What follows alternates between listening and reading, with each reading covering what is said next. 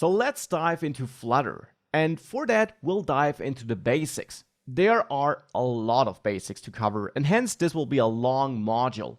I strongly recommend that you watch it in pieces, that you code along, and also have a look at all the attached resources, the cheat sheets and documentation I provide, the text lectures I have in between, which allow you to dive deeper into certain concepts I might have walked over too fast because I try to find the right speed that suits both newcomers and a bit more experienced programmers.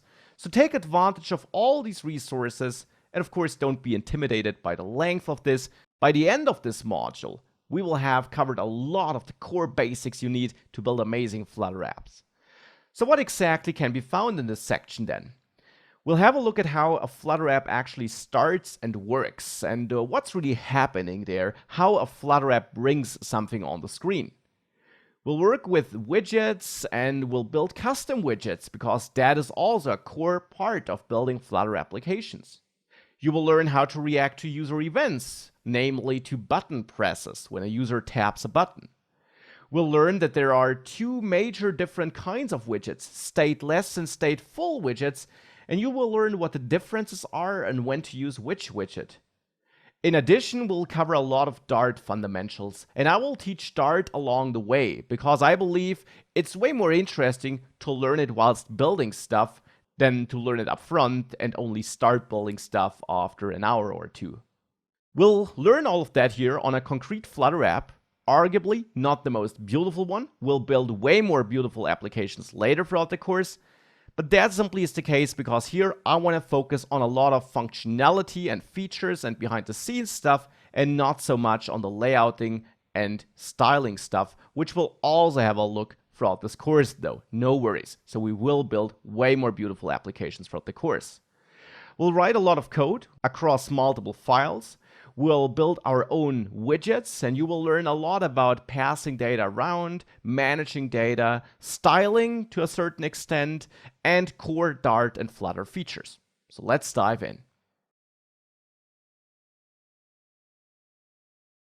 So let's dive into Flutter then. And for this, let's create a brand new project.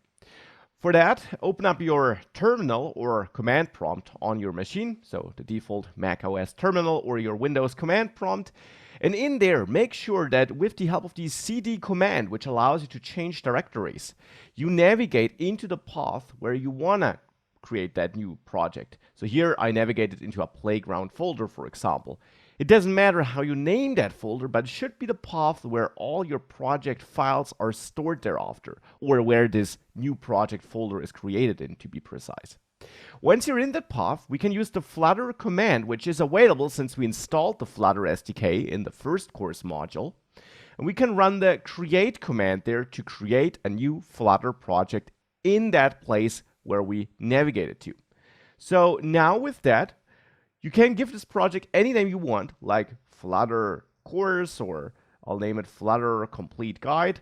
The name is up to you, and this just wrapped over 2 lines, so it's one name here. Make sure that in that name, however, you only have one word, so Flutter complete guide, it's one word, where the individual words are separated with underscores. Don't use dashes or blanks there, that will not be allowed and you'll get an error. Instead, use underscores for that project name.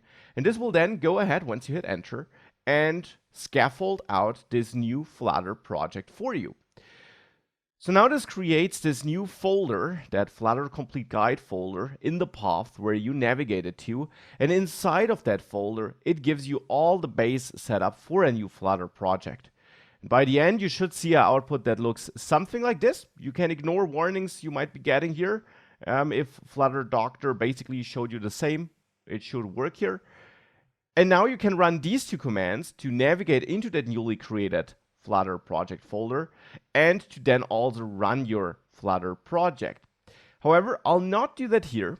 Instead, I opened up the project here in Visual Studio Code, which is the IDE I'll be using throughout the course.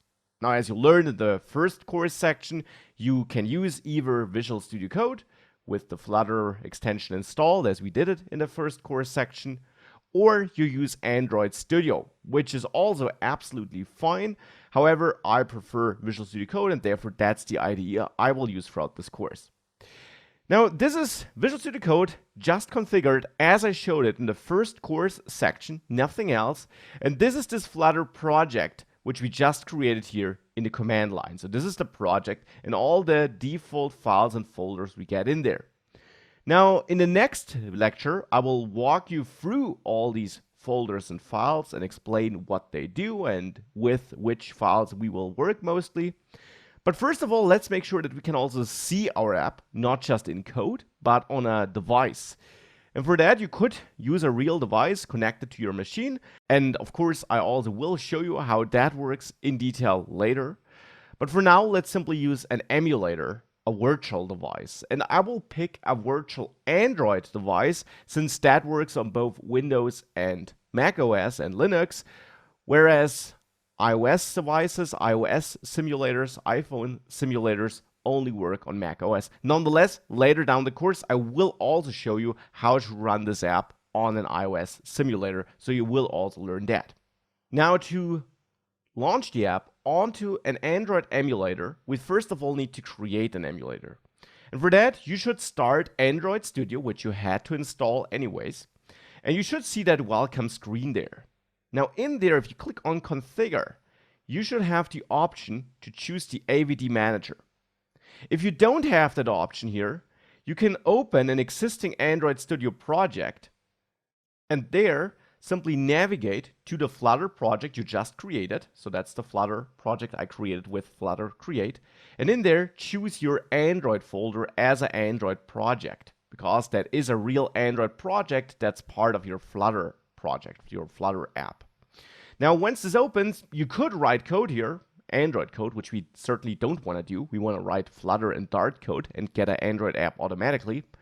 I only opened this because here, under Tools, once this initialization here finished, which will take a couple of seconds, you'll also find that AVD Manager. So in case you didn't see that on the welcome screen, well then, you can go here to Tools and find the AVD Manager here.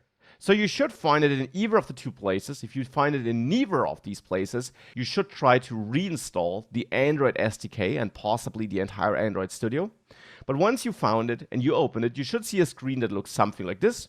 Here I already got a couple of virtual devices. You might not have them yet.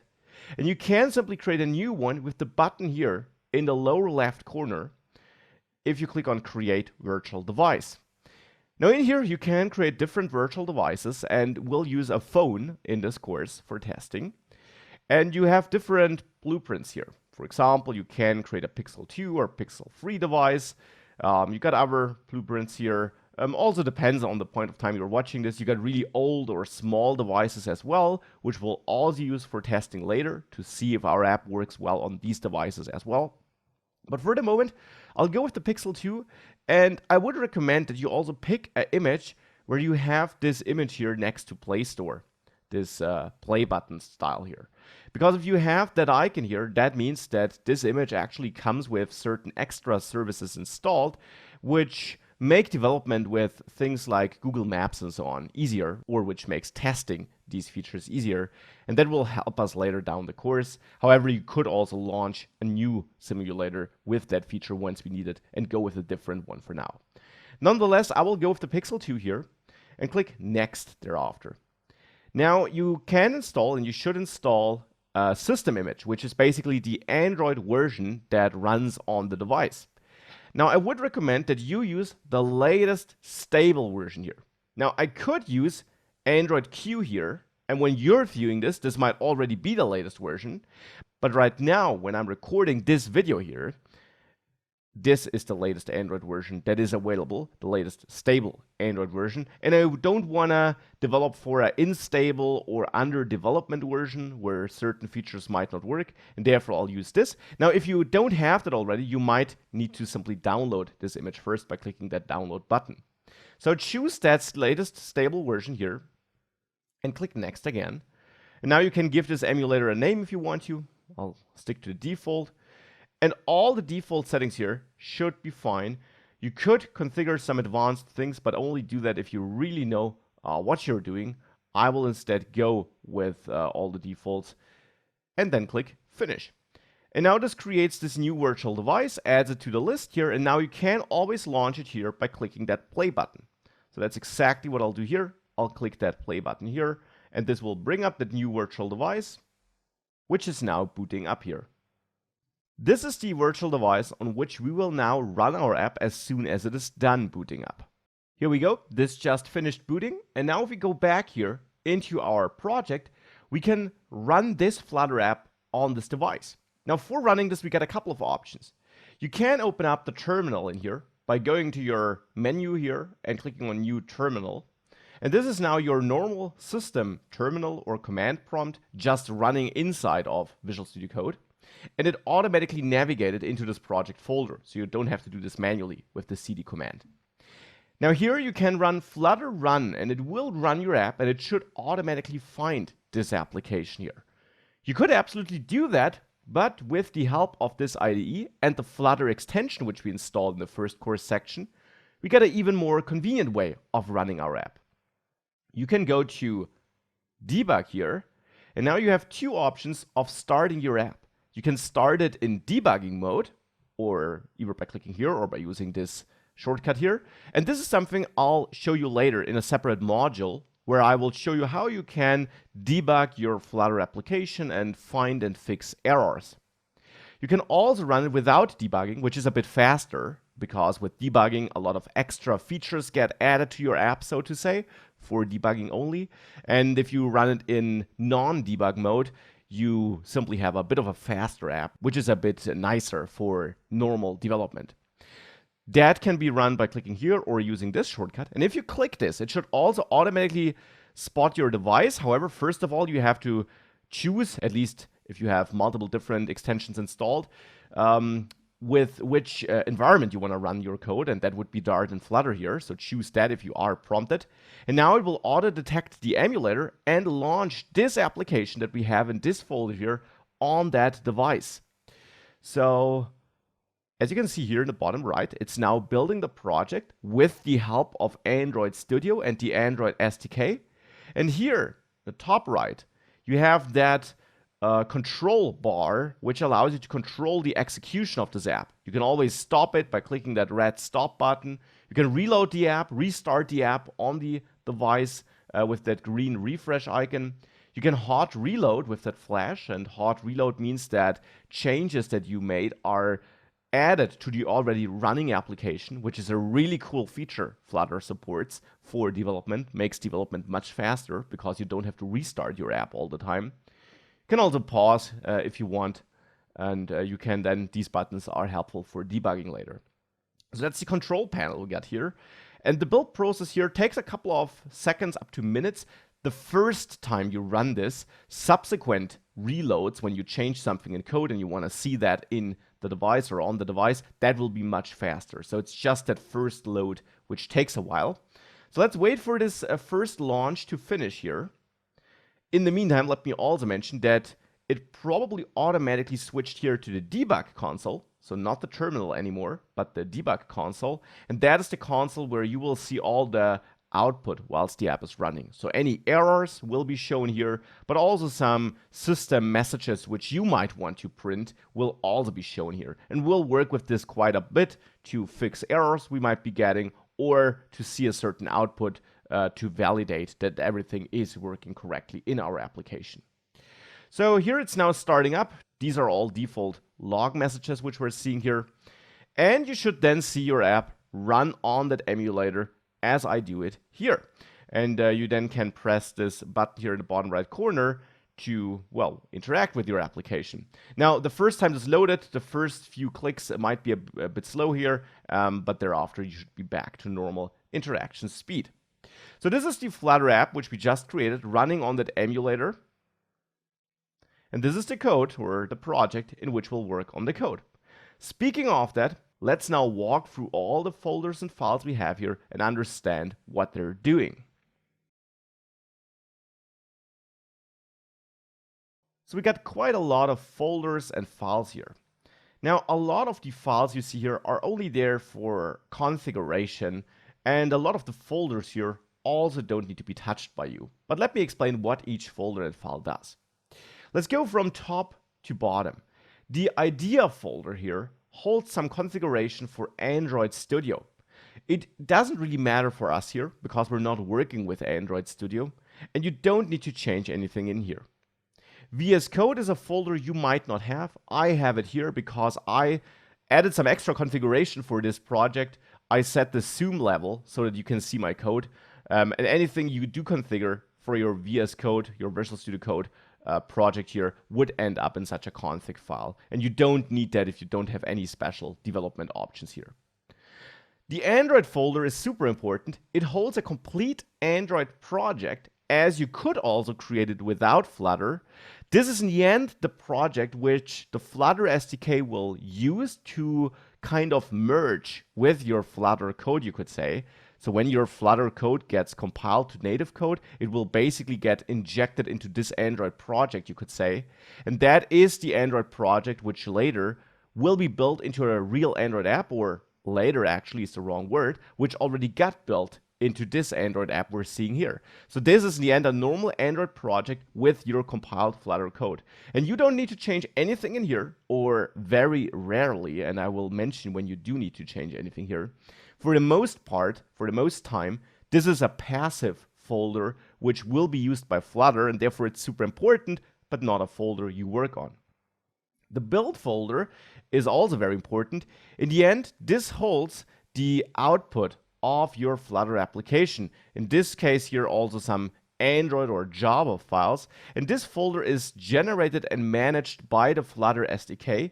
You shouldn't change anything in there. That will all be done automatically by the Flutter SDK when you are developing or when you are building your app for deployment, which we will do at the end of the course.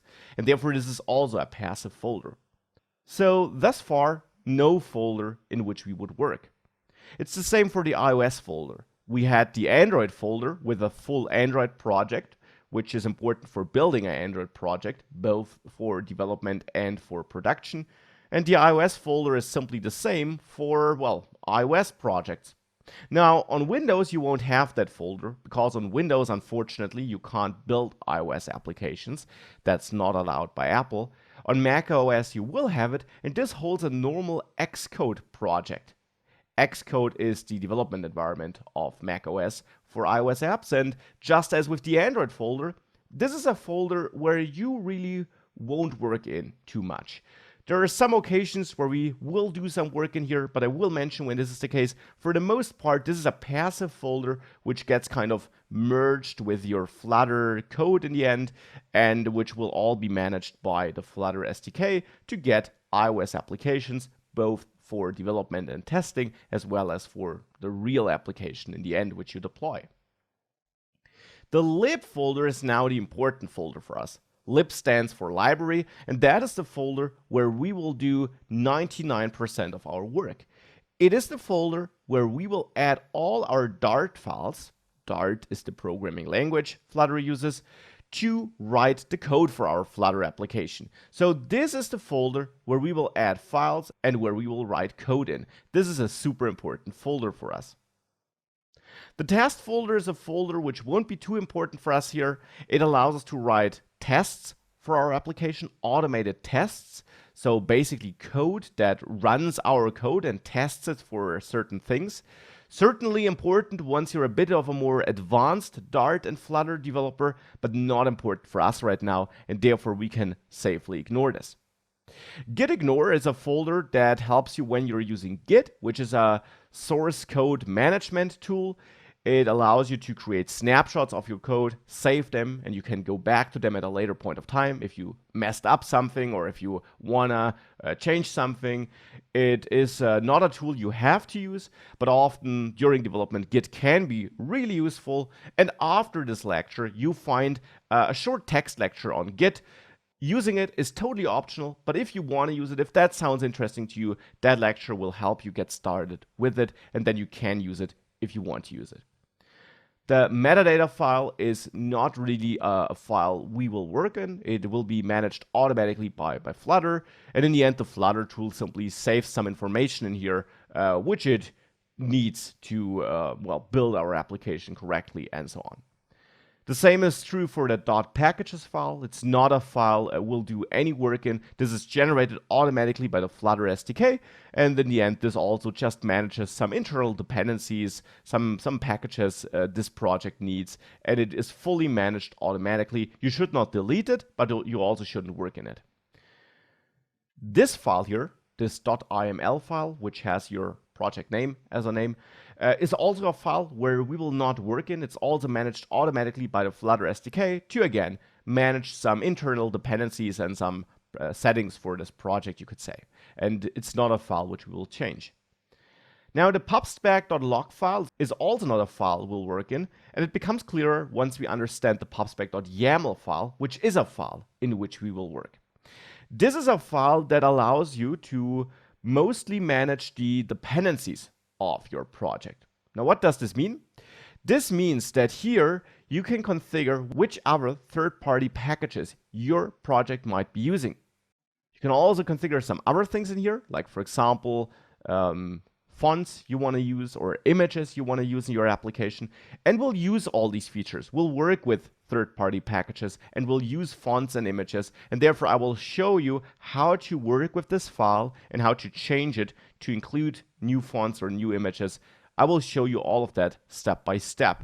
Basically, what you have here is code written in YAML, which is a certain format for structuring text files, where you use indentation to express how code works together.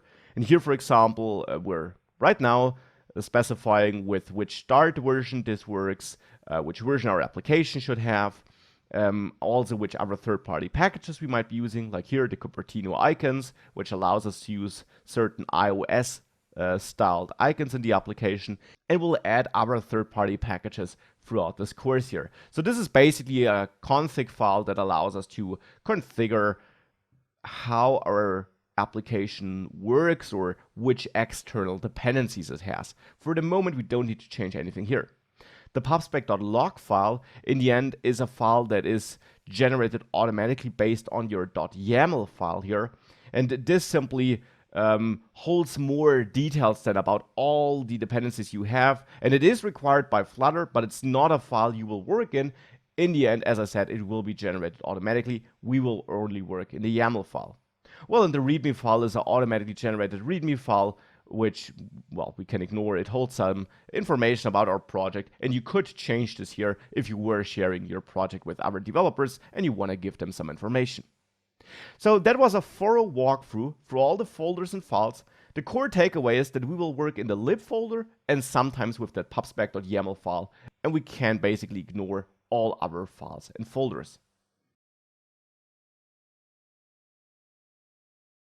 With that, it's time to really dive into the code, and for that, let's look into the only Dart file we have at the moment in our lib folder. It's the main.dart file, and since this is the only Dart file we have right now, and since I mentioned that this is the folder in which we will write our entire application in the end, this has to be the file that is responsible for giving us the output we're seeing here, so for giving us this application.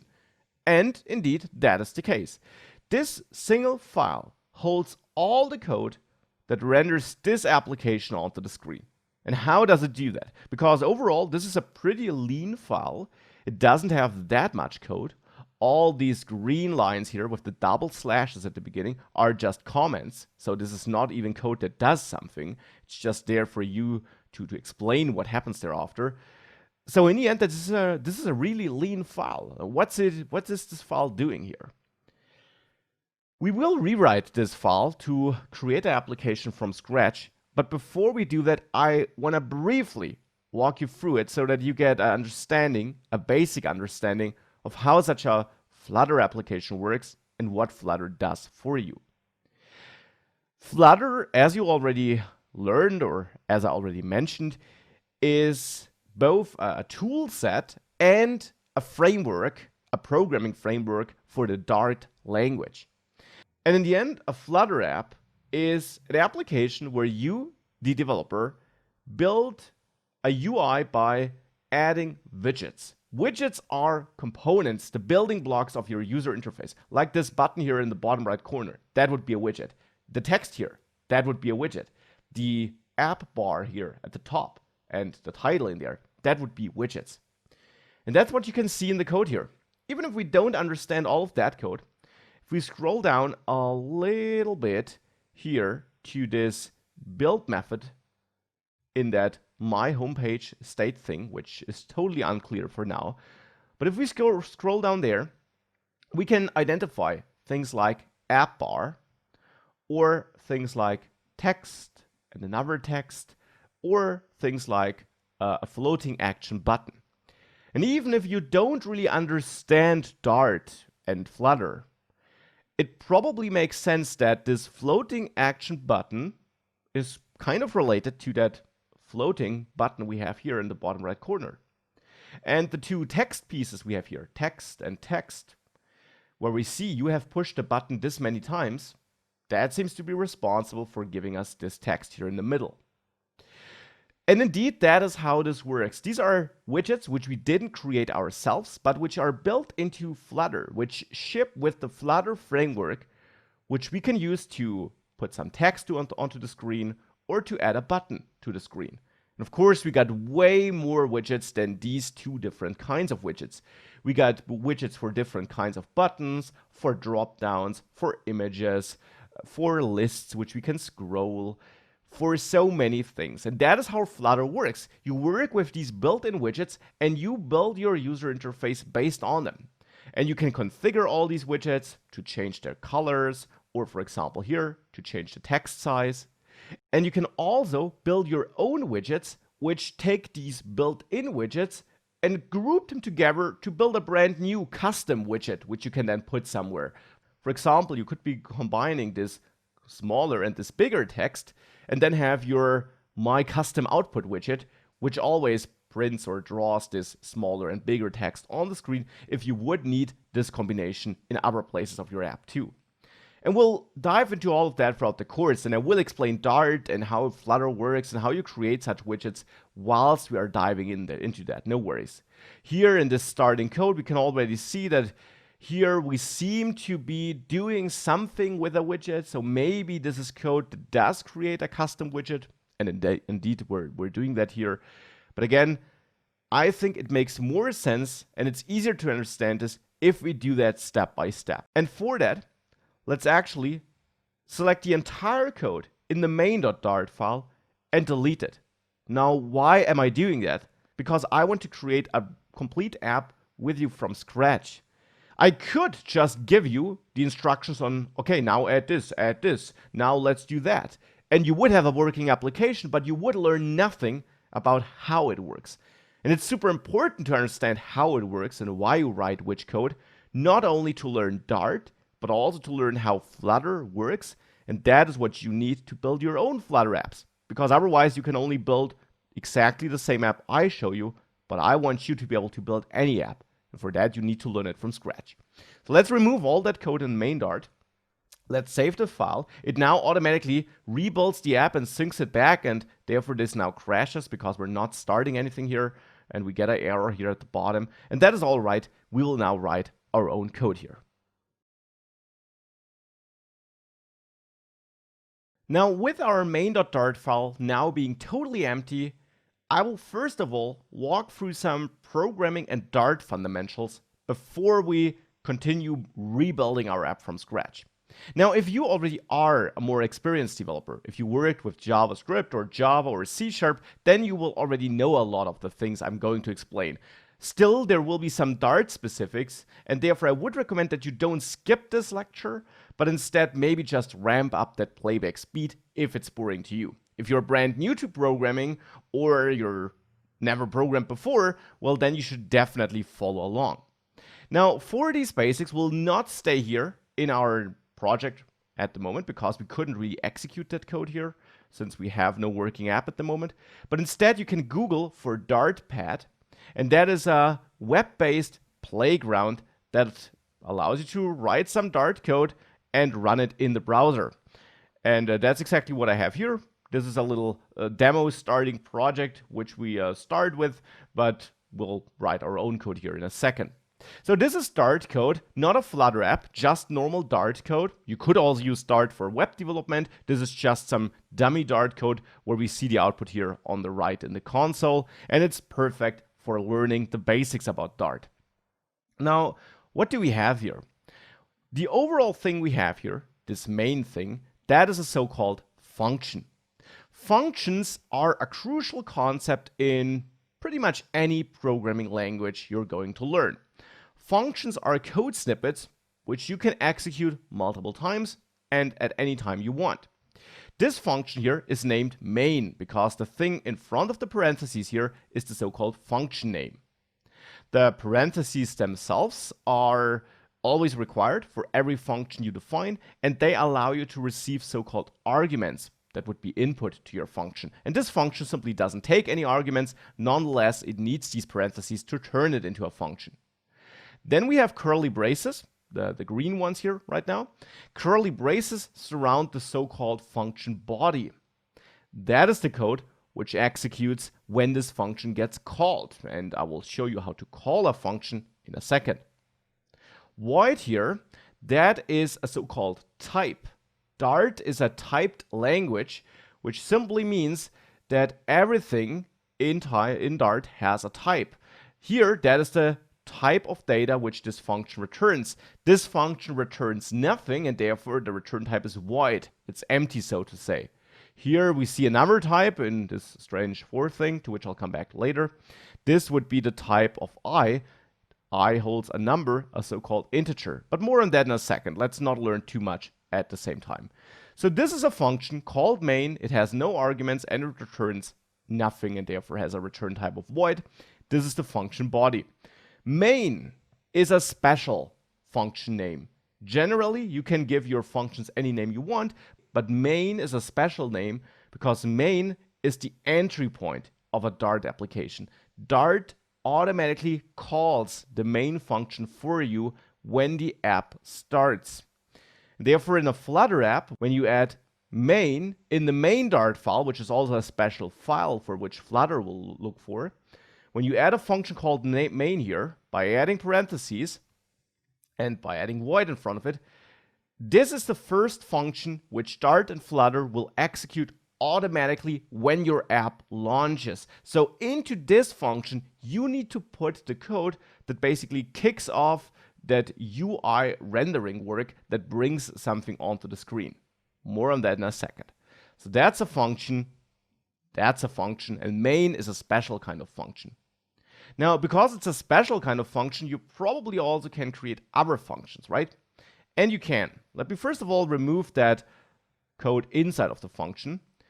And let's add a new function above the main function.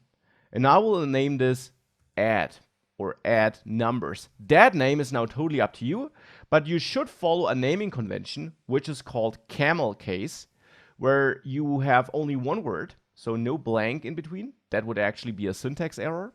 But you have one word, and if your word actually consists of multiple words, like this one, add and numbers, then all words should always start with a capital character, even right inside of the word.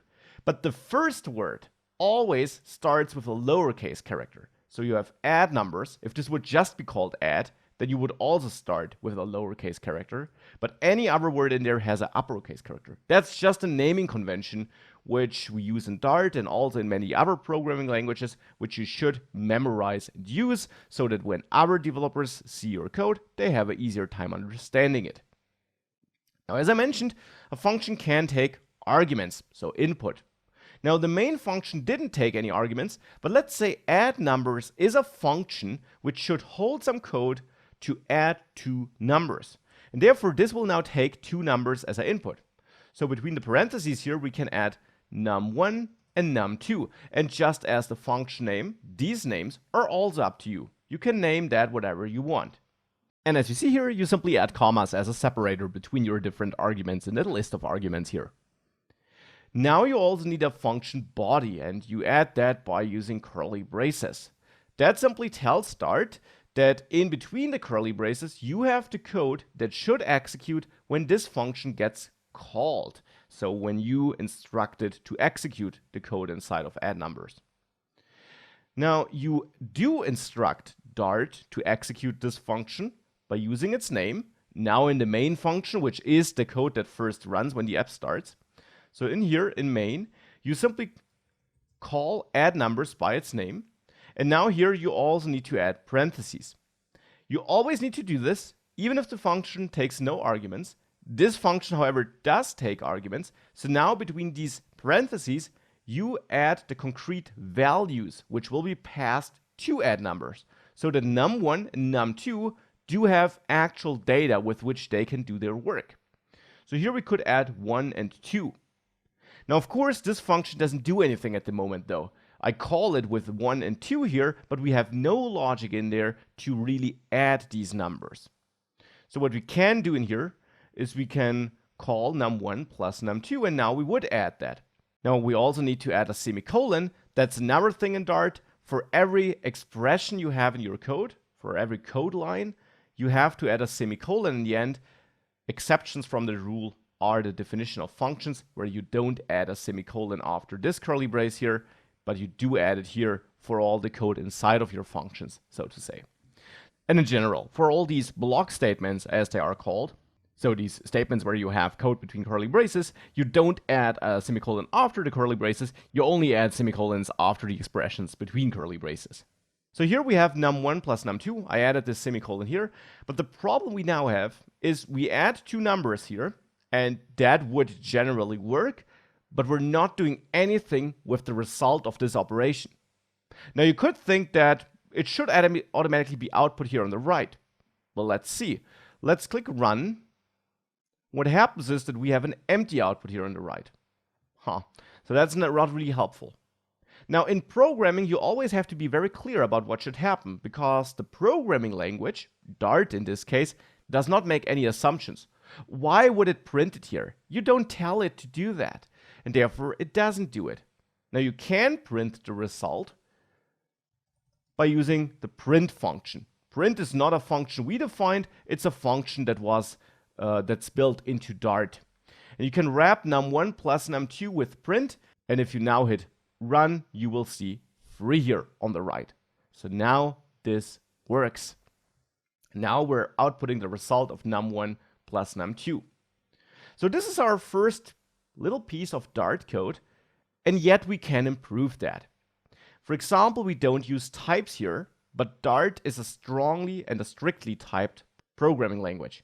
That means that you have to be clear about which type of data your arguments are, or this function returns. That is something which helps the Dart compiler to yell at you when you write code that violates that. If you don't assign your own types, which we'll do in a second, then Dart will assume that this is of the dynamic type, a type built into Dart, which, as the name suggests, doesn't tell too much about the type. It basically accepts any value, and therefore it won't really help you that much with checking that you're writing proper code. So if possible, you should avoid that dynamic type and assign explicit types when working with Dart. Now, there are a couple of built-in types in Dart. Everything in general is a so-called object, which is a data structure that has, some complex logic inside of it, possibly at least. And we'll create such objects later too.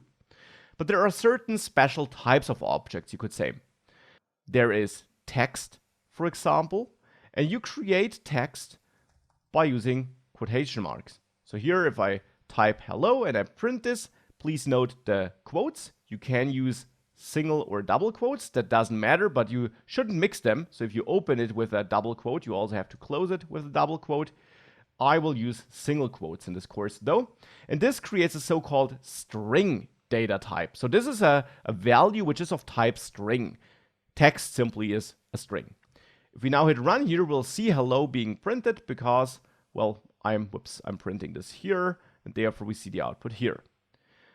So text, strings, are one data type. Besides the text, for our numbers, we have so-called integers and we have floats or doubles. Integers are numbers without any decimal places, like 29 or 43 or -10.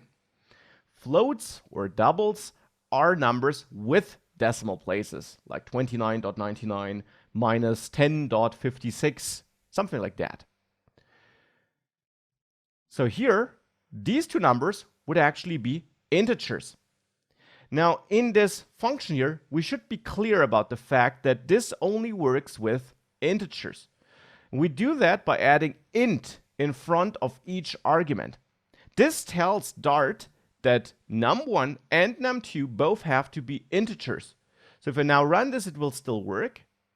But if I would pass 2.5 or 2.6 here, then we actually automatically get an error here in the bottom right corner that our argument of type double can't be assigned to a parameter. Parameter is basically a different word for argument of type int. And that is why Dart does use these types, because it allows us to write cleaner and better code. If we know that this function should only work with integers, then we should define it as such. And if we then later, somewhere else in our code, accidentally call that with a double, we get an error. And we get that error before we ship our code into the Flutter app, so into the app stores, for example. And that is, of course, good. We want to catch and fix errors whilst we are developing. So here, we would get an error. Now we have two possible fixes. Either we fix our code such that we only call that with an integer value, or if we see, no, this should actually also work with doubles, well, in such a case, we could, of course, change that and accept doubles as inputs. And now if we run this, this code would work again, and it would output a double here with a decimal place, because now we allow doubles here. Now, of course, you could think, why don't we always use a double then? It's more flexible than an int. Well, sometimes you have situations where you really only want to have numbers without decimal places. Let's say you have some counter, which only increments by 1 at a time. Well, then you should be clear about that being an int so that you can't accidentally run the code with an invalid value with a decimal value. Now, side note, we could have also used num here, which is the overarching number type, and that would allow both ints and doubles. But as you see, if we use double here, this also allows us to call this with a 1, because this implicitly is converted to a double. So we can really use double here if you want to allow both double and int. So this works, and with that we learned about text, so-called strings, and about numbers where we have integers and doubles. And that all can be used as types, which we, for example, pass to a function. Now, this function, however, might also return something, or it might not. And you should therefore also always add a type information about what type of data this function returns. Now, this function prints the result, and therefore it does not return anything to the place where we call it. Hence, the correct type here would be void. Void is a special type in Dart, which basically means nothing. This function returns nothing. Now, why is that important? Because if we now, for example, wanted to print the result of add numbers here, like this, then we get an error that the expression here has a type of void and therefore can't be printed. We can't print the result of us calling add numbers because add numbers doesn't return anything. Sure, it prints something, but that is done from inside the function. Here, we would want to print what this function gives back, and this function doesn't give us anything back. However, we could actually make sure that it does. Instead of printing in here, let me comment this out, which you can do by adding 2 forward slashes. Now this code won't be considered. And this is a common pattern, by the way, that you comment out code which you don't want to run, but maybe you want to use it later, so you don't want to delete it, but you simply comment it out so that it's still there but not executed. And now we could return something here by using a special keyword in Dart, which is return. Now this is a keyword which tells Dart that this will now return something to the place where you called the function. So here I return num1 plus num2. And now what this does is, now here, this is valid code, because now here we print the result of add numbers, and the result is what add numbers returns, and here we return 2 numbers. If I now run this, we get an error though, that we can't return a value because this expression has a return type of void. And again, this is a good thing. We defined that add numbers doesn't return anything, that it returns nothing, and yet we do return something here. Now the solution is to change the return type here. And here we can change this to double, because since we add two doubles, we will always return a double. So now I'm returning a double here. And now if I call this function and I run this, now we don't get an error and we see 3.6 here instead. And this is how you should write Dart code. You should use these types. You have the core types of string and numbers, where we have integers and doubles. We have a couple of other types too, which we'll learn about throughout this course. And this is a core concept of Dart, just as functions are a core concept of Dart. Because now we can call add numbers here as often as we want. So I can also call add numbers here with 2 ones, for example. And this is a really useful pattern and feature which you have in basically any programming language, because it allows you to write code once, this logic for adding code, and you can call it with different inputs as often as you want. And therefore functions are a really important concept in programming and also in Dart. We had a first look at some programming basics, functions and types, or some of the important types for the moment. But there is more in programming, and there are 2 other features which we need to understand before we can go back to our main Dart file. The first feature is the feature or the idea of variables. Thus far, what I always did in here is I always immediately printed the result of add numbers.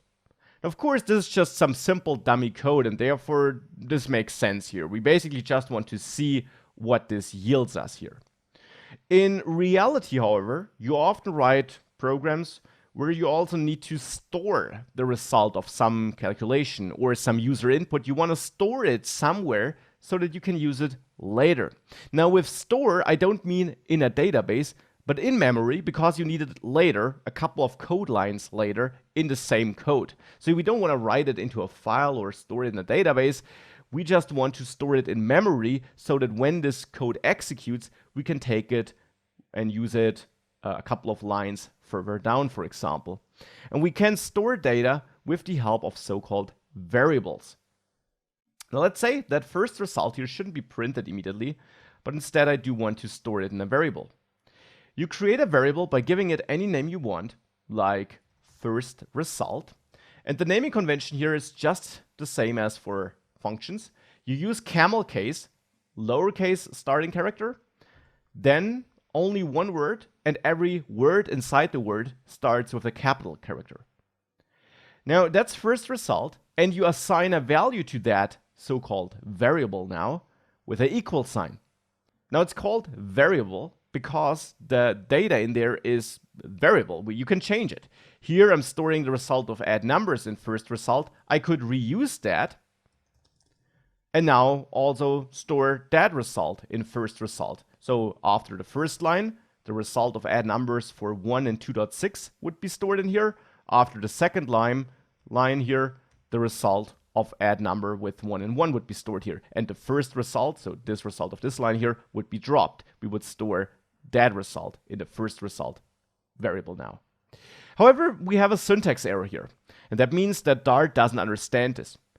This is almost the right syntax, but to tell Dart that this is a variable, you need to add the var keyword here when you create that variable for the first time. So not in this line, where I then use it again, the same variable with the same name, but when you introduce it, then you need to add the var keyword to tell Dart that this is a variable. And now we can, for example, use that result, that first result, whoops, the name is first result, we can use that here in a separate line. Sometimes you even just use a variable to make your code easier to read so that you can split it across multiple lines. Sometimes you have some other code in between that you need to execute first, and then you want to use first result later. Maybe you even want to combine it with some other calculation that you add +1 to it. That would be possible too. First result simply holds the value returned by add numbers. And that number in our case is a double. So you can do anything with it, which you could do with any other double. So now if I run this, we print 3 here, because first result has the result of add numbers with 1 and 1 stored, which is 2. And then we add 1 to it. So we have 2 plus 1, and we print that result, and therefore see 3 here. Variables are a core feature in Dart, and we'll see it a lot throughout this course. Now, besides that syntax, where I use var for creating it, you can also create it by adding the type of data which this variable will hold eventually. So in this case, we could also write double first result. However, Dart also has a feature called type inference. This means it's able to infer the type of data you'll store here by the value you have on the right side. Here, since I call add numbers, which returns a double, and which always returns a double, Dart is able to infer that first result will hold a double. And therefore, you don't have to tell Dart that this is the case. And actually, it's considered a better practice to then just use var.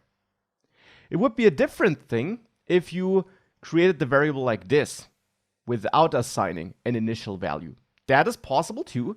The variable now exists, but it is uninitialized.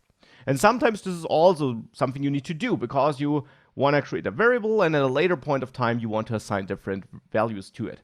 In such a case, it is a good practice to tell Dart which kind of data will eventually end up in this variable. So then you should use the type here instead of var.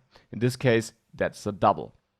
If we now run this, we see the same output as before, but now we created this a bit different and we are using double instead of var here. Now that's one of the important features which I wanted to mention. Another important feature is that Dart is a so-called object-oriented programming language. I did mention that everything in Dart is an object. So this number, this one here, is an object. Now, you would say it's a number, and that's true, but a number is just an object. Now, what is an object? Everything in Dart is basically a data structure with a lot of different information in it. Now, here the information is, of course, that it's 1, but there is some other metadata which Dart uses internally, you could say. Now, why do we actually start expressing our data structure as objects? Well, that is simply related to the real world. If we think about the real world, we work with objects there too, right? You have a car and you can drive that car, or your car has a certain amount of seats or a certain amount of horsepower. So we describe our real world with objects. And the idea simply is to bring that way of thinking into development, into programming, so that it's closer to the real world. So we work with objects in our program because, of course, typically with programs, like here where we're building apps, we also have things which we could describe as objects. For example, in a mobile app, we have a button. A button, of course, would be a valid object if you think about it like this.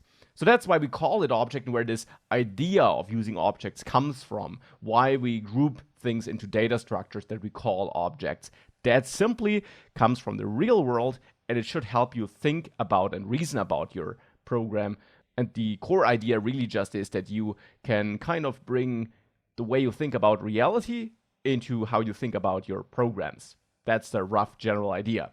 And how you work with objects will, of course, become very clear throughout this course because we work with objects all the time in there. Now, you can also create your own objects because sometimes you're not just working with a text or a number, but you have a more complex data structure which you want to express in your code. Let's say you have a person with a name and an age. Of course, we could create a variable here, string name. String, this is how you tell Dart that this will be of type string. Please note that unlike double, it starts with a capital character. That's just how it is.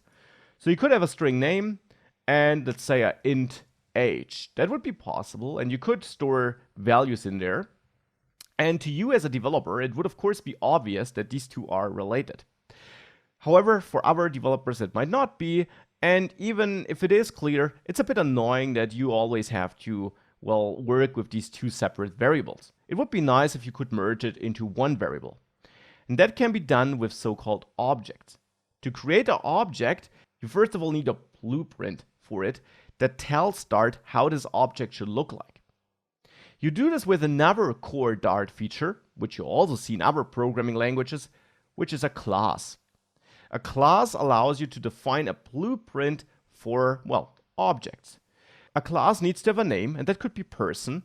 And here the naming convention is not to start with a lowercase character, but with an uppercase character. Then you add your class body with curly braces, just as you did it for the function. And still, this is no function, this is a class, it's a different thing. And in between that class, you can now define how that class and therefore objects based on that class should look like. Now, what does this mean? Well, for example, you can add variables in here. You can add a variable name and age if you wanted to. So what I basically had down there is now added in that class. And you can also give this default values just as we did it before. Now, if you have a variable in a class, this is also sometimes called a property. It's still a variable, it's just inside of a class, and therefore we give it that special name so that when I say we change this property, you know that we changed a variable inside of a class. A variable inside of a function, on the other hand, is called a variable. And we have these different terms so that when I say property, it's clear I'm referring to a variable in the class and not to a variable in the function. So here we have these two pieces of data now in our class. And it is worth mentioning that just like with normal variables in a function, if you are assigning a value, which I'm doing here with max and 30, then you should actually use var here as well instead of string and int. Now, I use string and int here because I'll change this later to not initialize it, but if you would leave it like this, if you plan on initializing a property with, well, an initial value, then you should also use var there instead of repeating the type. Repeating the type won't be an error, but it is considered a better practice to use var and let type inference of Dart do its job. And now down there in the main function, if we need such a person, we can create a variable p1 or whatever you want to name it, and you create a new instance of this class, because the class is just a blueprint. The instance of the class is the concrete object with which you're working, by calling person like this. Now, if you have some other programming experience, you might be used to using the new keyword in front of that.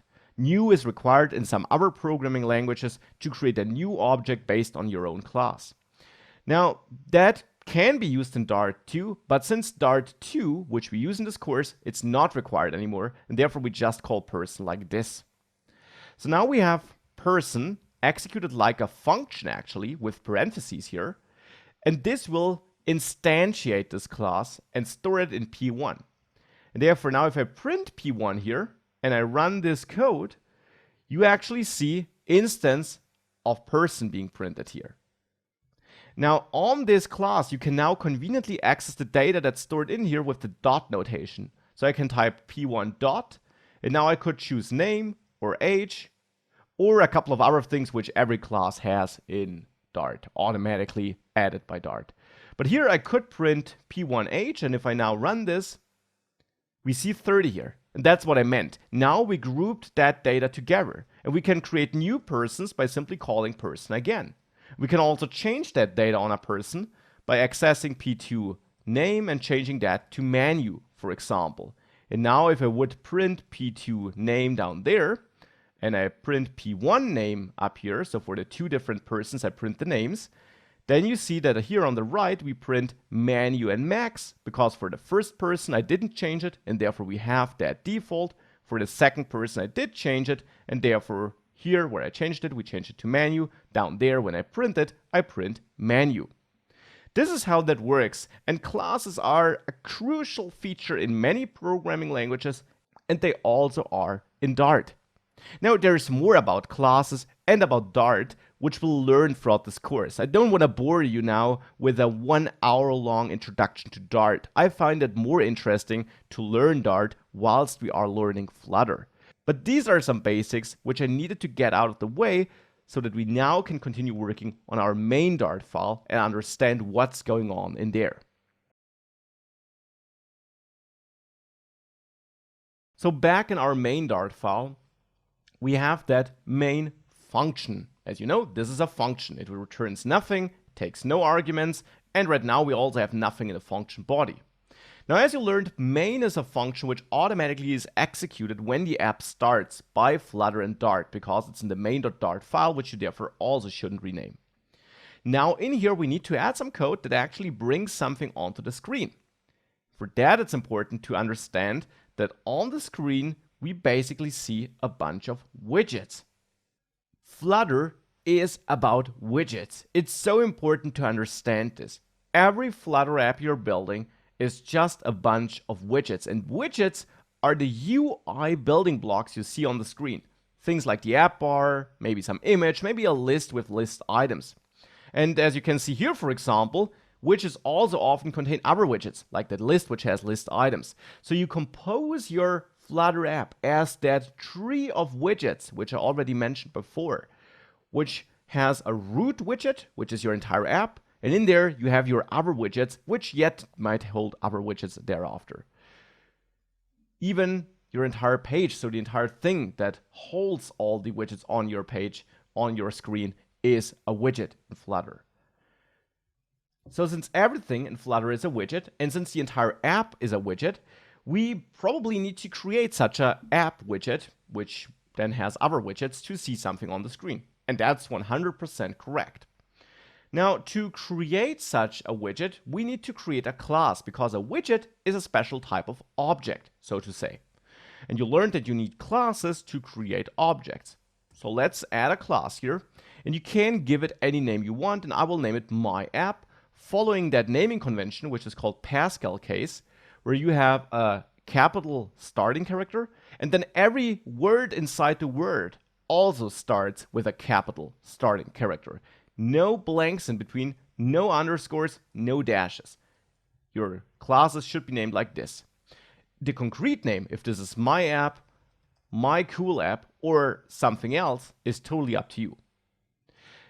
Now this would be a class, but as you probably can imagine, a widget that really can be seen on the screen is not that trivial to create, because in the end, the pixels on the screen need to be controlled. Now, thankfully, we don't have to write that logic on our own. Flutter does all of that behind the scenes. And therefore, our class here now uses a feature called inheritance. That means that it builds up on a base class, gets all the features of that base class, and only adds new features to it. We do inherit by adding the extends keyword here after the class name before the curly braces. That informs Dart that this class will be based on some other class, and you can only extend one class at a time. Now, the class I do want to extend here is not a class we will write, but a class provided by Flutter. Now, of course, in our whole project here, we only have one Dart file in the lib folder, and that's our own Dart file. But please remember that we have that pubspec file where we define which dependencies our application has, or our Dart project has. And here we have one dependency, and that's Flutter, the Flutter framework. Now, the files of that framework are not stored here in that project. Instead, they're stored somewhere else on your machine, typically in your user folder somewhere. But you can import from these files because the connection is established with the help of this entry in the pubspec.yaml file. So now in the main Dart file, we can inform Dart that we want to reach out to some other file, in this case from the Flutter framework, that gives us the class which we wouldn't want to extend here. We do that by adding the import keyword. This tells Dart, hey, I want some functionality which is not in this file, but which is in some other file. Now you can point at your own files there too, and we'll do that later, but you can also point at third-party packages which are part of your project. You do this by adding package : and then the name of the package, which in this case is Flutter. And then a lot of packages have a lot of files that make up this package. So you can add a slash here and then point at a concrete file. In this case, this would be material.dart. That's one of the files the Flutter framework exposes to you. It has a lot of built-in widgets following the material theming. And later you will also learn how to make your apps look good on iOS, but material themes also work on iOS. And besides these pre-styled material looking widgets, the material Dart file also has a base class which allows you to create your own widgets, and that's the stateless widget class. So we extend stateless widget here, and this now turns our class into a class which can be used as a widget by Flutter. However, now we got a new error here, that it's missing a correct implementation of stateless widget.build. Now what does this mean? Now .build signals that this seems to be some property, so a variable, which is part of that class. Or maybe it's a function that's part of the class. We haven't had a look at this before, but besides variables, you can also have functions inside classes. Now, variables inside of classes would be called properties. Functions inside of classes are called methods. So we have to add a special method here. Now, how do I know that it's a method and not a property? It's just something you have to memorize, one of the very few things you have to memorize. So here, this is a method which is missing. So let's add build here. Since it's a method and therefore effectively a function, we can add parentheses here. We have to add them and curly braces to mark the body of that function. Now, functions can take arguments, and if we hover over this to read the error here, we actually see that it isn't a valid override, whatever that means, of the build method. And indeed, it should take a build context as an argument. So let's add an argument here. You can name it CTX or context, whatever you want. It's a special type of object, a special object, which will be passed into the build method automatically because you will never call that method. Flutter will call it whenever it needs to draw something onto the screen. And context is an object into which I'll dive deeper later. In the end, it holds some meta information about our app and about this widget we're building. But for now, let's just add it. And let's also add a type annotation. The type is build context, which is in the end a class that is also defined in material Dart, which is why we can use it here. So build context is a special object type provided by Flutter in the material Dart file, and this context object is of that type, and we get it automatically by Flutter. Now, build is also a function or a method which returns something. It needs to return a widget because you work with the widgets in Flutter. Your entire app is a widget. We're trying to build an app here. The build function is what Dart and Flutter will call in the end when they try to draw something onto the screen, and therefore the build method here needs to return a widget. Now, just like build context, widget is in the end a class, and every class automatically then also is a type, which is provided by material Dart. Now we need to return such a widget here inside of my app. And there is a special widget which we should return, and that's the material app widget. Also provided by material Dart. That's a widget provided by the Flutter team, which does some base setup to turn your combination of widgets into a real app that can be rendered. It does a lot of heavy lifting behind the scenes, you could say. Material app also takes a couple of arguments. As you can see, it's a pretty long list, and all these arguments are so-called named arguments. Now, thus far, we only saw something which are positional arguments, which means the build method takes an argument, context, and because it takes one argument, we accept it like this by giving it a name in the end, and the first and only argument which will be passed into build when Flutter calls the build method will be passed into context or will be available as context. In our example here, we had two positional arguments in add numbers, num1 and num2, and what we passed in as a first argument here when we called the function would end up in num1. What we passed in as the second argument here would end up in num2. Now, material app uses so-called named arguments, which means we don't pass in data in order here, but because that has a lot of possible arguments we can set, which are all optional in the end, we target the argument by its name. And there, for the moment, we only need the home argument. Home is basically the core widget which Flutter will bring onto the screen when this entire app is mounted to the screen. And here we could use a text widget, which is yet another widget built into Flutter. And you will work a lot with these built-in widgets because thankfully you will rarely have to reinvent the wheel, and all the core UI building blocks you need in modern apps already exist. Text takes a string, you learned about that data type, which you can create with single or double quotes, as an input, and here we could print hello. So now we have that material app widget, which is provided by Material Dart, with that named argument, which, in case it's not entirely clear, is something we'll also use throughout this course, and we'll also create our own functions that take named arguments so that this becomes clearer. And then here we also have hello, which we pass to text.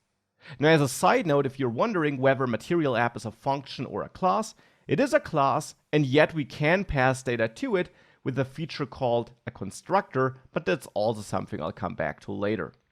For now, let's just accept that this is some code which will create something which can be treated as an app, because Material App does a lot of heavy lifting behind the scenes, and which should also output some code. Now we just need to wire up that main function with this class here. To wire these two things up and see something on the screen, in main, we need to execute some code which takes our widget here and draws it to the screen. And for that, there is another function provided by Material Dart, and that is called run app. Now, run app is a normal function, but not written by us, but written by the Flutter team and exposed in that material.dart file. So as you can probably tell, importing that material.dart file unlocks a lot of core features which we need to build an app. Now, run app does what the name suggests. It basically runs our Flutter app once the Android app booted up, or the iOS app, whatever it is. And that simply means it now tries to take our widget tree and draw something onto the screen that's based on that tree. So here it would draw that text here onto the screen. For that, however, we need to tell run app what our core widget is. And that's our my app widget, of course. So here we pass my app, and we execute this like a function by adding parentheses. That is important. Don't forget these parentheses. Otherwise, you would use it as a type, but this does not need a type, but a concrete object, and you instantiate the object based on a class by adding parentheses. That's also what we did here when we created our persons, right? Now, run app does just that. It runs the app, takes our widgets, and runs that. To be precise, what it does with our widget is, of course, it creates that. We're calling the constructor after all, so such a widget object is getting created. And then run app does take this object, which we pass to it in the end here, which we pass as an argument to run app. We pass the finished object, the finished widget object here after all, by calling the constructor. Run app takes that and calls the build method for us. That's in the end what it does. And that's how build gets triggered here for the first time, and how this, construction of our app then continues, and how something gets rendered onto the screen. And therefore, if we now save that file and we go to debug and again start this without debugging, we should now be able to bring this back onto the emulator and see a very basic and ugly application there, which somewhere outputs hello. And as you can also tell, therefore, is that we basically only care about the user interface and what we see there. And that's the cool thing. We don't have to care about rendering individual pixels or managing the life cycle of the app, starting it up and listening to events on the home screen of our Android device. We do none of that. What we do here is we control what ends up on the screen. So now this is getting built into an APK file here for my Android emulator. Once it's done, it launches up and we see this. Now, this is the expected result. We haven't defined any styling. We haven't defined anything that will lead to something more beautiful being rendered, but we see hello here. And that therefore proves that this basic code works, that we created our own widget class, which is a normal class with some extra features provided by a stateless widget, and that this was accepted by the main function to run our app with the help of, well, run app. With this first output on the screen, before we dig deeper into this app and build something more beautiful, let me take a step back and go back to Dart, because it's so important that you also understand Dart whilst we are working on this. For one, let me go back to Material App and Text. I mentioned that these are not functions, but classes. And yet, I pass some data to them, right? I pass the hello string to text, and I even have this more strange looking home : thing here for Material App. Let's go back to our little Dart example here on Dartpad, which we started working on earlier. There we also have person, and person has some default values here. Now we can override these defaults, but what if our class should be a bit more generic? For example, for a person, it doesn't really make sense that the default would be max and 30. If we're, for example, building an application where users can sign up, then why would we assume that the average user is named Max? That does not make any sense. So you might want a setup where you have no initial values, but instead when this class gets created, we can pass the initial values here between the parentheses, so that I have max and 30 here, and I have menu and 31 here. And then I don't need to overwrite my name down there. That would be nice, but right now it's not supported. We can support it by adding a so-called constructor to this class. A constructor is a function inside of a class, and therefore we could also call it a method, because functions inside of classes are methods. It's just a different name.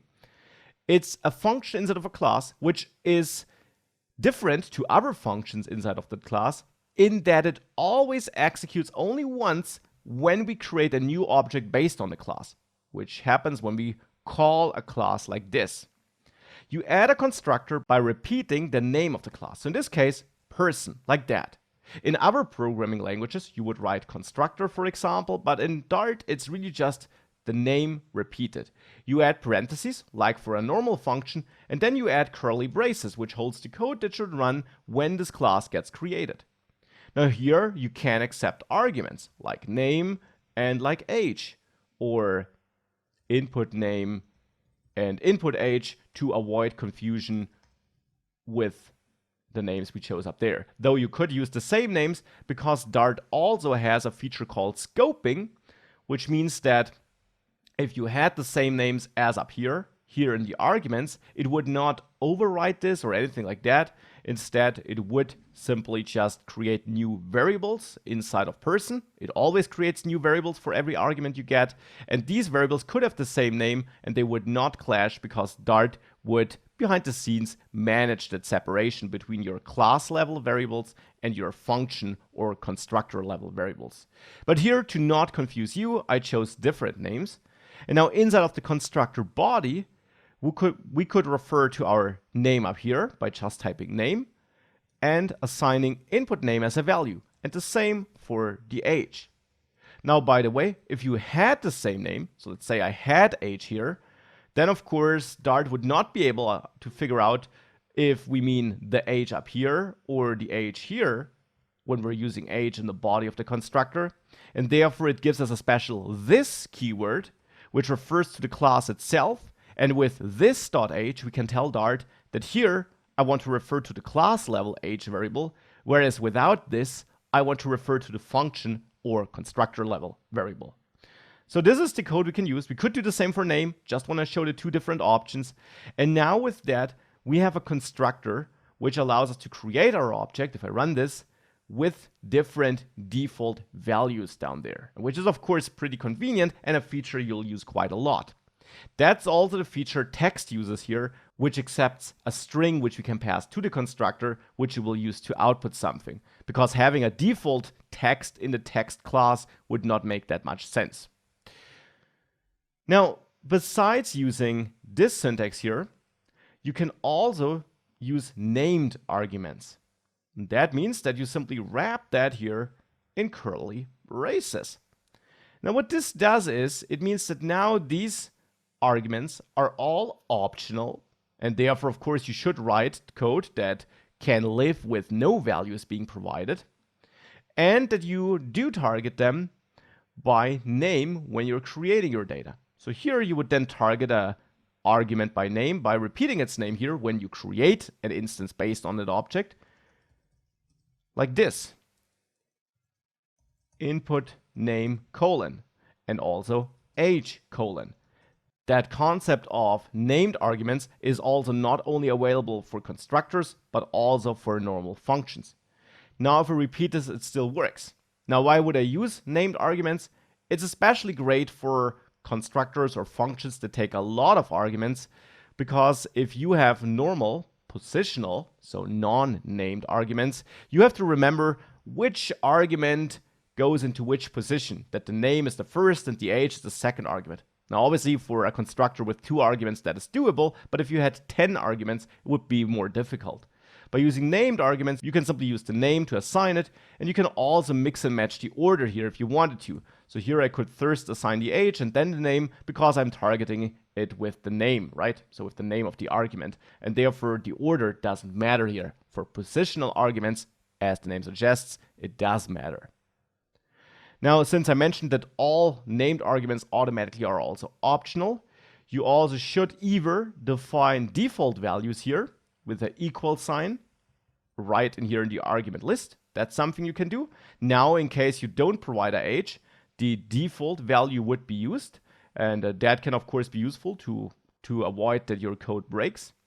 Or you add a special annotation, the @required annotation, which will ensure that the compiler yells at you if you don't provide a value for that named argument. So with that, you turn that optional named argument back into a required one. Now, side note, required is not a feature built into Dart, and therefore here I get an error that Dart doesn't understand what @required means, but it will be built into Flutter, so here we will be able to use that. And with that, it's hopefully a bit clearer what named arguments are and what constructors are. Now, one last side note, if I remove @required here, one last side note because it is important, let me add the default value again. Sometimes this setup here, where you get certain data and you want to assign it to variables of your class, is so common that you don't have to write all that code. Instead, you can get rid of your constructor body, add a semicolon after it, and now just make sure that you use your variable or your property names up here, so that you use name and age.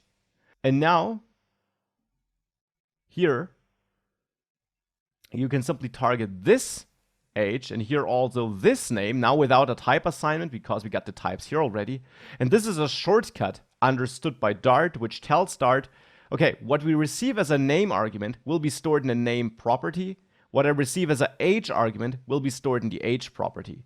And now, since I renamed this to name again, because now the names here have to match, since I renamed this to name, I also have to rename it down there, of course. And now this works again, and it's of course shorter than writing that extra function body for the constructor. So we got our first lines of code that lead to this application, which, well, obviously is not the kind of application we would ship to an app store. Yet, before we dive deeper into building a bit more beautiful of an application, let me briefly sum up what we learned thus far. And yes, it's a repetition, but it's so important and crucial that you understand how this works and what we did.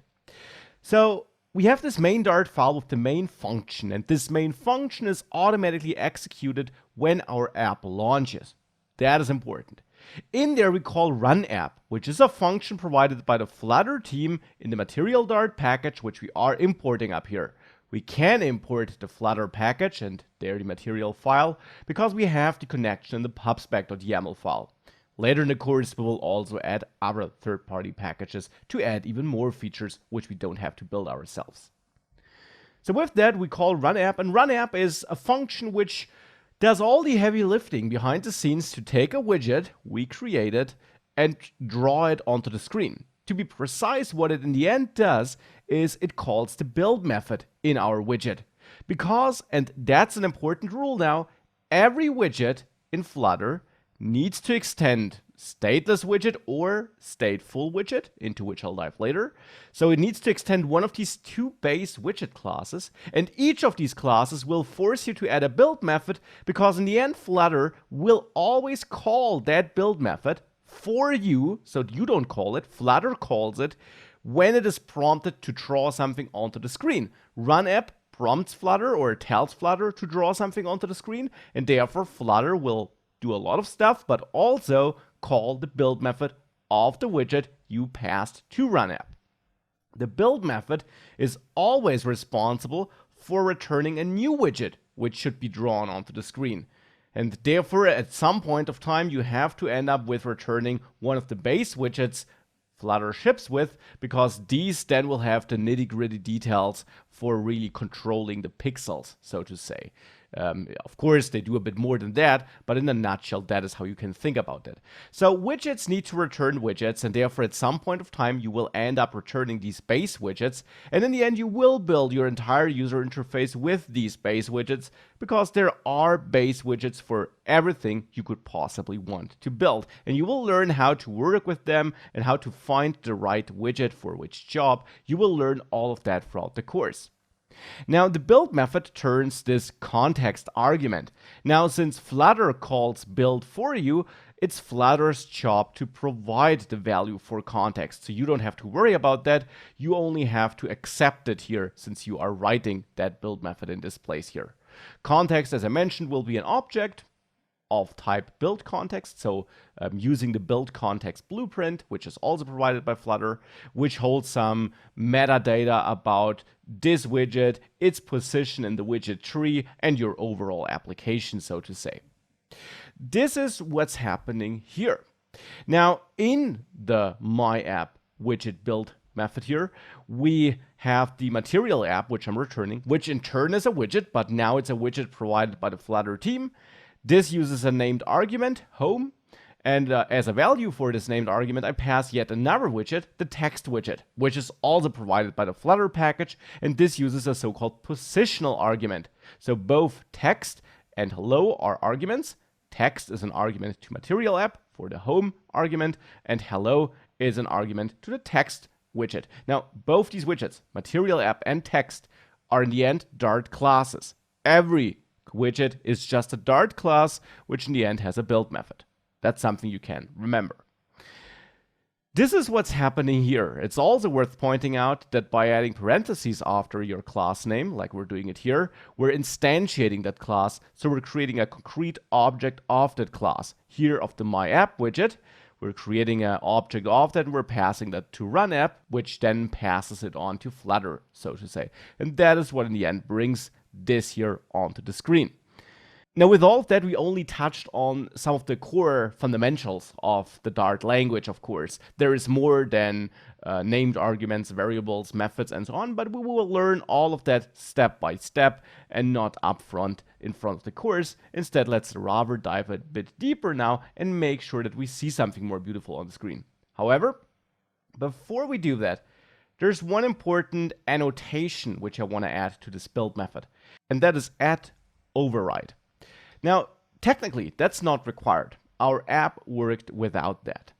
This is a so-called decorator, and it's a decorator which, you probably guessed it, is also provided by Dart and Flutter. So override is actually provided by Dart, not by Flutter. But there are other decorators like that add required thing, which I showed you earlier, which would be provided by Flutter.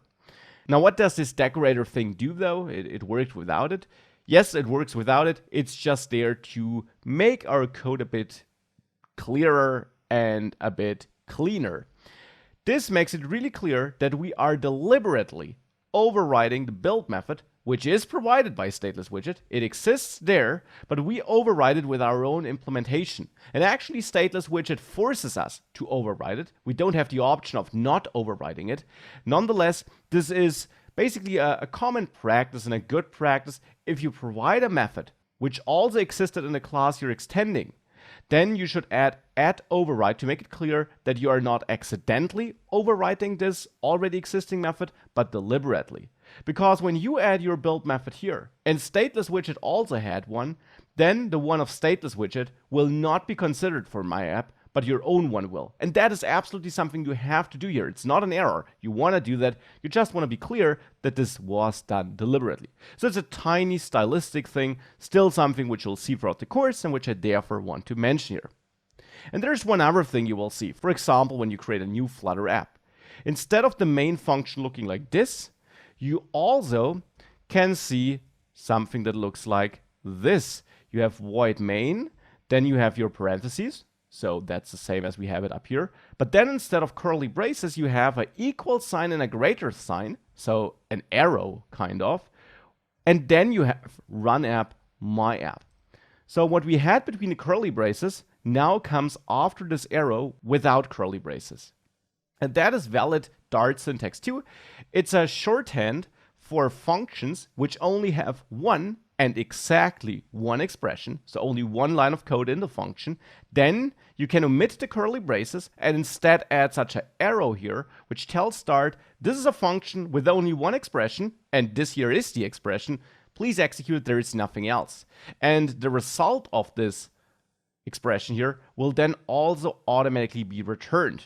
Now here, runapp doesn't return anything, and therefore our overall function does not return anything.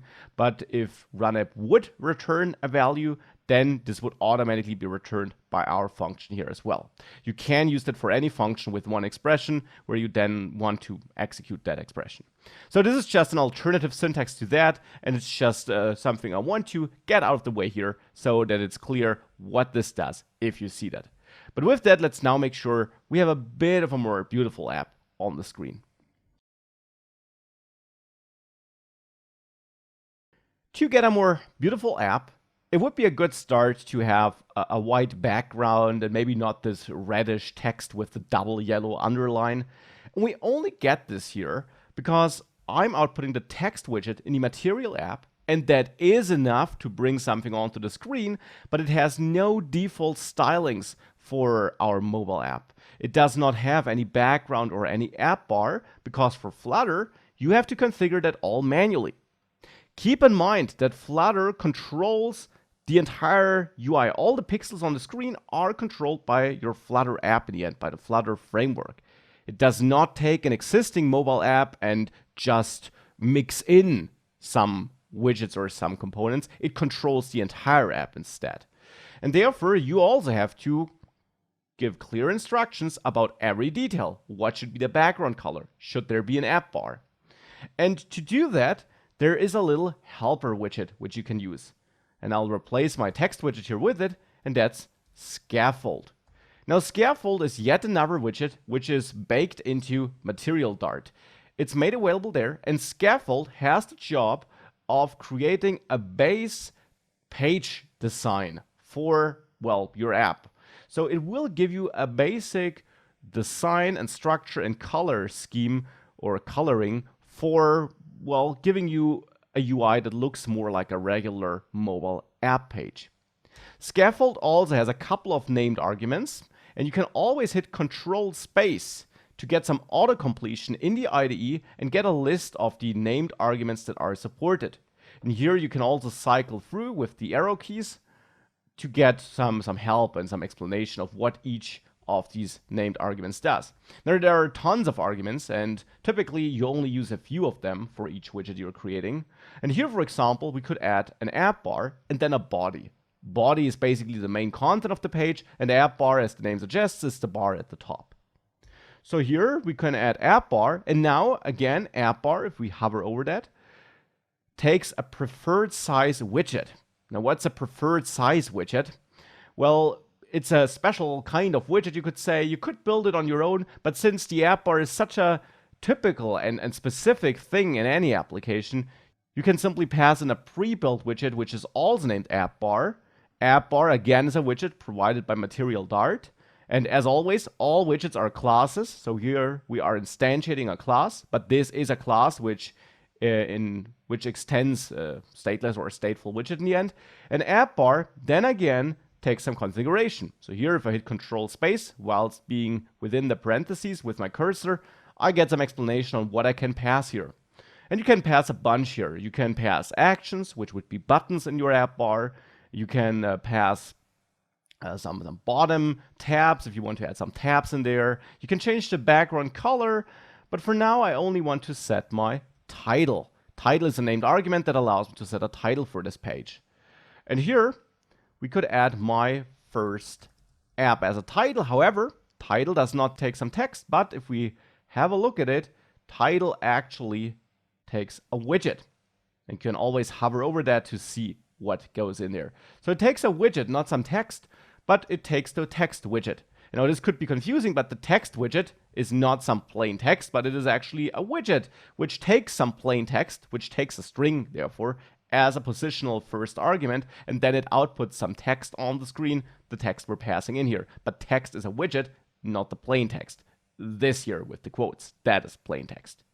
So now I'm passing my text widget, which in turn takes that plain text, as a widget for the title argument in my app bar widget. And we already see a bunch of widgets here, and whilst this can be confusing initially, this is how Flutter works. You compose your user interface by mixing multiple widgets together. So here we have our overall app widget, which then uses a scaffold widget to get some basic page styling, which then has an app bar widget for its app bar, which then takes a text widget. Now, of course, we might not just want an app bar here, but also a body. So we can add body here. Now that's on the scaffold widget, so make sure you are adding this on the right level, outside of the app bar and outside of the text widget arguments, but on the scaffold arguments. Here we can add body, and the body here, again, could be our text, like, this is my default text.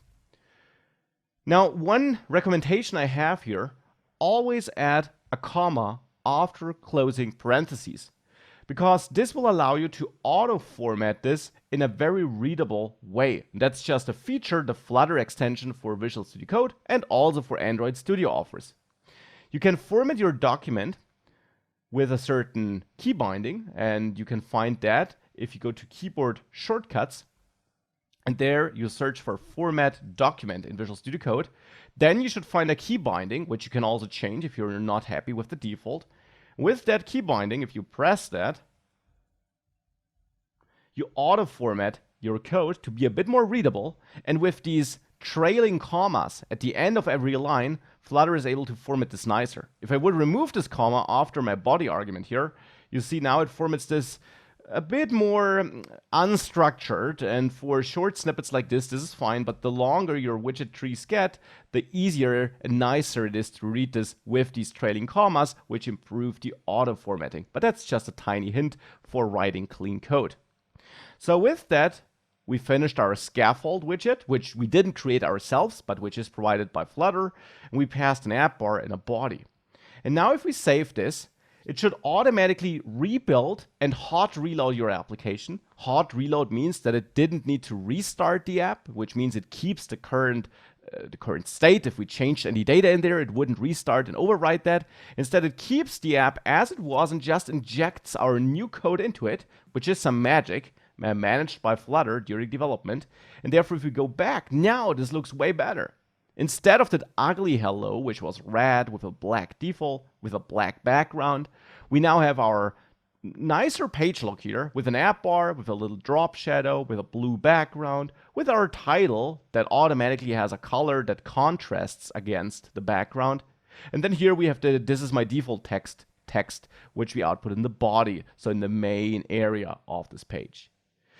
And this is how we build Flutter apps, how we work with these widget trees, and how we can also structure our app here in code. And that is what I meant when I mentioned in the first section that with Flutter and Dart, we build mobile apps by building the user interface in code. We're not using a drag and drop editor here. Instead, we're writing some code which defines what should end up on the screen. And now that we have these basics set, let's take the next step towards our first, a little bit more realistic course application. In this first, a little bit more realistic application, I want to build a very simple personality quiz application where you answer a couple of questions, and based on the choices you made, we judge your personality. For that, we'll use that current application we have here, this very lean application where we right now only output the default text, and we'll build up on that to present a question and some buttons that allow the user to choose an answer. Now, for that, we certainly need a text widget to output the question. And below that, I want to have a couple of buttons that allow the user to choose different answers. And now here's a problem. We have body, and body is the place where we add the widget that should be shown in, well, all that white area. And body only takes one widget. I can't add a second widget here. I can't add another text. Second text, you already see I get an error here because now this would actually not be passed as an additional value to body, but Dart would try to parse this as a positional argument passed to scaffold, which doesn't take any positional arguments here.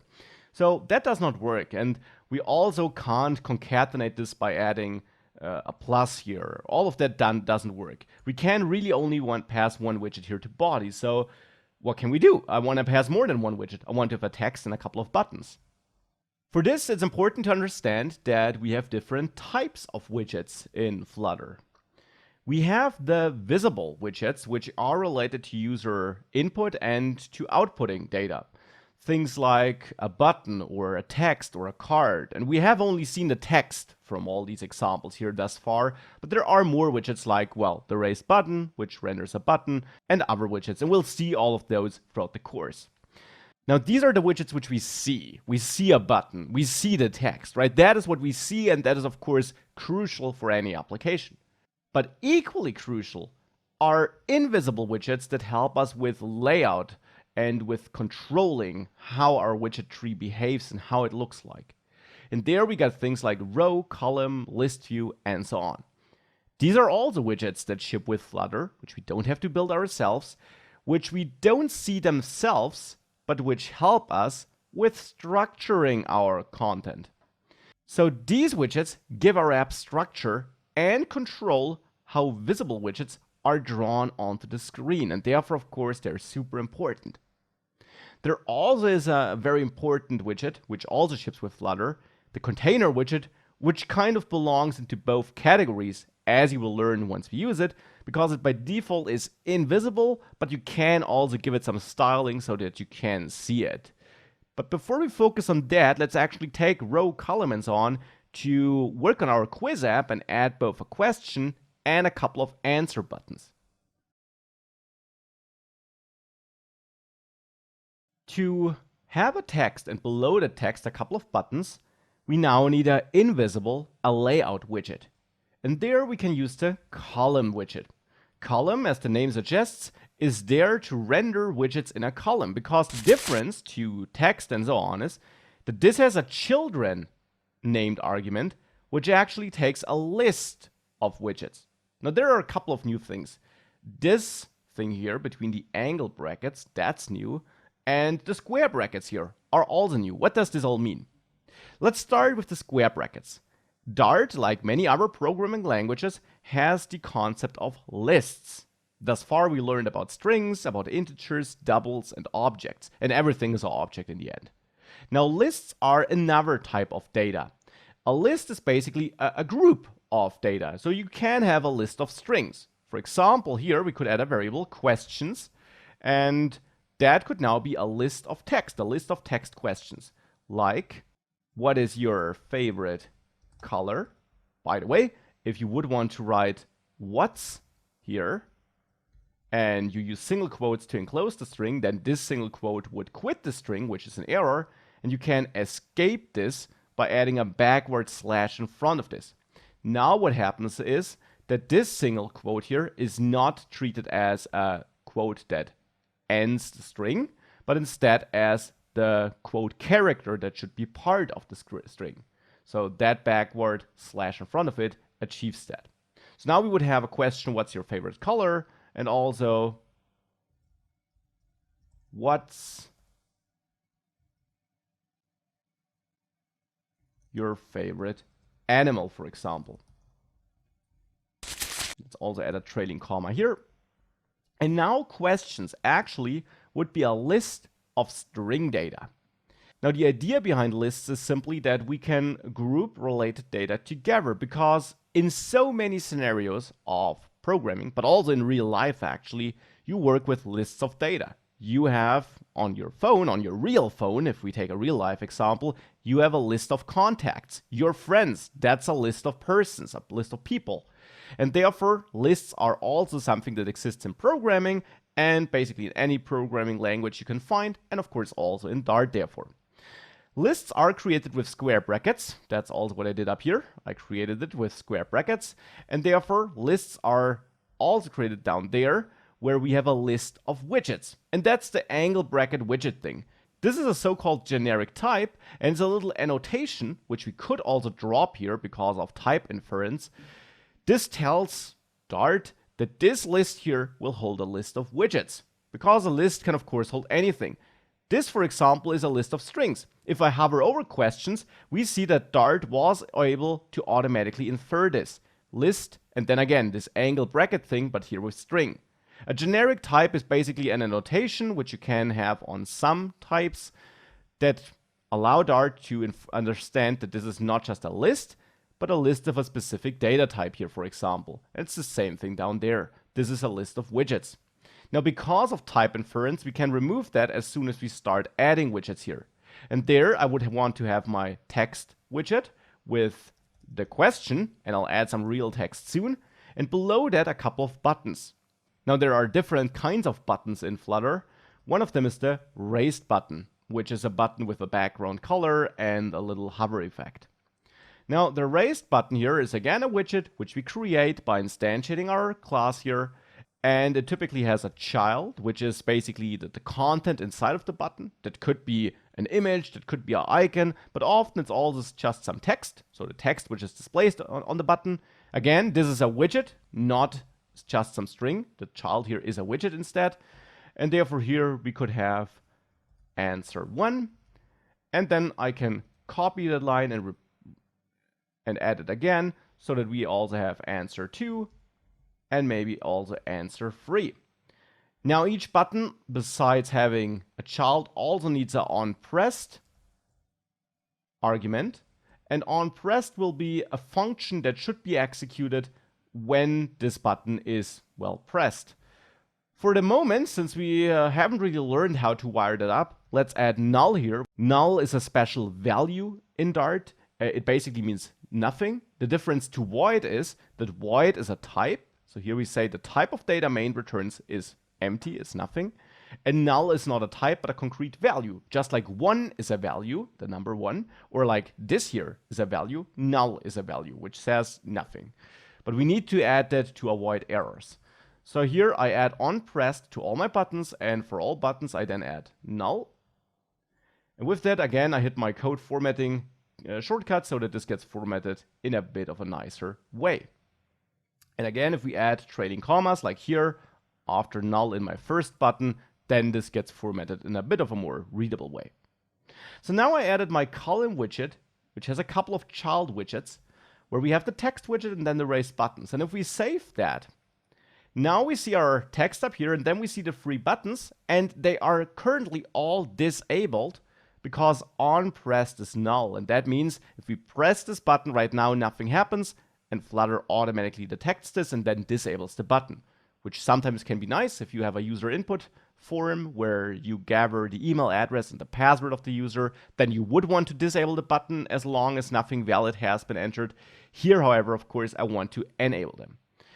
And for that, we have to understand how we wire up the button here to some function that does something, or how we make sure that something happens when the button is tapped. Of course, we can also improve the styling and how this is laid out here on the screen, but we'll do this in a second step. For now, it was important to understand how we can have more than one widget next to each other with the help of column for ordering widgets from top to bottom. If you would want to have them sit next to each other left to right, you would have used row instead. But we'll see column and row and all these other invisible and visible widgets throughout the course. So whilst we can certainly improve the styling, I first of all want to improve the behavior of the buttons. Right now they're not doing anything when we press them. That happens because we haven't wired them up to anything. Now, onPressed here takes a function. That's important. The value of onPressed is a function that returns void. This is what this here means. Now previously, for example on title here, we saw that title wanted a widget. If we hover over onPressed, we see this strange thing, and that simply means a function that takes no arguments and doesn't return anything but a function. This here is basically the type definition for a function. Arguments and return value. So onPressed takes a function. Now we got a couple of different options here. We can add a new function outside of the class. That's a bad idea. Your objects, so your classes, should always work standalone. So everything that belongs to a widget should go into the same class. All the data a widget uses and so on should belong into the same class so that the widget is a standalone unit. So we can add a function here into our class. You can do that because you can add functions to classes. They are then called methods, but it's a normal function. So here we want a function that takes no arguments and does not return anything. So here in my app, we can add void and then any name you want, like answer question. Answer question. Typically, your function names are descriptions of what happened or what happens.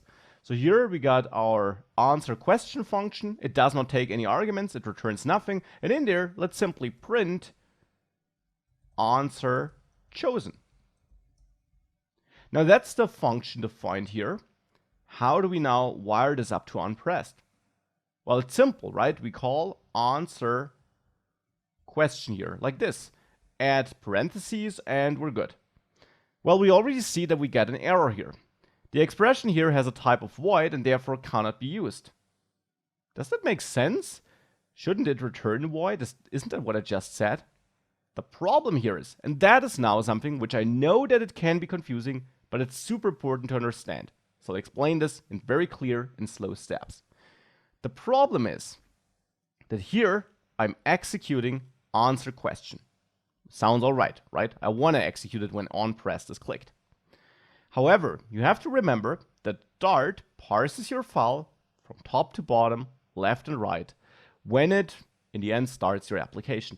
Now there, it then runs the app, builds the My App widget, and that means the build method gets called. And in the build method, Dart now goes through the entire method to find out what to build. And it sees, okay, I build a material app, and there I have a scaffold, app bar, text column, and so on. Dart goes through all of that. With the help of Flutter, it's able to bring that onto the screen. But then it encounters the raised button. The raised button is configured to have a child, which is this text. And then for onPressed, what you're saying to Dart with this syntax is onPressed, the value for onPressed should be what answer question returns.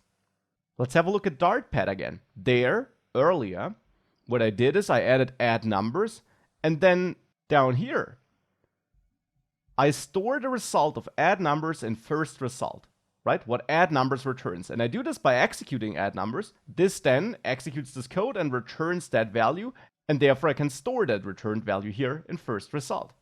And here it's the same. By adding parentheses, this gets executed as soon as Dart encounters this. Not when the user presses the button, but when Dart goes over that code to set up the raised button. So it executes answer question, and now it expects to get back the value which should be passed to the raised button as a value for onPressed. But onPressed wants a function. Answer question, on the other hand, doesn't return anything, because this is a function that doesn't return anything, and since we now pass the returned value to onPressed, we return nothing to onPressed, but onPressed wants a function. So we're not passing this function here to onPressed, but the return value of this function, because by adding parentheses, this gets executed when Dart tries to build that button. Of course, this is not what we want. We want to execute answer question when the user presses the button. That's why we want to pass a pointer at answer question to onPressed. Now, consider this real-life example. If you have a TV and you can turn the TV on with your remote by pressing a button on your remote, then you could say turning the TV on, that's what happens in a function. That function could be named turn on, and you execute that function by pressing the button on your remote. Now, if I give you the remote for the TV, you can press that button whenever you want, and that turns on the TV. It would be bad if I pass you the remote and simultaneously I press the button for you, because then I would take the option of turning the TV on away from you. That's what we're doing here. We're essentially executing the function at the point of time we want to give it to Flutter. So the solution for all of that is that we remove the parentheses here. By doing that, we're passing a pointer at that function to Flutter, to onPressed. We're telling onPressed, hey, this is the name of the function which you should execute when the user presses the button. So we're passing the name of the function to onPressed and to the raised button, and not the result of the function. Name instead of result. Super important. So here we have to use answer past question without parentheses, and you always need to use it without parentheses when you just want to give the name of the function to some argument or whatever it is in your code. We'll see this occur over and over throughout the course. So here we can do the same for answer question down there on the second raised button, and of course also on the third raised button, always without parentheses to just point at the function instead of executing it. With that, if we go back, now the button is enabled. It's not dark grayish anymore, and we can press it. And I pressed each button now. And therefore here in our debug console, we now see answer chosen, answer chosen, answer chosen. And that's coming from that print statement here, which simply is a system output, which we don't see in the app, but we can use it during development to see some log here in our debug console. Of course, this is not a feature you would use in a real app because the user doesn't see it, but for developing an app, it's super useful. So our buttons work and we execute this function when we press them. Now this way of hooking up a button to a function is one of two possible ways. We have our function here, our named function inside of stateless widget, and then we connect it here to onPressed. Now another way of solving this would be to use an anonymous function. This here is a named function because it has a name.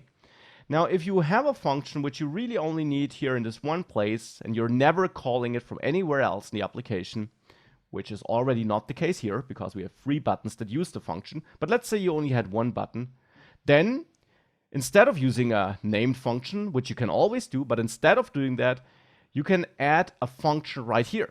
Now without a name, but you simply add parentheses to get any possible arguments. In this case, you don't get any though, so it's an empty pair of parentheses.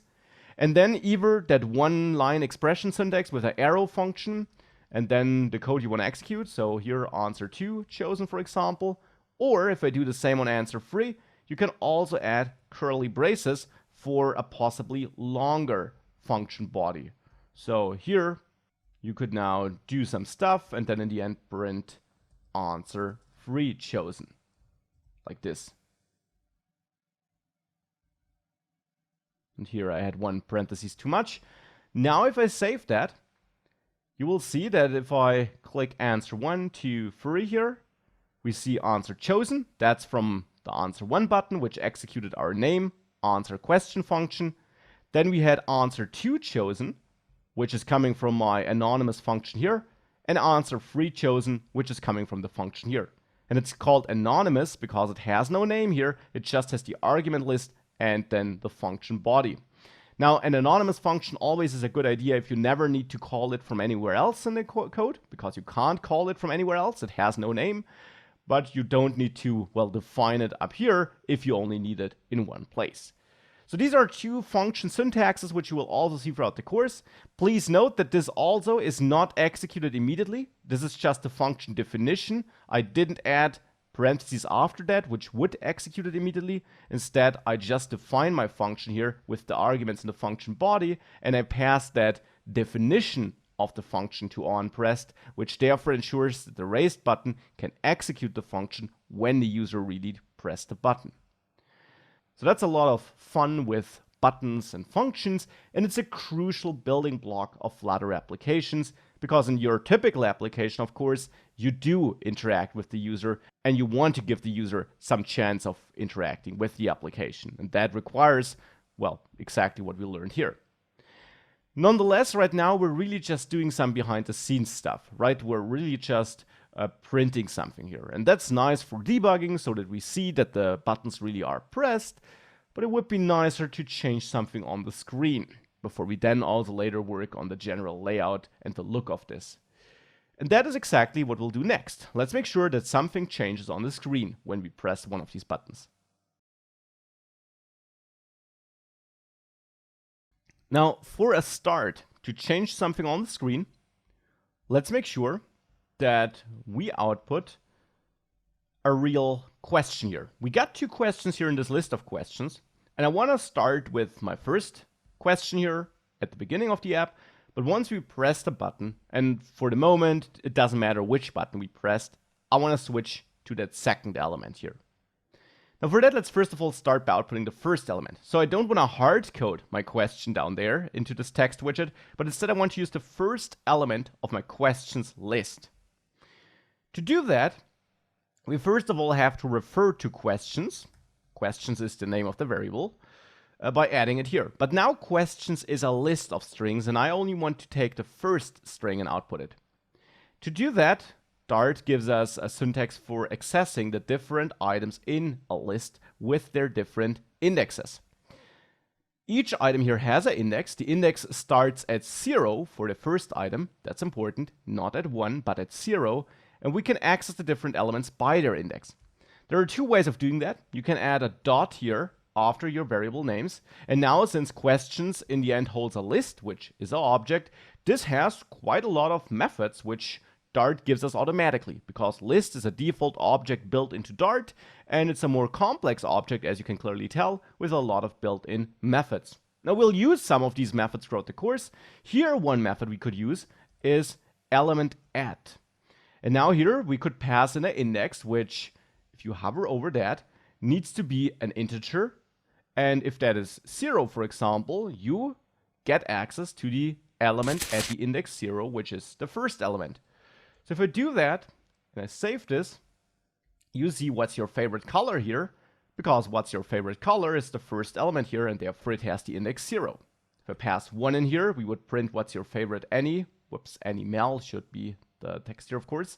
If I pass 2 in here, which is index 2, then we actually get an error here, right? I get an error that, if we scroll up, that we have a range error here, invalid value, not in range, 0 to 1, so that's the range we have, and we try to use 2, and that's in the end the error I get here, because I try to access the element at an index which we don't have in here, because the index at the element 2 would be the third element in this array, and we only have 2. So that's one way of doing this, but there is a shorter way. Instead of using element add, you can add square brackets after the variable name and then enter your index number there. That's doing the exact same thing, but it's a bit shorter, and therefore it's the syntax you typically use. This now accesses the first element in the questions list, and therefore this, what's your favorite color question, and hence this is what we now see here. So that's nice. However, it would be nice if we could change that index which we're accessing dynamically when we press a button. To make that happen, we can add a new variable. Now, however, not inside of the build method here, because then it would essentially be reset and change every time build runs, and actually Flutter executes build a couple of times. It always executes build when it needs to rebuild the interface on the screen. Instead, I want to add it as a class-wide variable. So here inside my class, I can add a new variable at the top, and that could be question index, which is 0 initially. Now we could also replace var with int, but since I initialize it with 0, Dart is able to infer this, and hence using var is a better practice. Now by adding this property here, so a class-wide variable is called a property, as you learned, we can use it here in answer question. And I could take my question index and set it equal to 1, or simply to question index plus 1, to use the old value that's stored in question index and then add 1 to it. And then after this calculation is done, that's stored back into question index. So the old value of question index will be overwritten with the old value plus 1. And I can remove answer chosen now. So we could update question index here, and now here, when we output a question, instead of using 0, we could refer to question index here. So the index which we use to access an element in our questions list is set dynamically. It is 0 initially, and we increment it to 1 after a question was answered. And right now, answer question is only connected to the first button. So when we press the first button, we should change question index, and therefore we should also see our question change here to the second question, which is the one for our favorite animal. Let's also print question index here to see whether that works. If we save this, it should rebuild. You can always manually press that flash button here to do a hot reload, or if somehow your app got stuck, you do a hot restart to fully restart your app, which takes a tiny bit longer, but makes sure that you really rebuild your app with the latest piece of code. And now if I press answer 1, seems to work. If I go back, I see 1 and 2 because I pressed it twice. But if I only press it once, let me rebuild this again to really prove that this only executes once. So if I now press answer 1, I see 1 here. So this works, but what you also see is that the text didn't change. It's still what's your favorite color. It did not change to what's your favorite animal. So what's wrong here? Do we have an error in our code?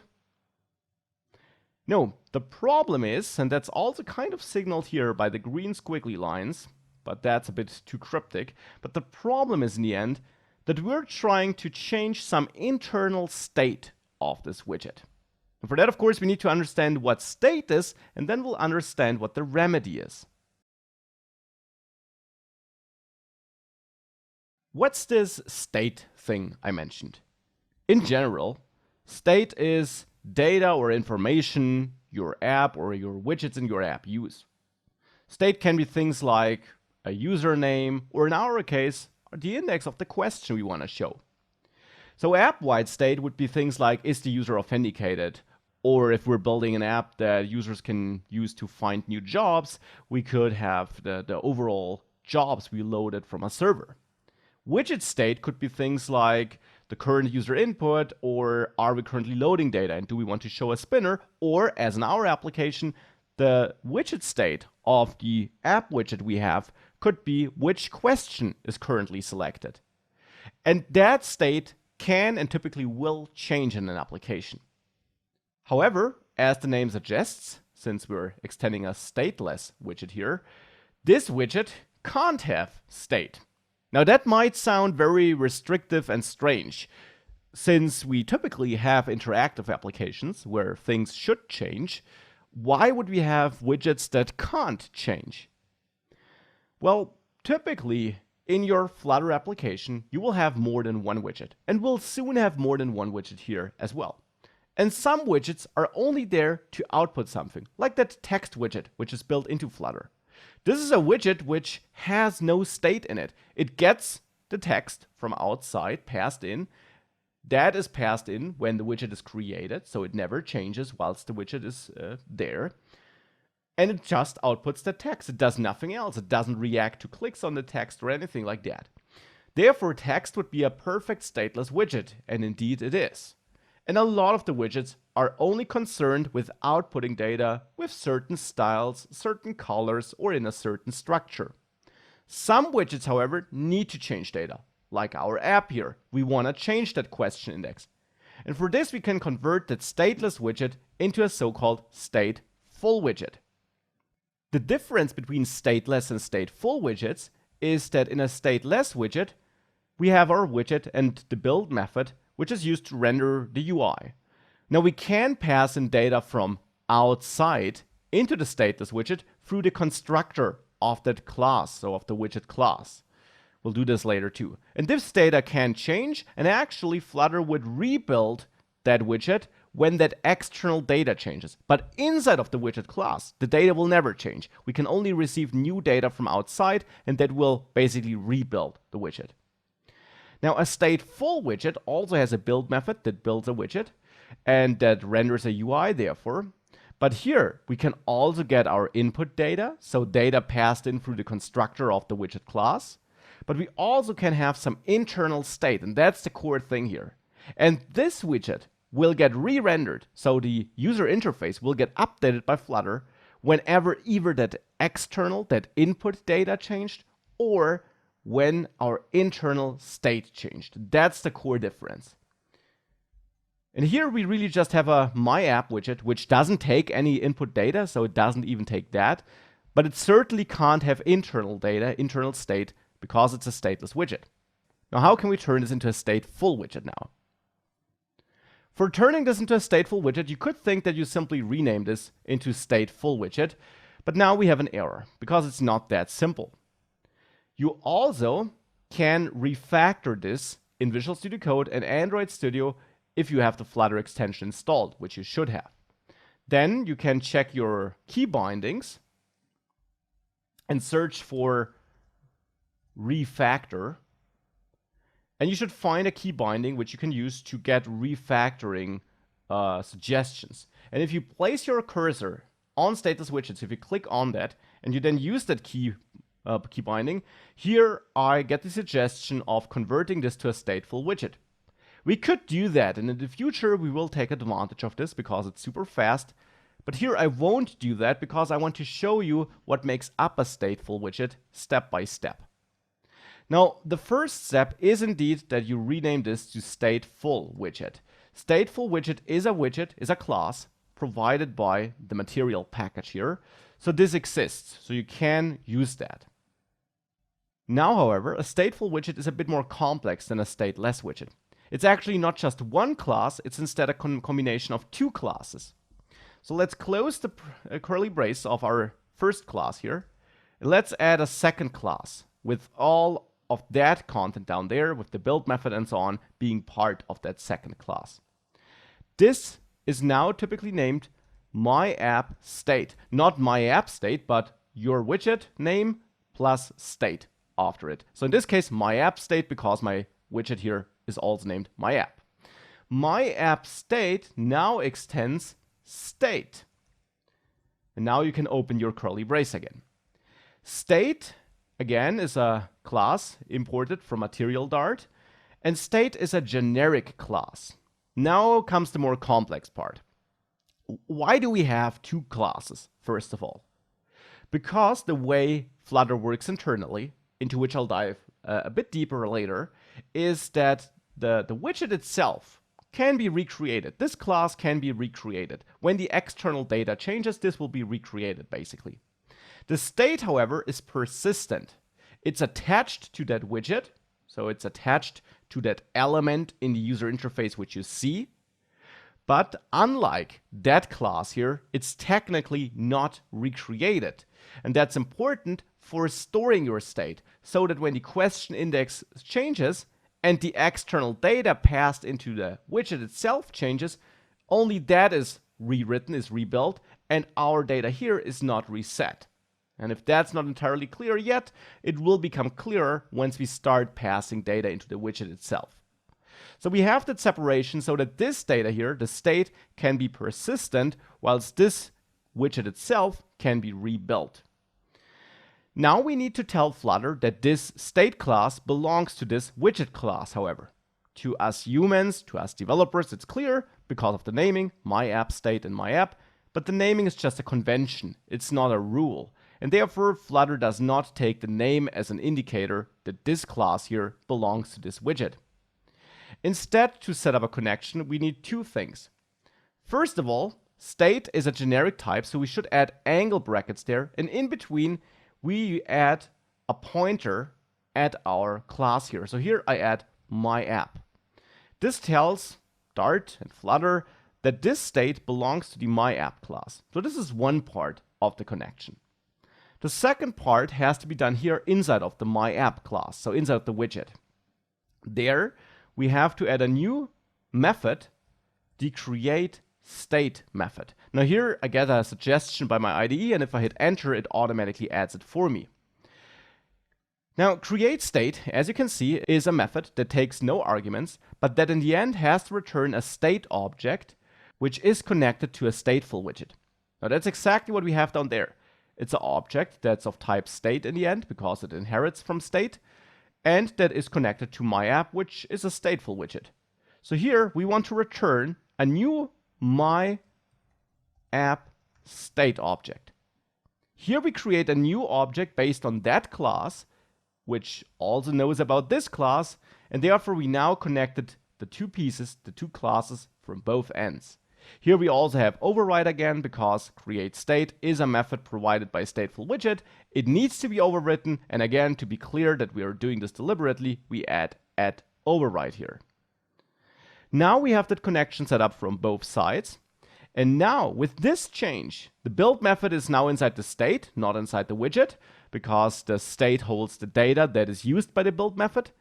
With this now changed, and nothing else changed, if we now save this, and we restart our application, because if you do such a transformation, hot reload typically doesn't work, so you need to do a full restart with that green arrow here, or the shortcut which it shows there. Now, with that, if you go back and you click Answer 1, please watch the what's your favorite color text. Still nothing changes. We see the output go up there with the print statement, which is still part of answer question, but still nothing changes in the UI. Well, the reason for that is that still, even with this transformation to stateful widget and state, Flutter doesn't automatically update and re-render the user interface just because we tap the button.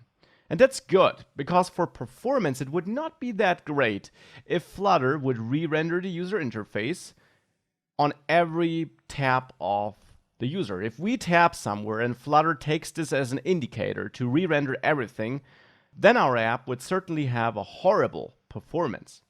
Instead, we have to tell Flutter that we're about to change the state, and that when this state is changed, it should re-render this widget.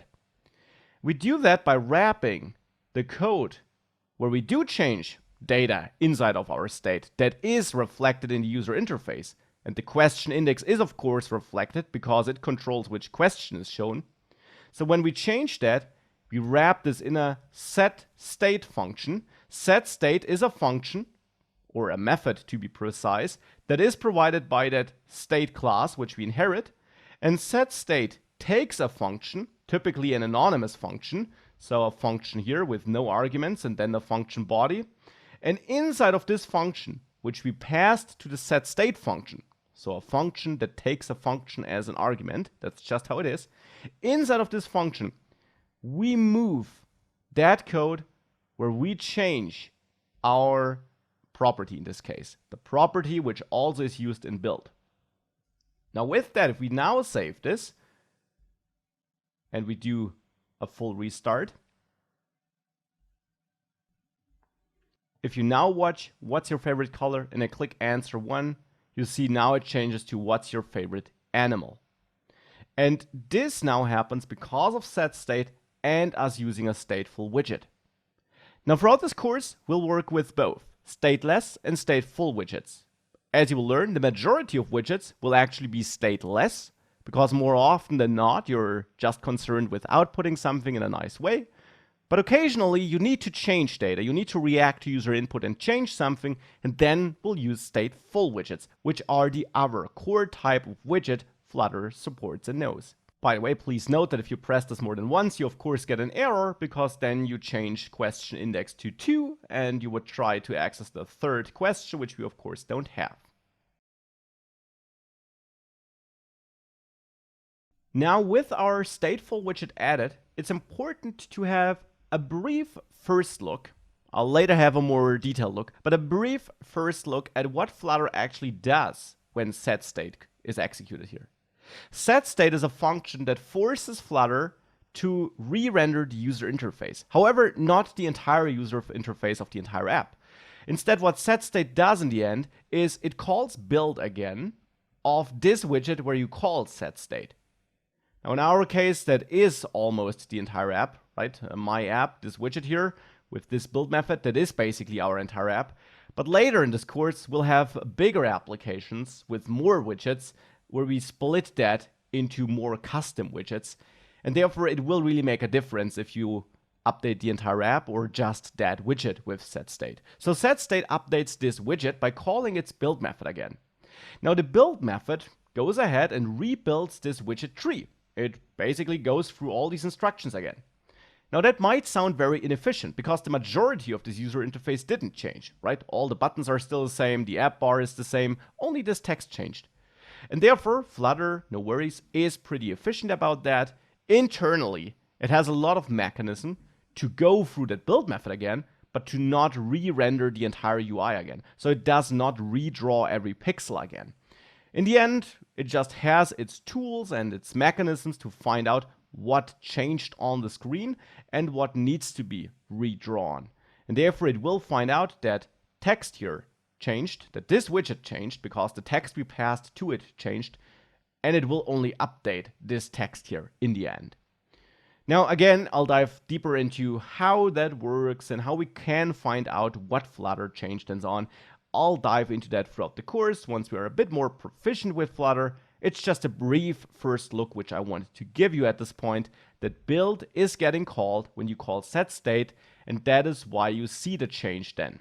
And that is also why you didn't see anything without setState, because then you change the data, which is nice, but Flutter never executed build again, and therefore this widget tree never got rebuilt, and therefore this text with the updated text never made it onto what the user sees. So we learned about stateful widgets, the other type of widget you can create in Flutter, which differs from the stateless widget in that it can manage internal data. Well, you could do that in a stateless widget too. You can do that in any Dart class after all. But in a stateful widget, if you manage that internal data, actually in the state object then, which is connected to the stateful widget, you can update this in a way that it's picked up by Flutter and that the UI also updates. Now that's nice. Now let's dive a little bit deeper into Dart at this point. Let me show you one alternative syntax here, which I would recommend using because it is a common pattern and a common practice, and you'll see it in other official examples, and we'll also use it throughout the rest of the course. In Dart, you can have variables on classes like question index, and you call these variables properties then. And you can have functions in classes, and they are called methods then. Now that's not new. Now in Dart, you also can put your code into more than just one file. We only used one file thus far, but actually I'm already importing something from that material Dart file, which is exposed by the Flutter package.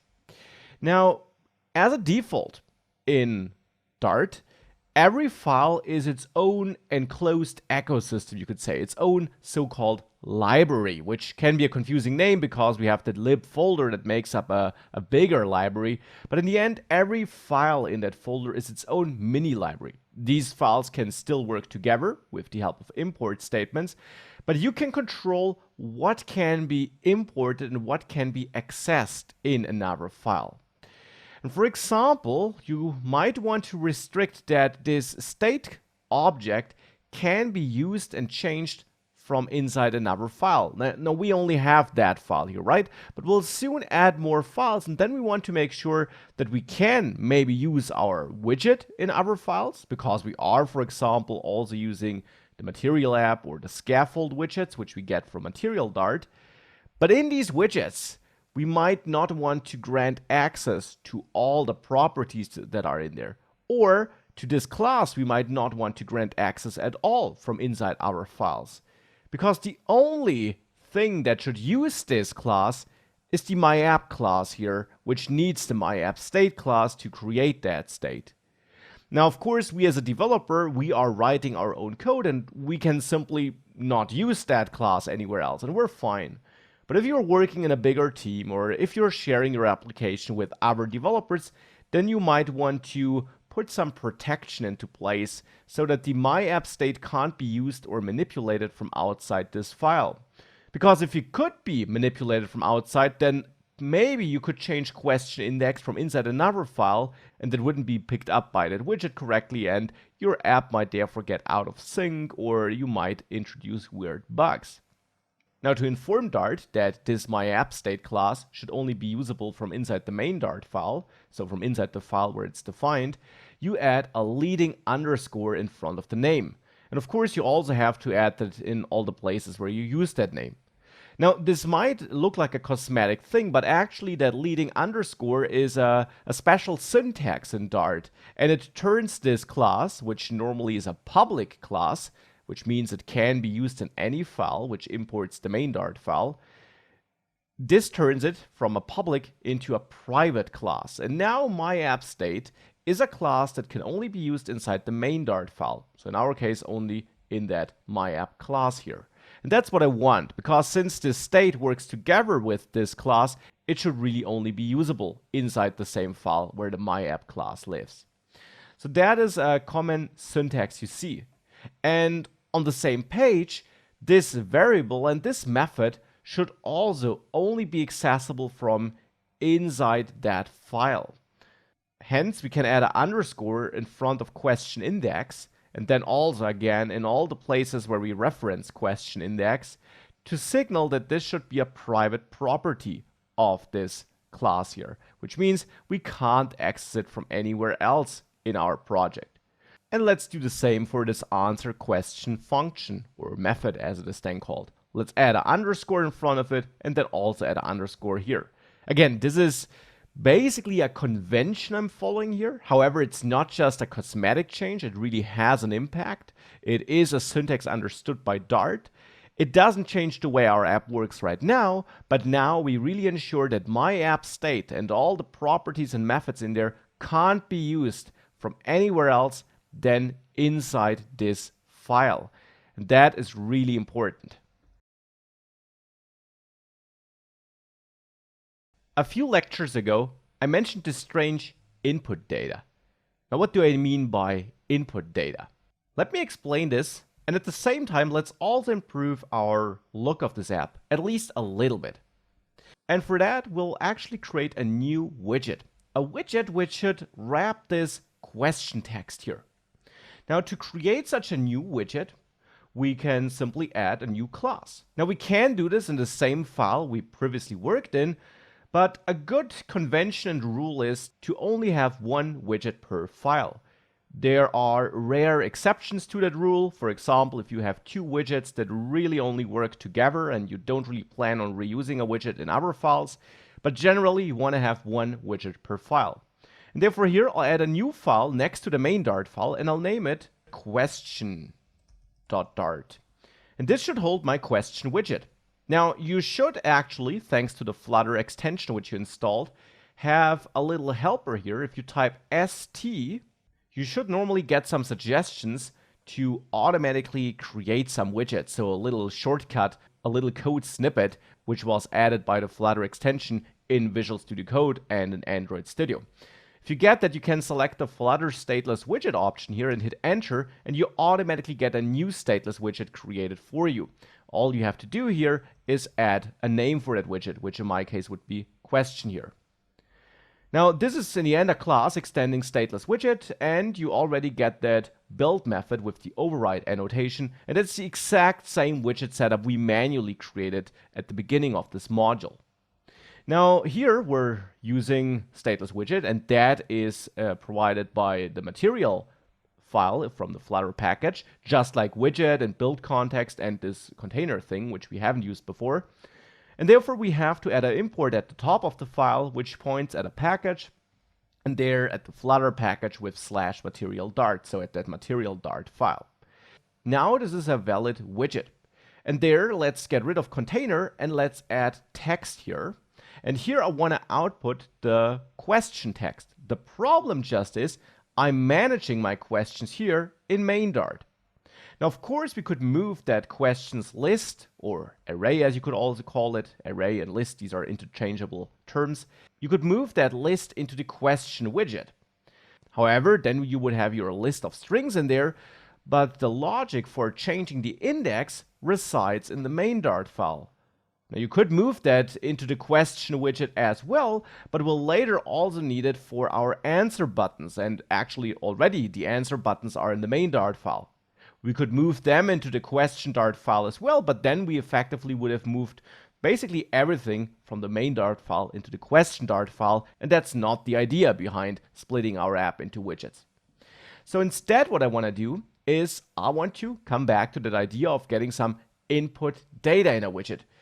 And if you recall earlier lectures of this module, then you know that when you create a class, you can have a constructor which can take some data to initialize data inside of that class. And here the idea could be that we simply have our question text, or whatever you want to name it. And since I don't initialize it with a default value here, I'll set this to type string to be clear about which type of data it will hold. And that question text should be passed into that widget kind of from outside, so from inside the place where we later use that question widget. For that, we can add a question constructor using the same syntax I showed you earlier, where you repeat the name of the class and then add parentheses.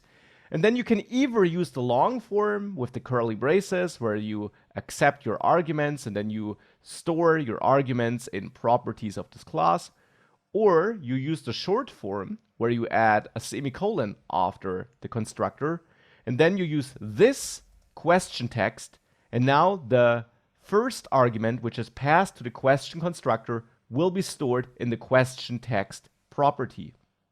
Please note that I'm saying the first argument, because since I didn't wrap this here in curly braces in my argument list, this is not a named argument, but a positional argument. Only if I would wrap this in curly braces, it would be turned into a named argument. However, here, since I only need one argument, I'll go with a positional argument, because identifying it shouldn't be too hard. It's the only one, right?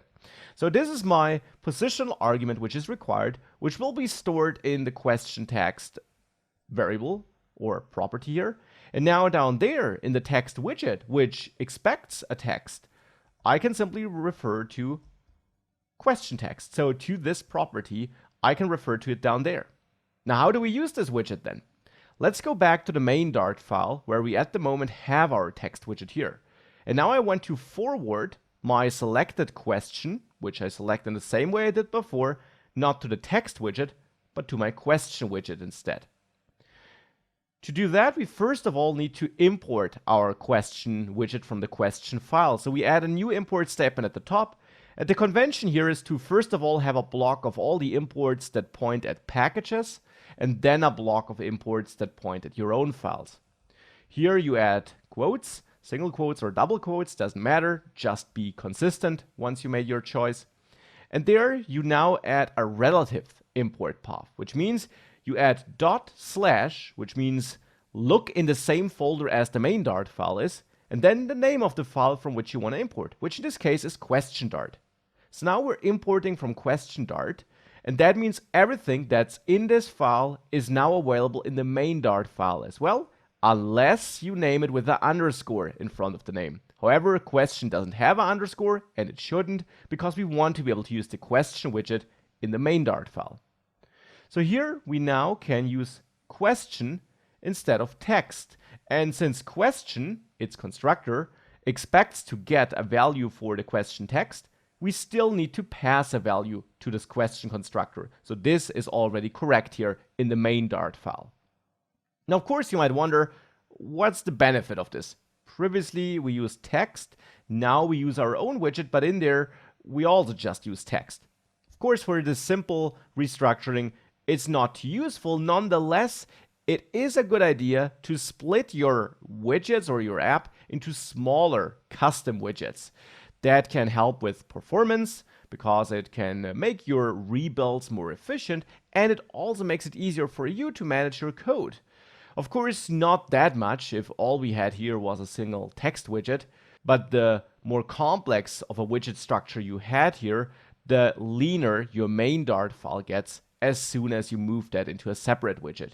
Again, not that useful for the single text widget, but we'll see the benefits more and more as we progress throughout the course. Now, that here is a stateless widget, that's important, and this now receives some input data because it gets some data in its constructor. Now, if we save that and we have a look at our app, it looks the same way as before. And conveniently, if we press answer 1, it also behaves the same way as before, and the text changes once we press that button.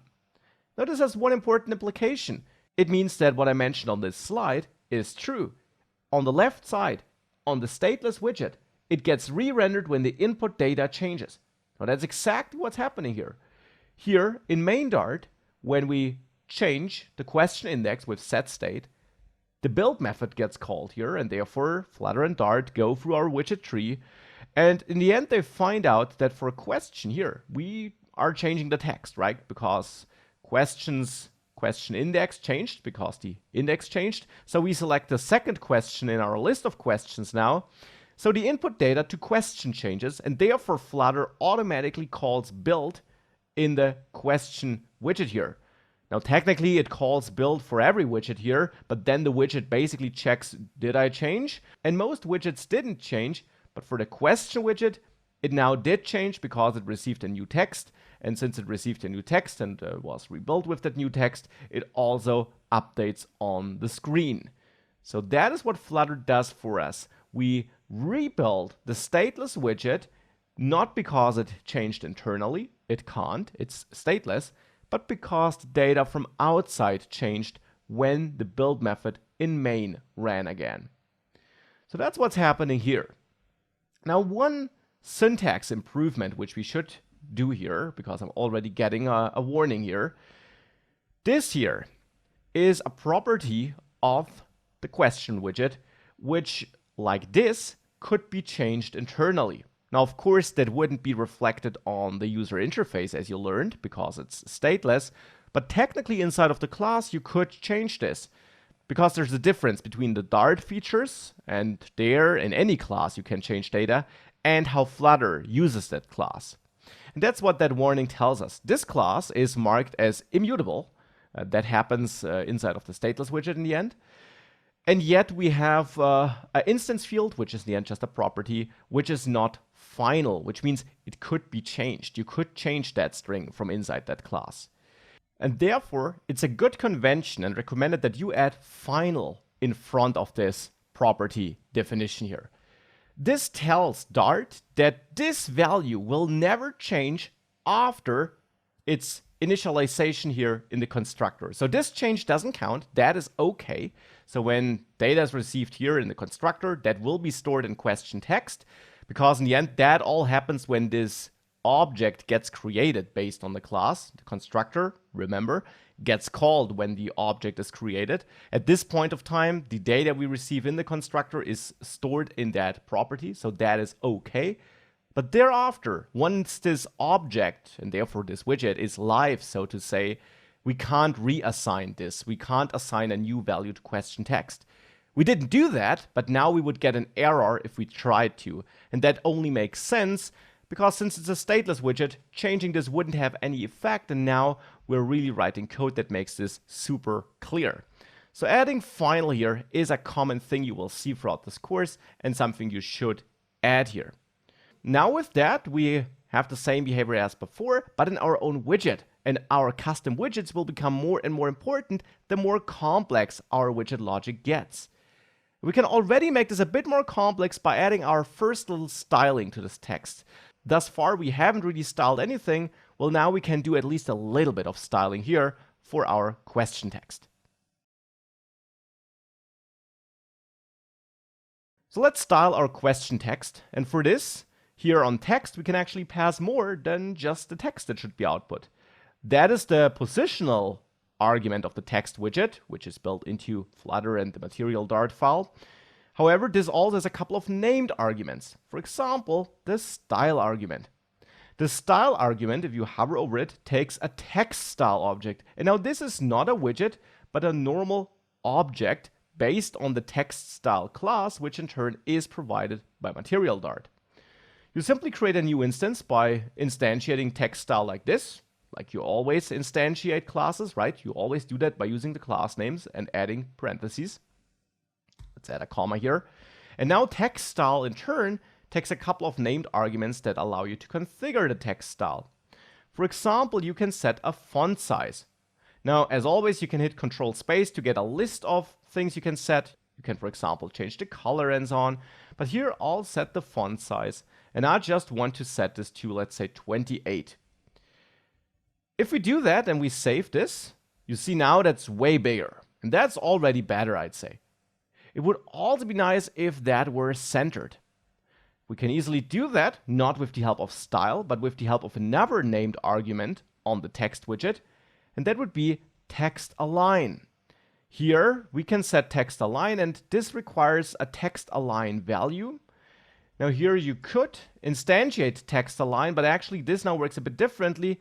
There you can just use text align without parentheses and then dot, and here you have a couple of default values. For example, center. So what's that text align center thing here? It's a so-called enum, which is a list of predefined values, you could say. The idea here simply is that there are different kind of values you can assign for alignment, like center, left, right, and so on. And these are encoded as numbers. And instead of using 0, 1, and 2, which are very meaningful to a computer, of course, they're not that meaningful to you as a developer, as a human. And therefore, we have this enum thing, which is a different data type in Dart, which simply assigns labels to these different options, to these different numbers. So it's always a good solution if you have like different options and you want to use a human readable label, and behind the scenes you only basically need a number that identifies an option. We'll have a look at the source code behind that in a second. Now, how do I know such things? Well, from the official documentation, and I'll dive into that together with you later in this module, because of course it is important that you are also able to find out such things on your own. I'll come back to that later. For now, let's just use text align center here. If you now save that, you will see that the text is not just bigger, but that it also should be centered.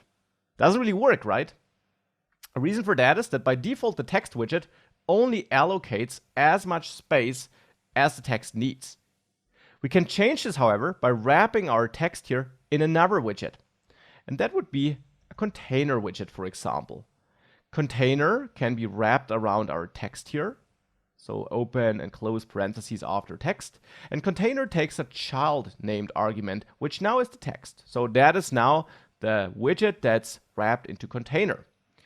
Container by default is pretty invisible. Doesn't have anything that you would see on the screen. If you save that, doesn't change, right? It's the same as before.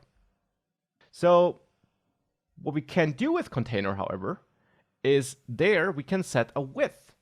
And you can set this to double dot infinity. Dot infinity gives you basically a width that ensures that the container takes as much size, as much width as it can get. So by default, the full width of the device. And now we see this is centered. Why? Because the container takes the full width of the screen now, and the text now automatically takes the full width of the container. So now the text does not use its text as a measurement for how big it should be, but the surrounding widget. And that's just the default behavior of Flutter, and you'll get into such behaviors and get a feeling for them as you work with Flutter and as you build apps. So no worries if that is a lot of new information right now. That is something which will become familiar the more you work with Flutter. So now the text takes the full width of the container, which in turn takes the full width of the device, and therefore now we see that centering effect. Now let's wrap up this first little styling excursion here by also adding another named argument to container, and that would be margin. Margin is spacing around the container. And for that, you have to understand that the container widget is a special widget which actually has a bunch of settings that allow you to space things and to align things. The core of the container always is the child. In our case, that's the text widget. Around that, however, we can set up some padding. That is internal spacing inside of the container. Now, inside means that the container also may have a border which marks, well, the border of the container. And that border can be drawn such that you can see it. You can give it a color and so on. And outside of the border, you have that margin thing. So that's the spacing around the container, between the container and neighboring elements. So that overall makes up the container. And it's just important that you keep this in mind. Child in the middle, padding around it if you have one, border around that if you have one, and margin around all of that if you have a margin. Now here on this container, I'm not setting a border, not setting a padding, but I'm setting a margin. And the margin is of type edge insets geometry. Actually, you create that by calling edge insets and then dot one of these options. Now these are basically additional constructors. A class can have more than one default constructor, and you can call them as methods on the object. It's not something we have learned about yet. I'll dive a bit deeper into this in the next lecture. For now, let's just take it for granted. These basically allow us to create different variants of one and the same object. For example, with edge insets all, we can assign a certain value as a margin in all directions around the container. With only, we could target one specific direction, for example, only to the top or only to the bottom. So here I'll actually use all, and now to all you simply pass a double value. So here we could add 10, and now this will take 10 device pixels of margin around the container, which is why we now see a little bit more spacing around our title. So that were obviously a lot of new things. Container, margin, new types of constructors, static fields like here text align center. But these all show us that now we have that logic, this a little bit more complex widget in our own widget, which hides that complexity when we use it here in the main Dart file. And this is now a great proof of why you want to split your app into your custom widgets, because it ensures that no file gets too big, because in the main Dart file we would have a way longer code if we had all that code in there. And instead we really have different custom widgets which can focus on certain tasks. For example, here the task is to output a question in a nicely styled way.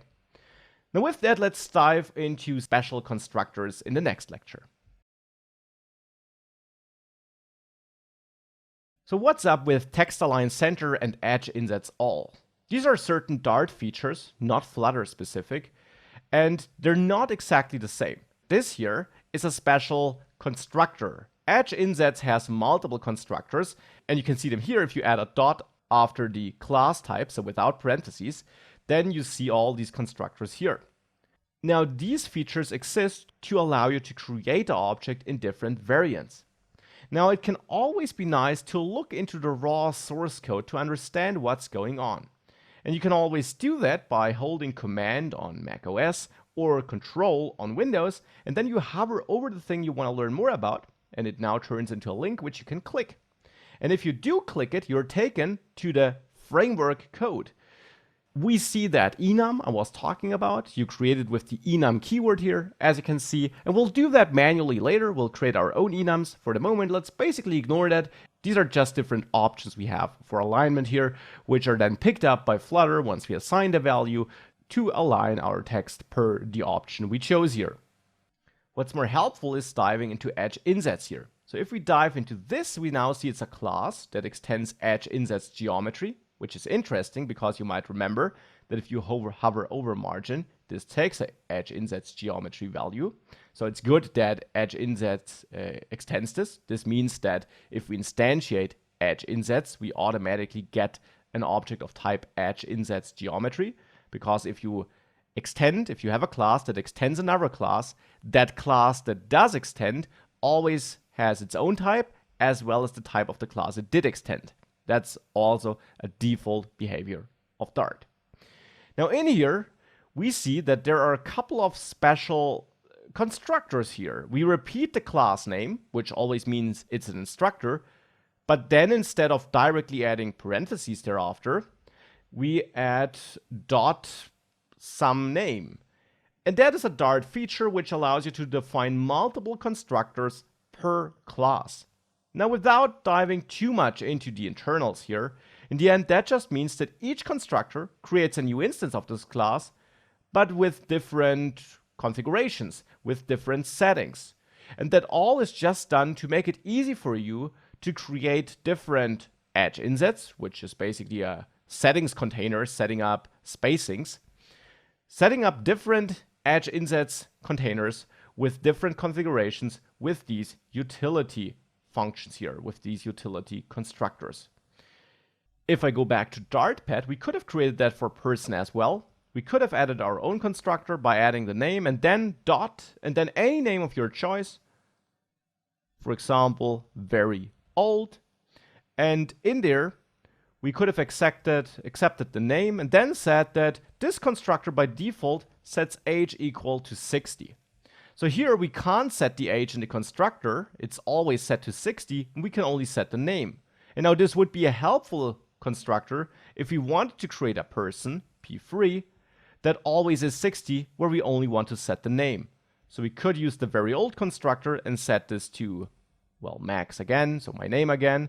And now if I print p3.name, and I then also print p3.age, if I run this now, you will see that here we actually get max and then 60 being printed, and that is the output for our p3 object.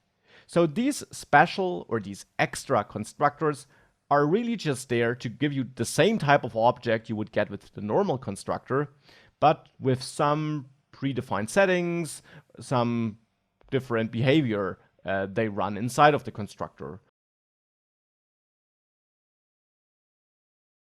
I already showed you that you can hit Command or Control and hover over the things that you're interested in and click on them to have a look at the source code for these things. And that can be helpful for understanding what happens internally if you're interested in that. Now, of course, you also might be wondering, what can I configure on a widget? What's the idea behind a widget? And which widgets do exist? And that can also be answered. For this, the official documentation is a great place. You find it on flutter.dev, and there you can click on Docs. Now here you have a bunch of general documentation which can be interested, and you also have the widgets catalog. Now here you see a lot of categories for widgets, and for example, you can have a look at layout widgets to find all the widgets that help you with positioning other widgets. Here you find information about the container. You also will find information about the column and the row if you scroll down. Here you can read more about that if you're interested, and you can always click on a widget there to find a more detailed explanation. Here for container, it's pretty vast and pretty extensive documentation. Some widgets also have shorter docs. And then you can scroll down to maybe find some examples. Not all widgets have examples, but quite a lot of them have it. And if you scroll even further, you see the properties that exist, the different constructors that exist. If there is more than one, you would see it here. And you can always click on all these things to learn more about that. So that also is something that's worth exploring if you're stuck, if you need a certain behavior in your application, or if you want to look up something. So that's also something I would always recommend that you be aware of and that you dive into. And with that, that's enough of Dart and technical background for the moment. Again, and I'm really just emphasizing this because it is a lot of new content to digest. If one or the other thing is unclear, we'll go through all of that throughout this course. No worries. So for the moment, we have our own custom status widget. It receives external data. It changes when that data changes, and therefore the UI rebuilds this widget if that data changes. And we added our first basic styling and positioning here. So our app is slowly taking shape, but more importantly, we already learned a lot of important core functionalities and behaviors of Flutter and Dart. Let's continue that road. We had a look at some of the widgets we can use and at the widget catalog. And of course, throughout the course, we'll use loads of the widgets you saw there. So no need to learn them by heart right now. For the moment, however, I want to move on by now also moving my buttons here, my answer buttons, into a separate widget, into a custom widget. Maybe change the styling a little bit, maybe to give them a blue background and make them take the full available width. But that won't be the focus here. Instead, what I want to make sure is that we have real text on these buttons, so that we have text that fits to the question we have here, so that we continue working on this first basic application. And for this, let's create a new answer.dart file, which should hold the answer widget.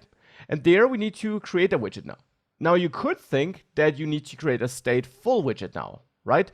Because here in main Dart, on a button, we of course have that onPressed argument to which we pass a pointer to the answer question function.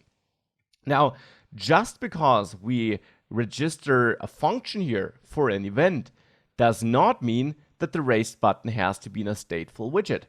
Of course, we want to change some data when this event fires, when the user presses the button, but as it turns out, we can also trigger a function in another place of the app, even if this button lives in a separate widget. And that is a core concept and a core pattern which you will use a lot in Flutter, and therefore it's exactly the pattern we'll dive in right now. So here in the answer.dart file, I'll create a new stateless widget here actually, and I'll name it answer. And just as in the question widget, we need to import the material file from the Flutter package because that unlocks stateless widget and so on. Now in here, I will leave the container because as a child of that container, I want to have my button, and I keep the container because that will allow me to control the width. So here the child is the raised button here. The text will soon be received from outside, and I'll come back to that. And on pressed, as I said, should change something, but will also make that change in another widget. And how that works is also something I'll show you in a second. First of all, let's adjust the width, and I'll set it to double infinity again, which is a helper property on the double object. Remember, everything in Dart is an object, so are doubles, and that is the core double type, which at the same time is basically the class for the, well, for the double value, you could say. And on this class, we have an infinity property, which basically gives us a value which tells the container to take as much width as it can get, which is the width of our device. So that's the width of the container. Now for onPressed, I'll temporarily use null again so that we don't get an error, and that we now can use this button as it is. I also want to set the color of the button here, and I will set it to a color by accessing colors. And colors actually is a class which also has some so-called static properties. These are properties which you can directly use on the class itself without instantiating it first. And there you have various pre-configured colors, and I will simply use blue. Now this can look strange because we haven't used that before. A static property, in the end, simply as I said, is a property which you can use without instantiating the class. If we have a look at the source code here, we see that the class here has these static const values. Const is something we haven't seen before. Let's ignore it for now. These static const values here, like black, and then a different shade of black, and so on. And then if we scroll down, also different shades of white. So these are simply properties, normal properties on the class. The only difference is that you can access them without creating an instance of the class first. And such properties exist because we really just, we need that value here, right? And therefore this is like a utility feature of Dart, you could say, that we can get easy access to such a value without having to create a new instance. Instances of classes typically make sense if you want to create multiple different objects based on one and the same class. Here, of course, we want to have multiple different colors, but each color is just a value, like a simple text or so on. And therefore, of course, technically it's all an object, but we don't need the complex colors object for that. Colors, in the end, is just like a group of predefined single colors, you could say. So this colors class here exists not to be instantiated because colors itself is an object that doesn't do anything. It just exists as a grouping mechanism around pre-configured values. A little bit like an enum, but an enum simply gives numbers 0, 1, 2, a label, a human readable label. Here the idea is to have a human readable label for a more complex value, you could say. Because the value here is not just a number, but actually the hex code or the binary representation of a color. So that is what we're doing here. We're getting access to this static property here on the colors class, and this will give us the internal color value which Dart and Flutter can use to color this button. And with all of that, we can use the answer widget here in the main Dart file. For that, let's first of all add an import. You always need to import what you want to use in a file, because since the answer widget lives in a different file, in order to use it in the main Dart file, we have to import it there. And then with it imported, we can replace our raised buttons here with answer. And now here, of course, we create concrete instances of our answer widget class because we want to create widget objects, multiple different widget objects, which we can use here. And that should be answer, not answers here. Now with that, if we save this, we now have our buttons there. Now they are grayed out because at the moment they're all locked, disabled, because I haven't assigned a real function to onPressed. And that will be the next step. And here, the tricky thing will be that this function, which I want to assign here, actually lives in the main Dart file, because that is where I manage my question index. And I have to manage the question index there because I also have my questions in here, and I need to have my questions in here because I want to pass them down to the question widget, which has no direct connection to the answer widget. So we can't manage the question index in the answer widget, because if we would do that, then we would have the value in here, but then again, we couldn't use it to select a question here, which we want to forward to the question widget. So our main Dart file is the common denominator, you could say, the shared widget between the answer and the question widget. Because our main Dart file and the widget in there, the My App widget, that is the parent widget of question and answer. It is the widget that instantiates and uses question and answer. And therefore, we want to manage our state, which both components need, or with both widgets need. We want to manage that state here in the My App component or in the My App widget, and therefore also in the My App state, which is connected to that widget. This concept is called lifting the state up. You manage the state on the common denominator of the different widgets that need this state. And that is the direct parent of these widgets that need this state. So since we manage the state in here, we also have the function to change the state in here in the MyAppState class. But how do we now get access to the answer question function in our answer widgets here? The answer is pretty simple. Just as we can pass text to a widget, we can also pass the pointer at a function to a widget. So answer question, my function here, can be forwarded to the answer widgets without parentheses, because I don't want to execute my answer question function immediately when Dart reads this. Instead, I want to forward the pointer at this function to my answer widget. And now in the answer widget, we of course need to accept this as an argument to the constructor, because the answer widget here, that in the end is just a class, right? And therefore it can have a constructor. So here we can add a constructor by repeating the class name, and I'll use that shortcut for the constructor. And I will also add a property here, a final property.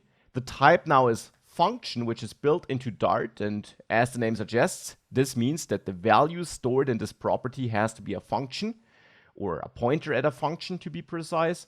And therefore here now you can give this any name you want. I'll name this select handler, whatever you want to name it.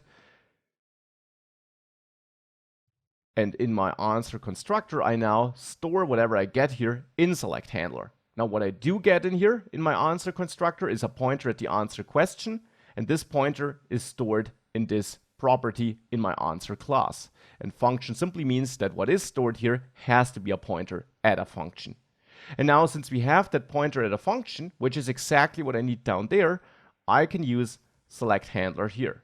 Again, without parentheses, because the same thing as explained earlier still applies. We don't want to execute this immediately.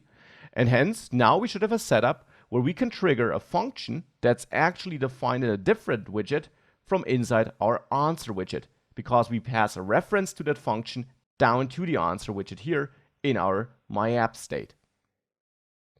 So with this setup, we should be able to save this. And now if I press a button here, indeed our text here changes, which means that this communication between parent and child works.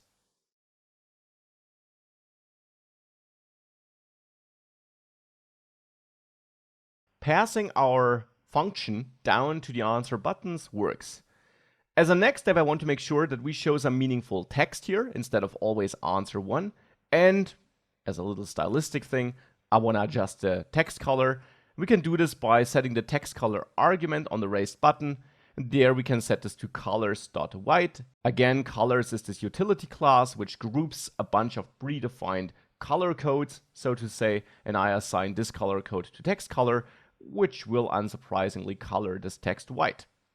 But now let's make sure we have different texts here which we pass down.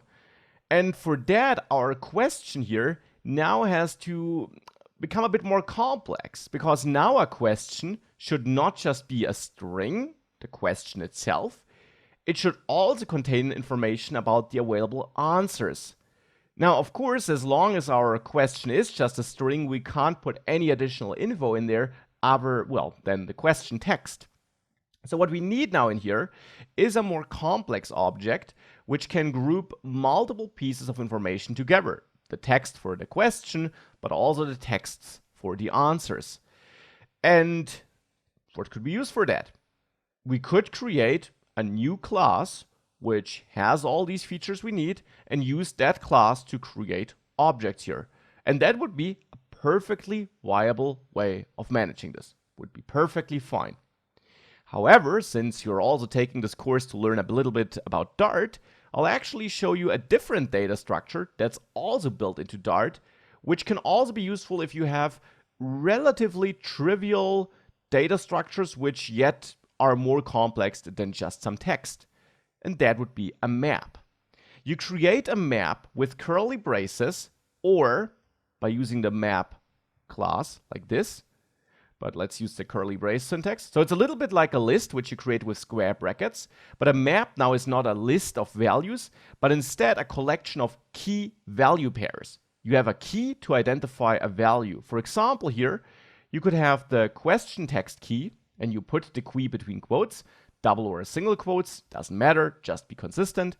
And then the value is assigned by adding a colon after the key, and then you have your, well, value. In this case, it's also a string, but your value could be anything. Could be a number, could be another map, could be a list. Really, any value can be used in here. The key also doesn't have to be a string. You could also have a number as a key, like 1, but often you will have strings because then you have a very human-readable way of accessing the different pieces of information in that map. So now one question here in our list of questions is no longer a string, but instead a map. And that map right now has a question text. But now it shouldn't just have a question text, it should also have a list of answers. And therefore I'll add a comma to add another key value pair to this map. And I'll name this key now answers. These key names, of course, are totally up to you. And now answers won't be a string, but instead a list. As I mentioned, your values in the map can be anything. In this list, I now want to have a list of, well, answer texts which we can display. And here we could have, since I'm asking for the favorite color, we could have, let's say, black. We also could have red, green, and white here. You could add more, but I want to have 4 answers, let's say. And with that, if we now reformat this, we have this map with a question text and with an answer in here. Now, of course, I want to have more than one question in the quiz, so I will duplicate this and also add my second question here as a question text in the second map here. Remove that double quote at the end and at the beginning. And here my answer texts could be, since I'm asking for animals, here I could be asking for rabbit, snake, an elephant, and let's say a lion. And let's add one more question here by copying and pasting in this map one more time. And here I'll ask for, who is your favorite instructor? And I want to offer a couple of totally objective choices here, because that could be Max, Max, Max, or Max. Okay, of course, enter whatever you want here. So these are my 3 questions. And now we're using a map here, which, just like everything else, every other value, it's of course based on an object. It's based on the map class, which is built into Dart. So map is a class built into Dart. This is just a shorthand way of creating it, just as you have square brackets for lists. And it's perfect if you have more complex data which you want to manage as key value pairs, like we have it here, where you could create your own class and your own object. But if it is just such a simple collection of key value pairs, creating a custom class and object might be overkill, though you absolutely could do it, of course, but it might be overkill, and therefore creating such a little map here on the fly kind of can be very nice and helpful.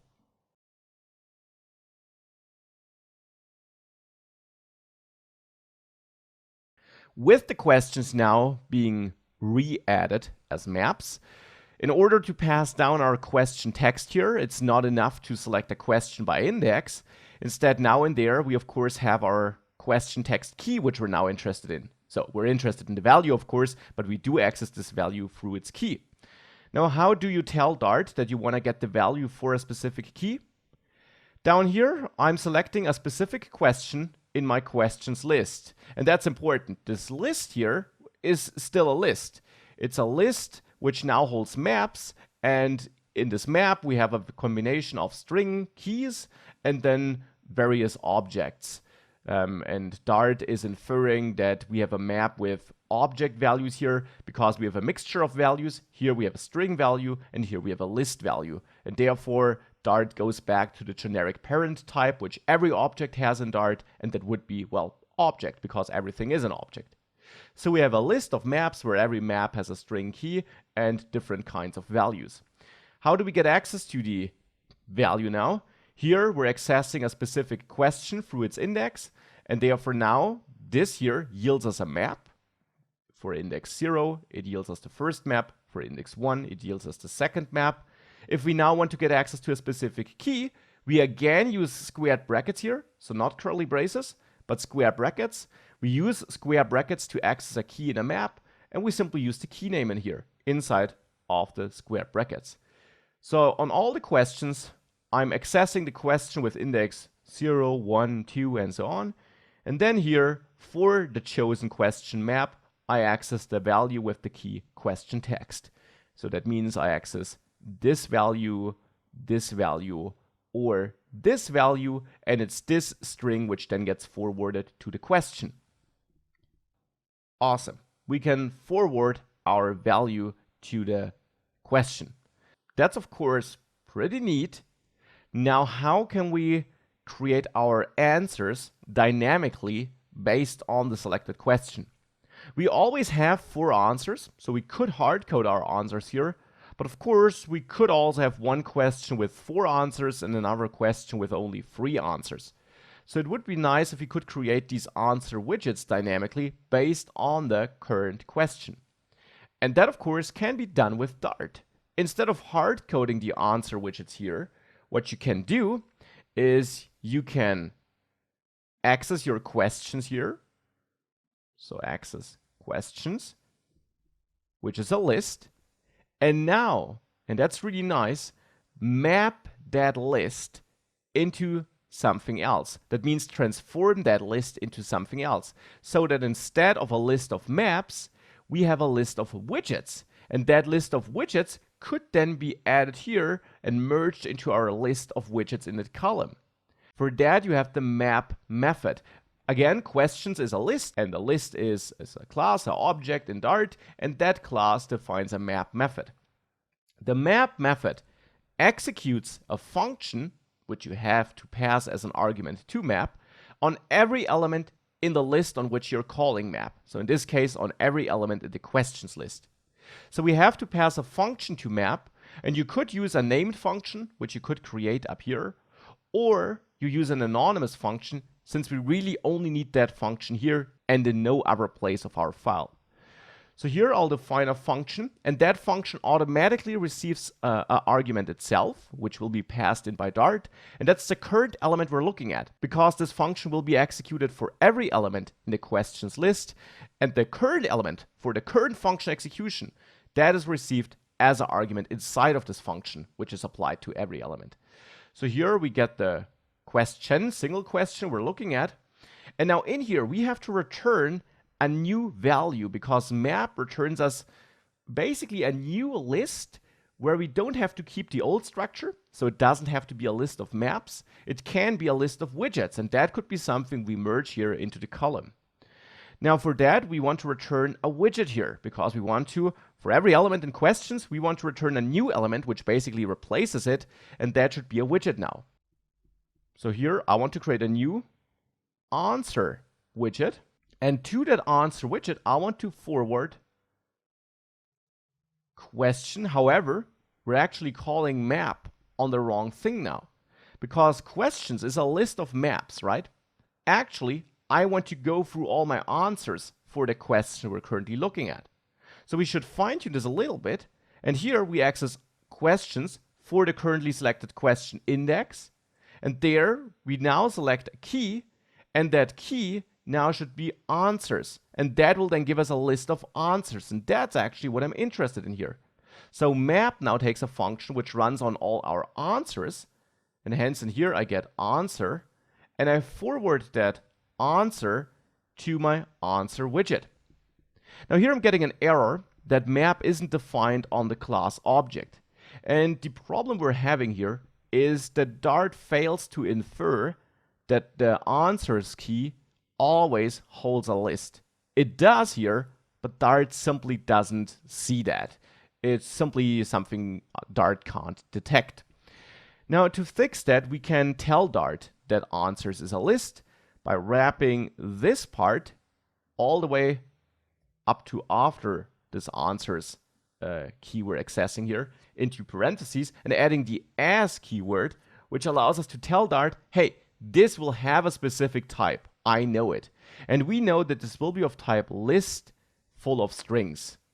Whoops, string should have a capital S.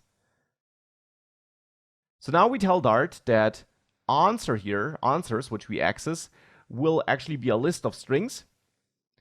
And the error we're now getting is a different error, which we'll fix later, no worries. This, however, will work now. We can map a list of strings. Answer here, therefore, is a string. And to answer, we forward that string. Now, of course, at the moment, answer doesn't take a string. It only takes this function handler. So we should accept a second argument here in the answer widget, which is the answer text we want to output. And I also want to store this in a property here, answer text. And therefore, actually here in the constructor list, let's use this answer text, which then automatically assigns the incoming value to this property. And the answer text is then what we can use down there in our answer widget. So now we're accepting answer text, but still here when we create the widget, the answer text, which is inside of answer, is not the first value we should pass to the answer widget, but the second one. The first value should be our handler for the chosen answer. And for that, we of course still want to pass a pointer to our underscore answer question function here. So let's forward this for every answer widget we're creating. That was a lot of work, and I know that this can be a confusing setup here, mapping a list into a list of widgets. What's the idea here? Well, the idea really is that now we have a list of widgets here in the end, at least almost, because map doesn't give us a list, but a so-called iterable, which is kind of a parent class for all the different iterables. A map would also be an iterable. And to really tell Dart that we want a list here and not a map or anything else, we can add a dot after this whole operation and call toList. And now this converts the value map gives us to a list.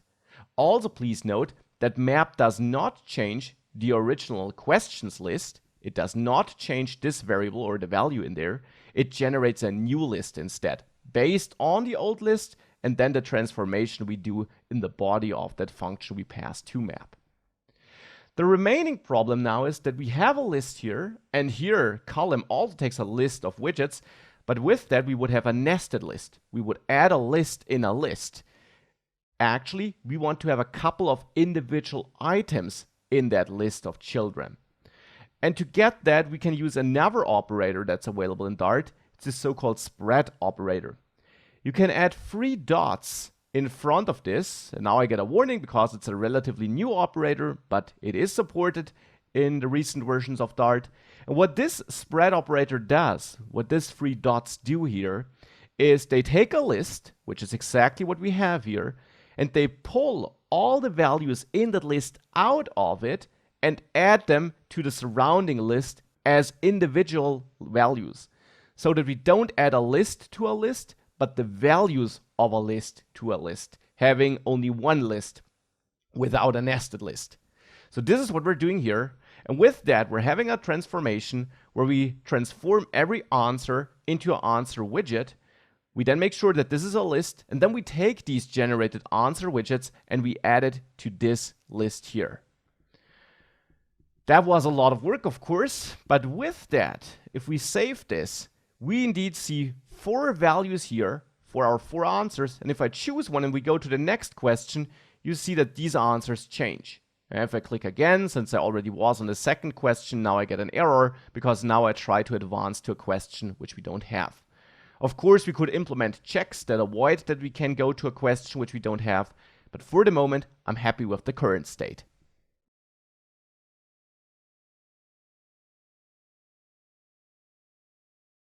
If we restart our app here, just to get rid of that error which I deliberately produced, we will see that we now have a nice working first app. Of course, it doesn't really make a difference which answer we choose, and after the third answer our app breaks.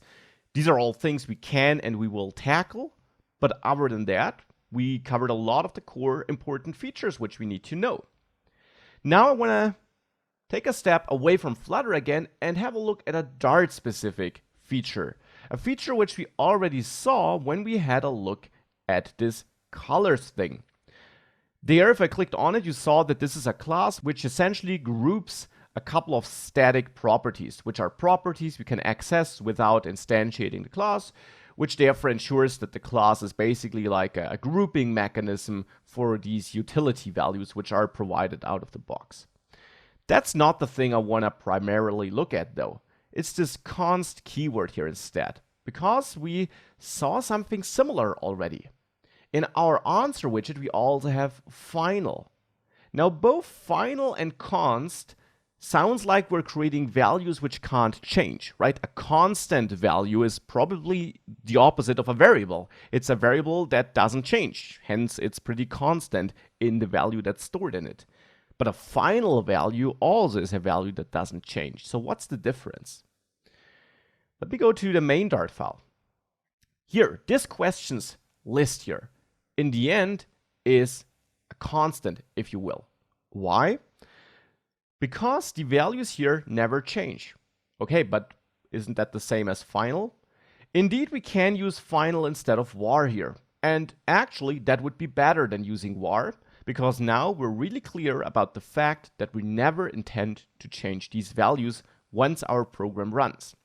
That's the important thing. You use final if a value doesn't change from the point of time when your program runs. It can be initialized with a value though. For example, in our question and answer widgets, the properties here are final because they are changed initially when we assign a value here when this gets created, but they don't change thereafter. Here in main Dart, we're creating a question and we're creating the answers, and when we select a new question, in the end, Flutter reruns this build method here because we call it setState, and therefore it rebuilds this tree and it rebuilds all these widgets. It creates a new object, a new instance of the question class, for example, and it passes a value to that, and therefore the value that gets passed here into this question text property is kind of dynamic. Once this question widget has been created, it never changes, but when it is created, it's a different value than for the last question. Okay? I guess that makes sense. So it's kind of dynamic. At runtime, the final value gets locked in, but at the point of time we're writing the code, so during development, and also when our code gets compiled, the value is unclear, because the question widget can work with different question texts. Only when it then runs, a certain text is locked in. That's exactly what final means. It's a runtime constant value. At the point of time this code executes, we lock in final values. But at the point of time we're writing this code, we don't know what the final value will be. Well, because it's really important, for the question widget, for example, there is not a single final value. It depends on the concrete instance we create. It's different for the questions list here, though. We never change this list. Yes, we select different questions here when we output our questions, but we don't change our question list here. We just get access to it to then show it somewhere else. We get access to the question text to then show it somewhere else. We don't change the questions list here. And therefore, this is not just final, but it's constant. Hence here, we should actually use const to make it really clear that this is compile time constant, not runtime constant like final is, but compile time constant. Now, compile time constant also implicitly means runtime constant. If you know at the time you're writing the code what the final value will be, and you know that this value will never change, then of course it will also never change during runtime. Okay? But the value, the final value, is not locked in when your code executes, but already after you wrote the code. because this questions list will never change. And that is an important concept and hopefully makes it clear why you see both final and const and how they differ. Now, besides adding const here in front of the variable name, you can also, by the way, add it in front of a value. And now what's the difference? The difference is that if you add it in front of the variable name, the variable is constant. If you add it in front of the value is constant. But isn't that the same? For that, you have to understand how Dart manages your objects. All your objects, no matter if it's a list or a widget or any other object based on any other class, all these objects are stored in memory by Dart. And what it actually stores in your variables, where you think you store the objects, what Dart actually stores in the variables are the pointers at the objects in memory. So the addresses of the objects in memory, you could say. And if you consider a real life example, if you have a house and you go to the postal office and you want to send a letter and you need to put your address on the letter as well, well, of course you put your address on the letter and not your house. Now, this might sound like a dumb example, but in the end, that's exactly what's happening here. Instead of bringing the object itself to every place in your code that needs it, which would take up a lot of memory because you would constantly have to copy it and so on.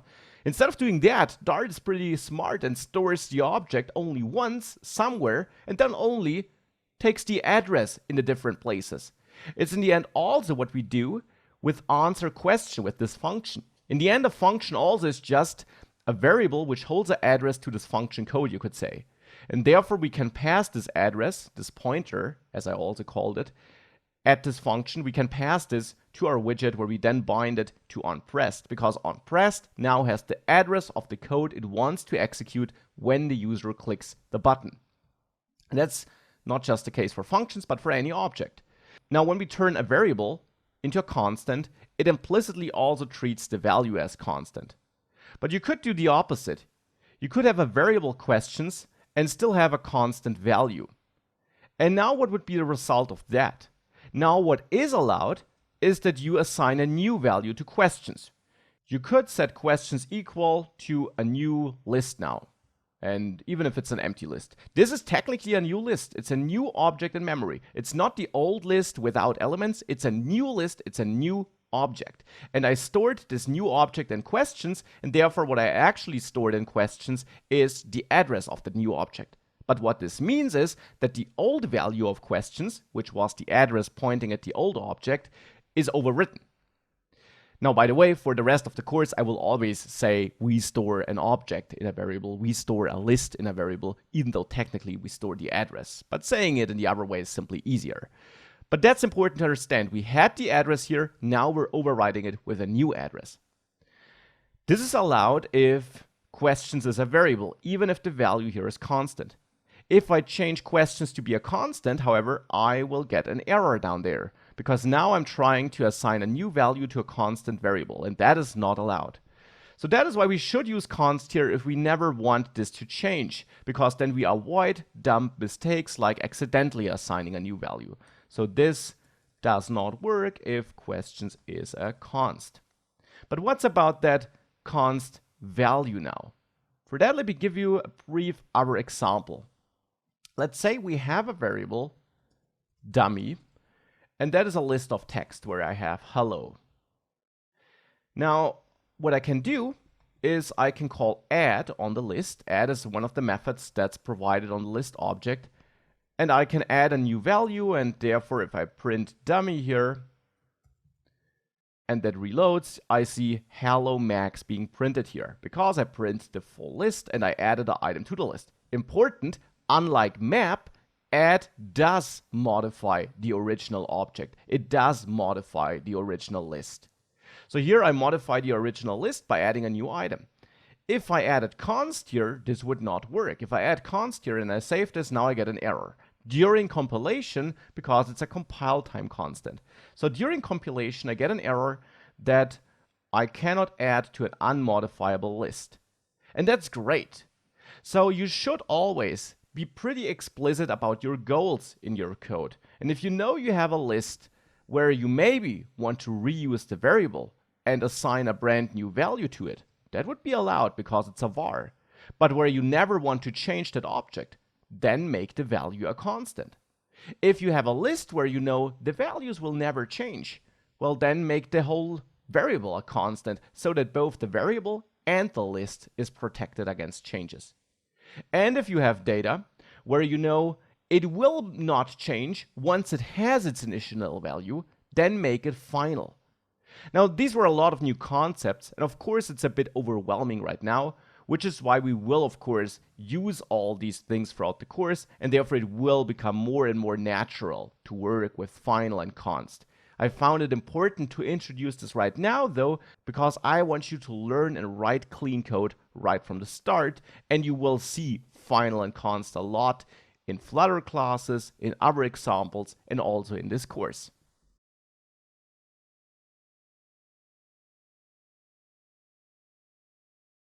Our first little dummy application, which is still missing a lot of features, no worries, but our first little dummy application is slowly taking shape. At the moment, we have a problem though. Once we're done going through our questions, we get an error, and that's not really the kind of user experience you typically would want to deliver. Instead, it would be nicer if we show our column here with questions and answers as long as we do have questions, but as soon as we exhausted our list of questions, it would be nicer to show some other output, some message like you did it, or a final score, or anything like that. To achieve this, there are two things which I want to do. So what I want to do is I want to output different widgets once we exhausted our questions. So instead of having a column of questions and answers, I want to show, let's say, a centered text which says you did it for a start. We can change this later, but for a nice start, why don't we use that? Hence, we kind of need a if check here for the value we pass to body, right? Because we either pass this column here with our question and our answers, as long as we do have questions, or we show something else. It's a so-called ternary expression, and this is also a feature which exists in other programming languages. It's basically a single line if check. But speaking of that, we haven't really learned about if checks at all, right? So let's first of all start with what if means. The if keyword can be used in our code if we want to run some code conditionally. Let's say here an answer question. Then we can add the if keyword here, and then a condition between parentheses, and then curly braces to surround the code that only should run if this condition is met. And here our condition could be that we compare the question index to our list of questions, or to the length of this list. So we could check if question index, which starts at 0, is smaller than questions length. However, now we have the problem that questions is a constant which is defined here in the build method, and therefore, I already mentioned that Dart has a feature called scoping. It is scoped to this method. It's treated as a variable or a constant that's only available in the build method, but not in the entire class.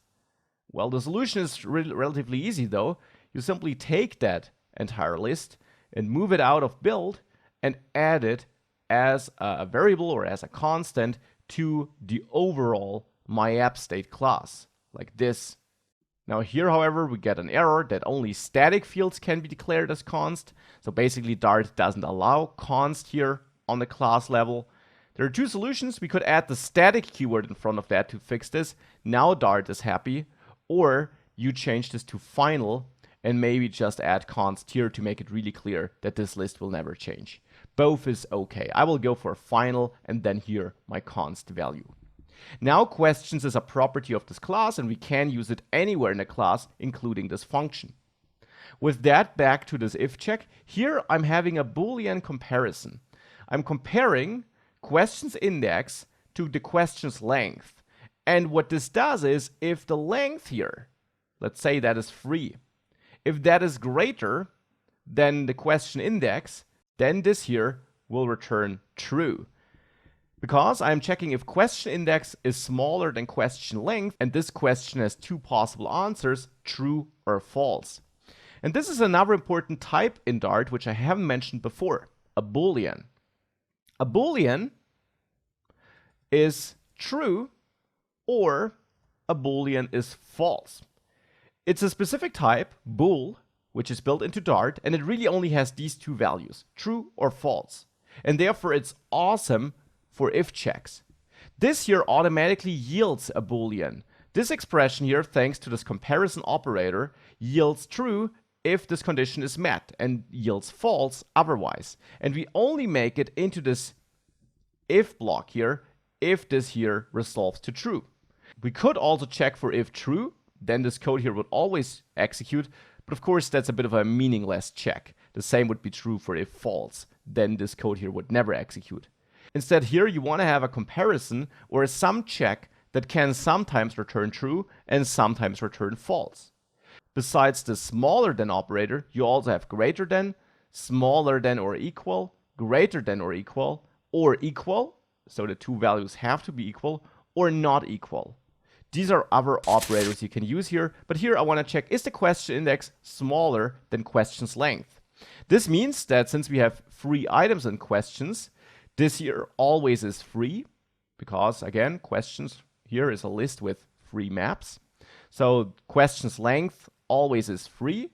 Question index starts at 0. Then this condition would be true because 0 is smaller than 3. So for the first button click, this is true and we make it into the if block. And then we change question index to be 1.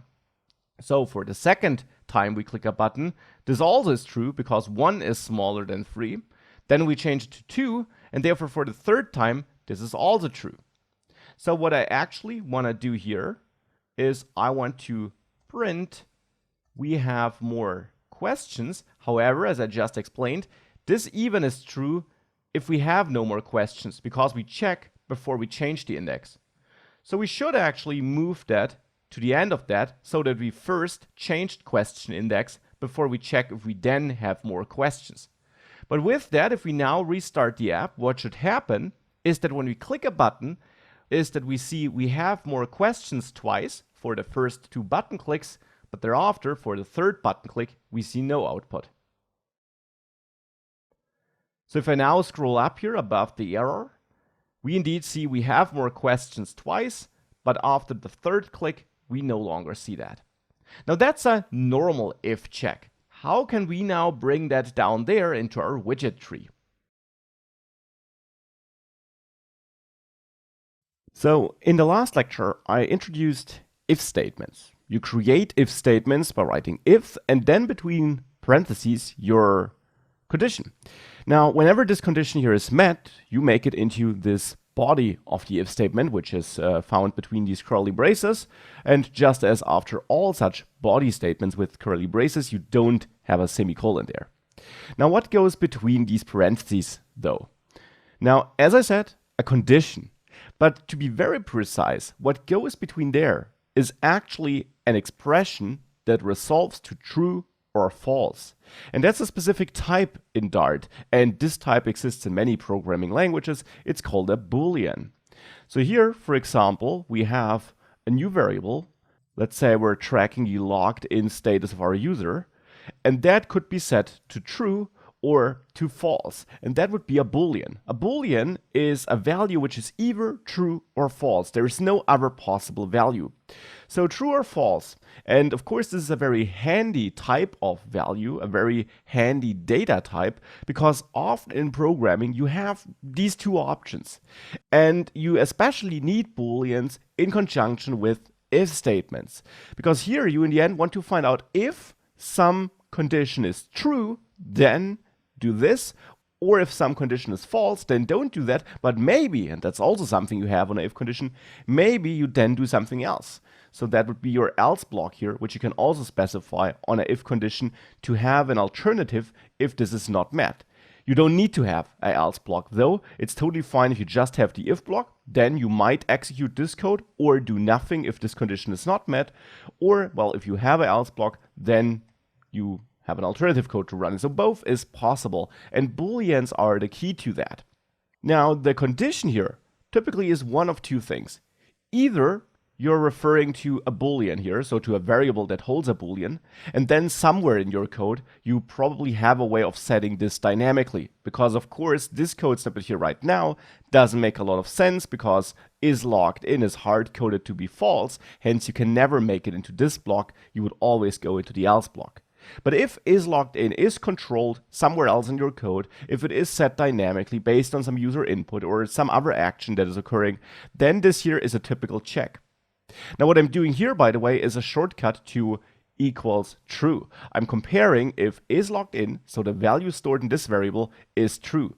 That's the default check that is performed if you omit the double equal signs. So this here, if is logged in, which can be read as if true, is equal to this check. So it's redundant to check for equality to true because that's the default if you just refer to a variable or to some expression. Now, as I mentioned, this is one of two common scenarios that you have some variable or maybe also some function call where you call some other function which returns true or false. So that you check something that yields true or false here, and that something is a variable or a function call. The other common scenario is that you write a condition here where you directly compare two or more values. Let's say we have the username, that's Max, and I have my age, 30. And I want to make sure that we execute some code here, logged in, when the username is equal to Max. Let's also add a password to make this a bit more realistic. Tester. So here, when my username and my password are correct, I want to print this. Otherwise, I want to take my user or the code execution into the else block and print failed. Now, in such a case, we want to check the values of username and password. And we therefore have no single variable that is true or false, but we want to check if username has a certain value and password has a certain value. In such a scenario, you can check if username is equal to Max, and that's something new which you haven't seen before, the double ampersand sign here means that you also need some other condition to be true. And here you check if password is equal to tester, for example.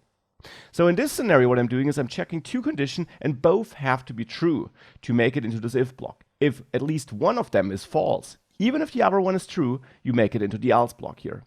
So now if we run this code, we therefore see logged in because username is Max, I'm setting it here, and password is tester, I'm setting it here. Please be aware that double equal sign has a totally different meaning than a single equal sign. You use a single equal sign here to store a value in the variable. You use a double equal sign here to compare a variable's value with another value. And that is something totally different. Such a comparison, where you use such a Boolean comparison operator, as it's called, always yields a Boolean. So this here yields true or false. And that's where we're back to this Boolean value up there. And of course, you could also use some helper variable like has correct credentials or whatever you want to use here, where you put this check in like this. This is a valid code. And then down there, you only use that variable in the if condition to have a leaner if condition.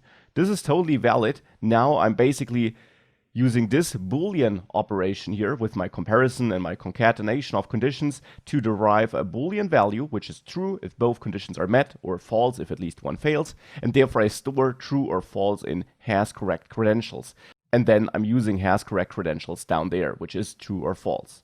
So that's all possible, but I'd say the more common case is that you don't use such helper variables, but that you put your condition right into your if statement here. Now, sometimes you also have alternative conditions. Here, both have to be met, but let's say, for whatever reason, we also want to log the user in if he's older than 20. So we can also add an or statement with the two pipe symbols here. So here we can add or and check or age greater 20. And that's another Boolean comparison operator here. Besides the double equal sign, you also have greater than or equal, smaller than or equal, and also not equal with the exclamation mark in front of the equal sign. Please note that this is only one equal sign in here.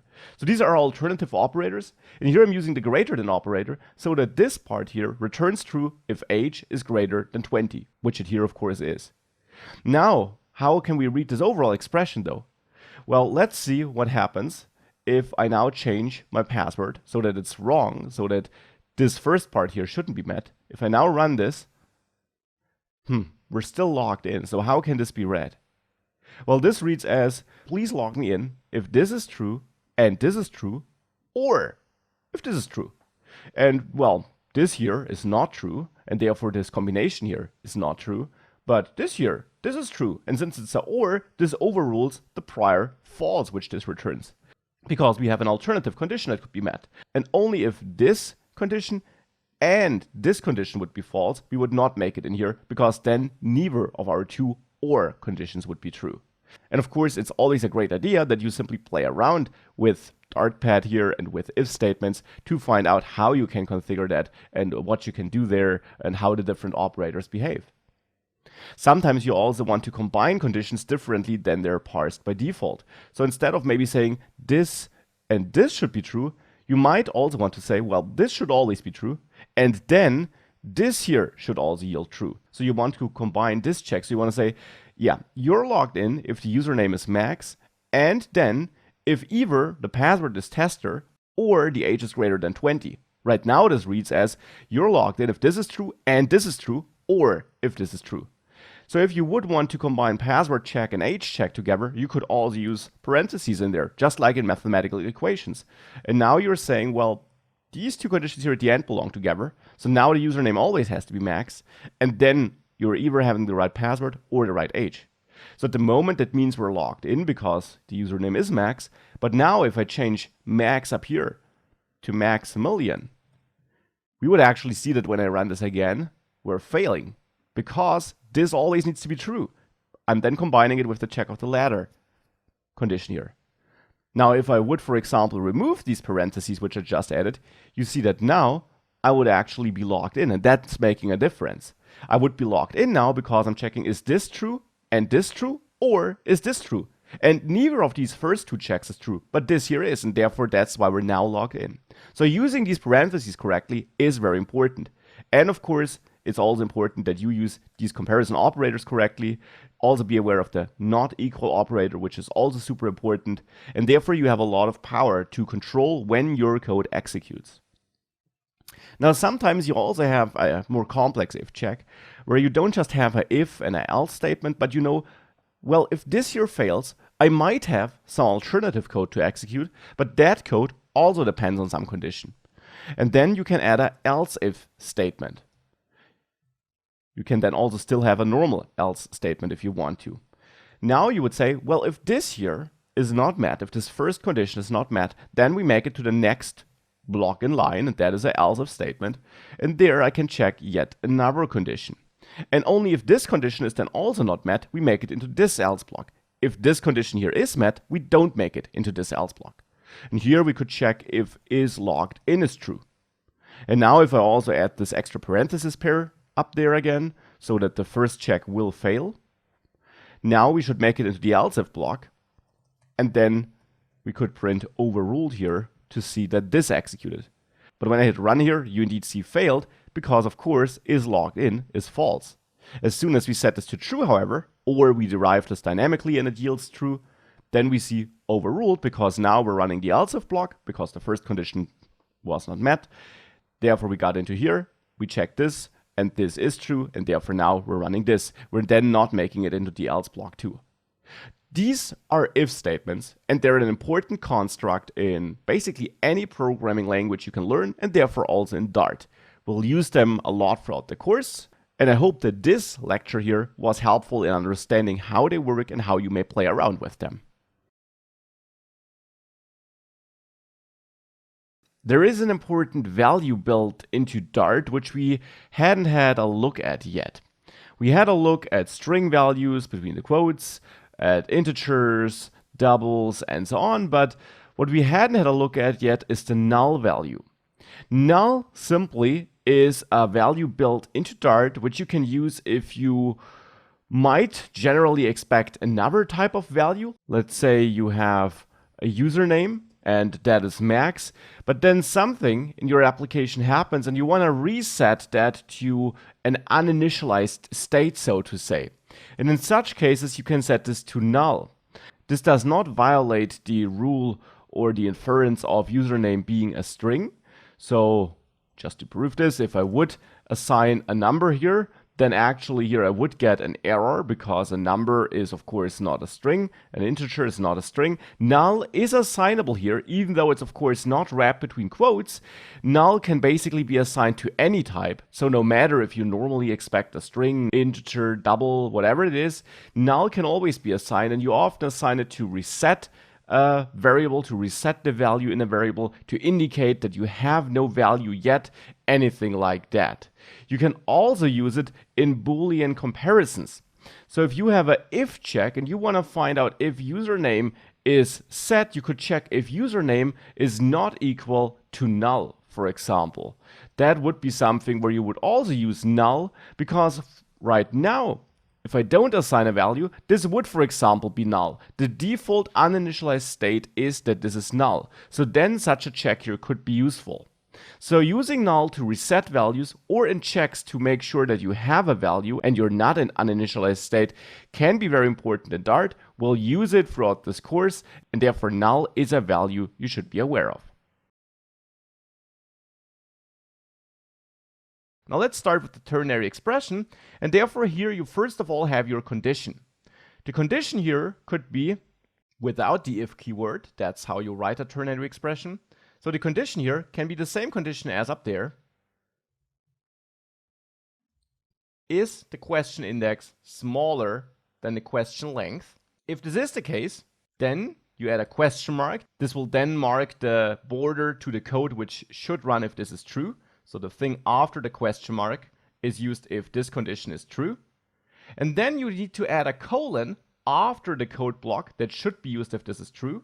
And this part after the question mark must only be one expression. Here, since it's a lot of lines, it looks like it's more than one expression, but in the end, it's only the column here, right? It's only the column.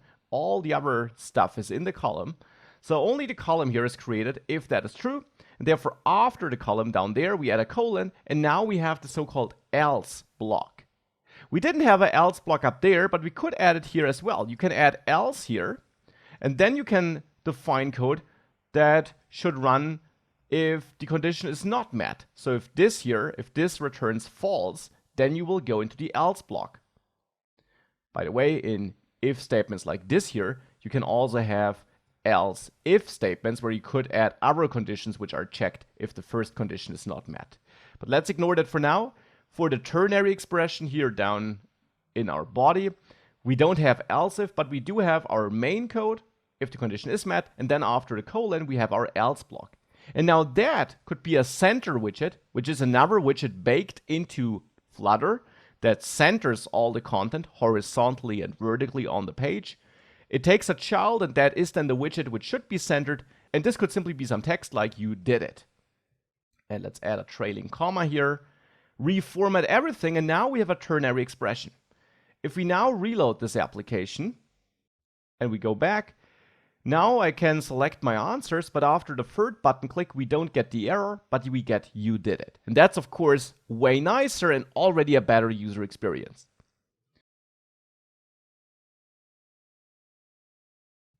Now that we added this ternary expression, we cover a lot of the core fundamentals of both Dart and Flutter. Now obviously there's way more to learn, otherwise there wouldn't be more course content left, but it's an important first step. This ternary expression down there, however, could be kind of difficult to read. If you'll have a look at this, it might not be obvious on first sight what's going on here, especially because we have this quite complex column in between. And to be honest, it isn't even that complex. You can and you will throughout this course have way more complex widget structures than this column here. And what could we do about that to make that more readable? If you want to make your widget tree more readable and more manageable, one thing that should always come to your mind is splitting that. You can, of course, split your widgets into sub-widgets. The question always is, should you split it? Well, let's assume you have a bigger widget with a lot of different nested widgets which you pass into each other and so on. Then of course you can always split this into separate sub-widgets which take the individual tasks. And the question is, should you do that? Now in general, and that's really something you can memorize, in Flutter it's always encouraged to create more than less widgets. Of course, you should not wrap every single built-in widget into your own custom widget. And you will get a feeling for when the right point to split your widgets is there. But overall, it's better to have smaller widgets than large widgets. It's better to have readable code than unreadable, really entangled code. It's better because it makes your code easier to manage for you and your fellow developers, but it's also better for performance. That is something I'll dive in later though. So in our application which we have here, it might be worth considering putting the column here, but also the center widget into a separate widget. Now, of course, the center widget is not really complex at all, and it would be fine to leave it here, but I do plan on adding more content to it. So therefore, I will add two new widgets here, quiz.dart and result.dart. Now in my quiz.dart file, I'll create a stateless widget, quiz, where I import the Flutter material Dart file as always. And then we can take this column, which we have in the main Dart file, grab it, and add it here instead of that container as a return value for the build method. Now, of course, in here, we're referring to the question and to the answer widgets. So what we should do here is we should import both. We should import question Dart and we should import /answer Dart to unlock these widgets here in this file. And I'm referring to the questions list and also to the answer question function. Now, of course, you could now think that you want to turn quiz into a stateful widget now, because now we have both the question and the answers in here. So we could manage everything for that in this widget. But please keep in mind that in order to show the result, which we want to do in the main Dart file and not in the quiz Dart file, otherwise we would basically transfer the ternary expression also into the quiz Dart file. Because we need to manage that condition in the main Dart file, we want to keep our state in here. So instead what I want to do is here in the main Dart file, instead of importing the question, I import the quiz.dart file, and that allows me to use the quiz widget here if this condition is met. So after the question mark here in the body. And to the quiz widget, we should pass both our questions list and our answer question function. And that of course means that we forward this answer question function through two levels of widget. We pass it from the myapp widget in the main Dart file to the quiz widget, and in the quiz widget, we forward it to the answer widget. But it is what it is. It still is a linear setup where we manage the state on the highest level that makes sense, where we then also can still control whether to show the quiz or our result, which we will soon show here. So that means I want to forward a pointer at answer question to quiz, and I also want to forward questions. And as a side note, because I forgot this earlier, since questions is now a property of the entire class, it should of course be underscore questions to be in line with, for example, the question index here, because it is a private property that's only available in my app state.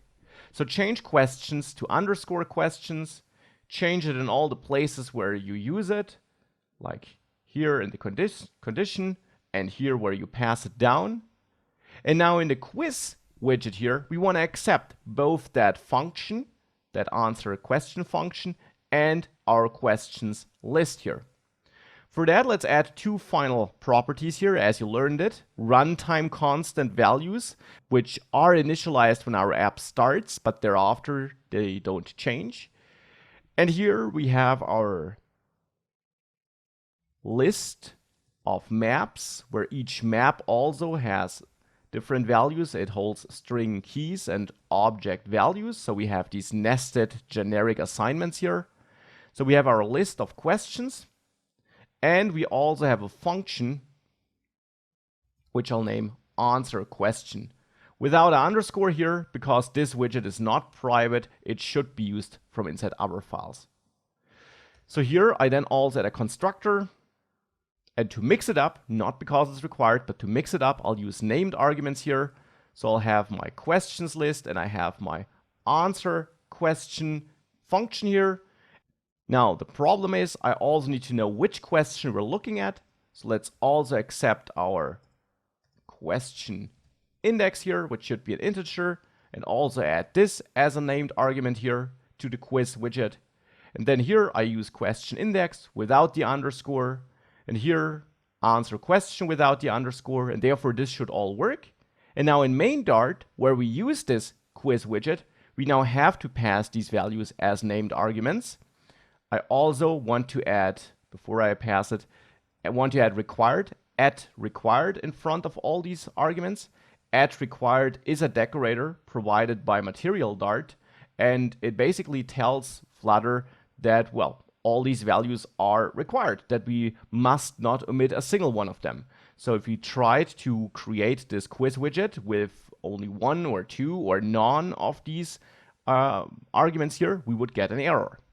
So now, of course, we have to create that quiz widget. We do that in the myAppState class in the main Dart file. Here's the quiz widget. And now let's assign values to our named arguments. If we place the cursor between the parentheses and we hit Control Space, we get some IDE support. And for answer question, which is my function pointer here, I want to point at underscore answer question. So my function I have here in the myAppState class. At question index, there I want to pass underscore question index, which is the property managed here in my myAppState class. And at questions, I will pass underscore questions. So now we're creating that quiz widget with that data forwarded to it. Might look a bit redundant, but still, I'd say that is now cleaner here than having the column in here. Let's now also outsource, of course, our result. So that center widget. Here in result Dart, I again create a stateless widget, which I'll name result. And in there, I import package Flutter Material Dart like before.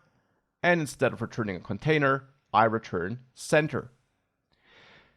Now we just need to use that result widget here. So after the colon, we can use result like that.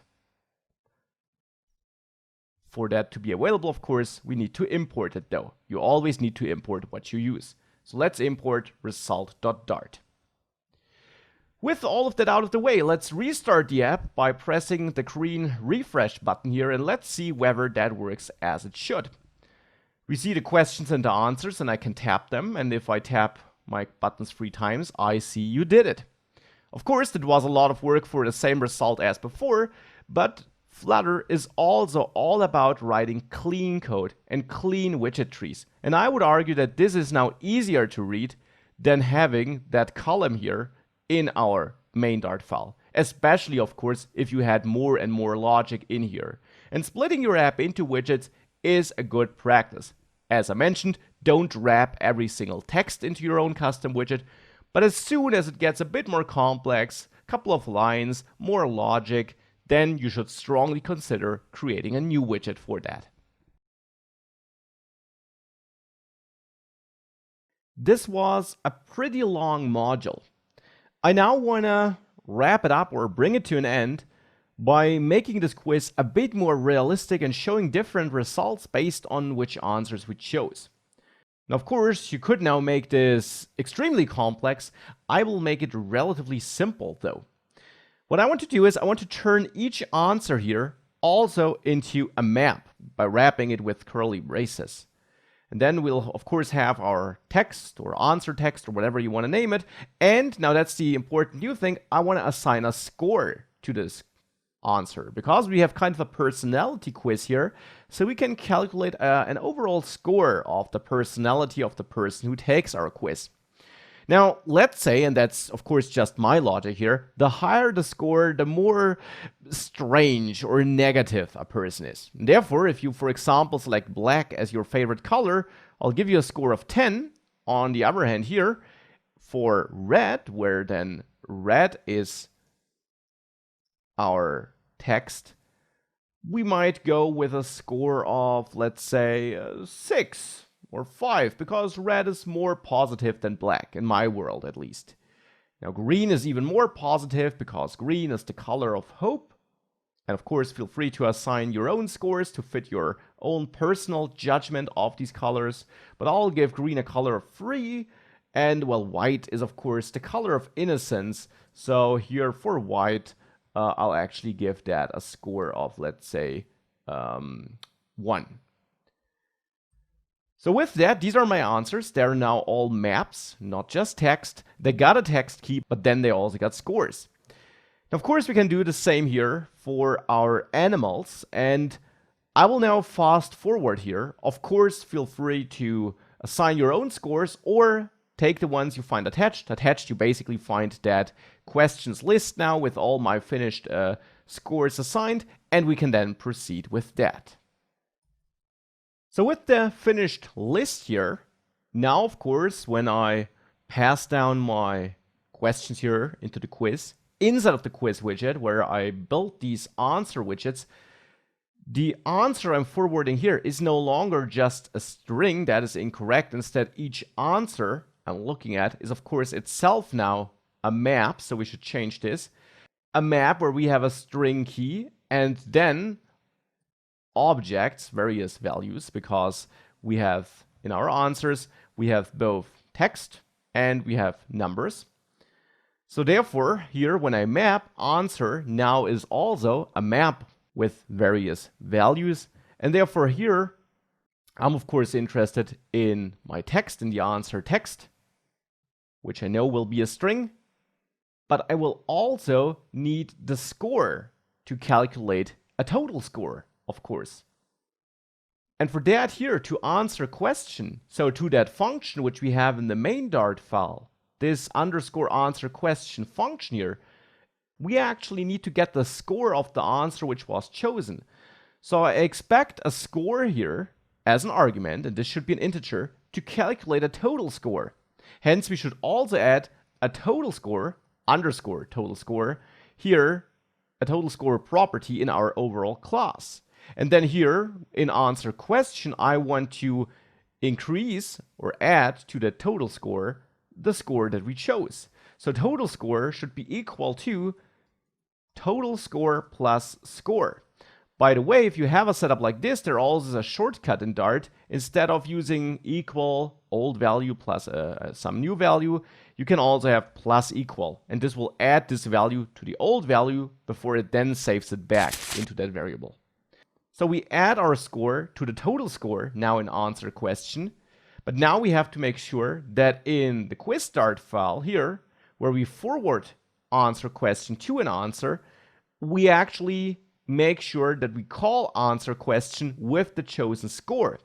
And at the moment where we only point a reference, a pointer at that function, we're not doing that, because with just a pointer, we're not saying anything about the arguments that this function takes when it is called. And by default, Flutter will call it without any arguments, because we must not forget that our function here is bound to onPressed, and onPressed takes a function without arguments. So what do we do?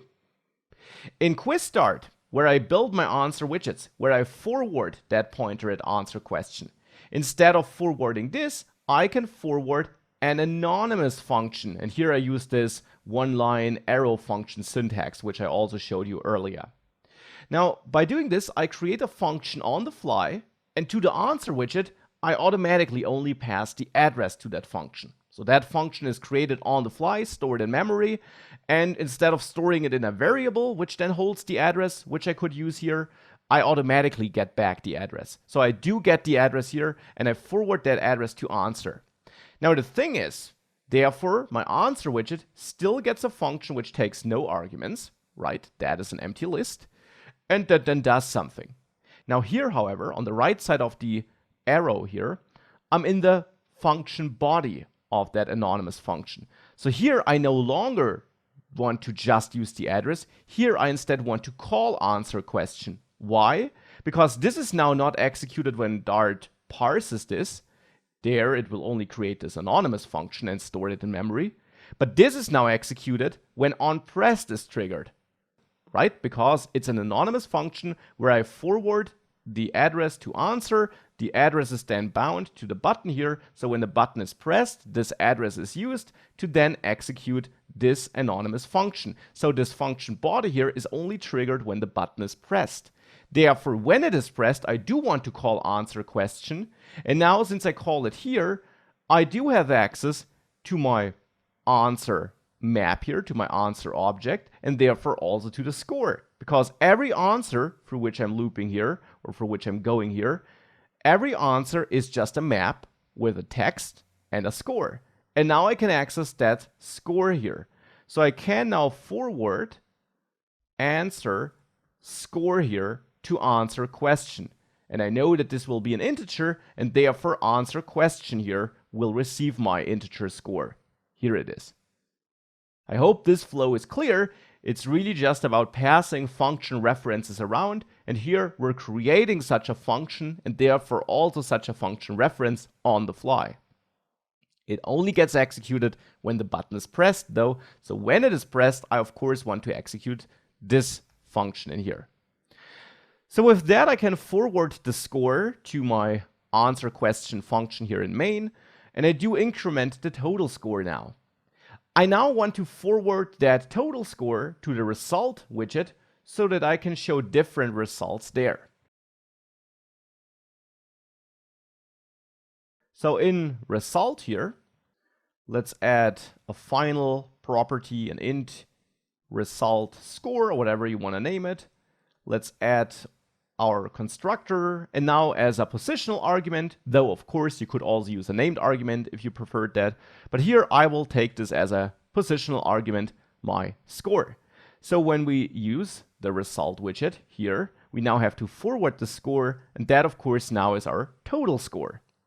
So now the total score, which we calculate here in the myAppState class with the help of our total score property and the answer question function, that total score is now forwarded to result, and in result we now receive this here in the constructor, and we automatically, thanks to the shortcut here, store it in the result score property. Now I just want to output different texts here based on my result score. Now first of all, let's assign some styling here. We did this earlier. I would do this with the help of the text style class here and the style argument on my text widget. And I want to set the font size here to, let's say, 36, and also set the font weight, we haven't done that before, to font weight.bold. Again, font weight is here a class, and that is a static property. Again, font weight therefore is basically a utility, a grouper class, which groups a couple of predefined values, and that is basically a value that instructs Flutter to turn this text to bold text. Still, we need different texts, and we got different ways of now generating this. I like the way of adding a getter here. A getter here is a special type of property. It's basically a mixture of property and method. You create a getter by, first of all, defining which type of value you want to get, you want to derive, and that would be a string because I want to get some text. Then you add the get keyword, and then any name you want, like result phrase. Now, unlike in a method, you now don't add parentheses because a getter is like a method that can never receive any arguments.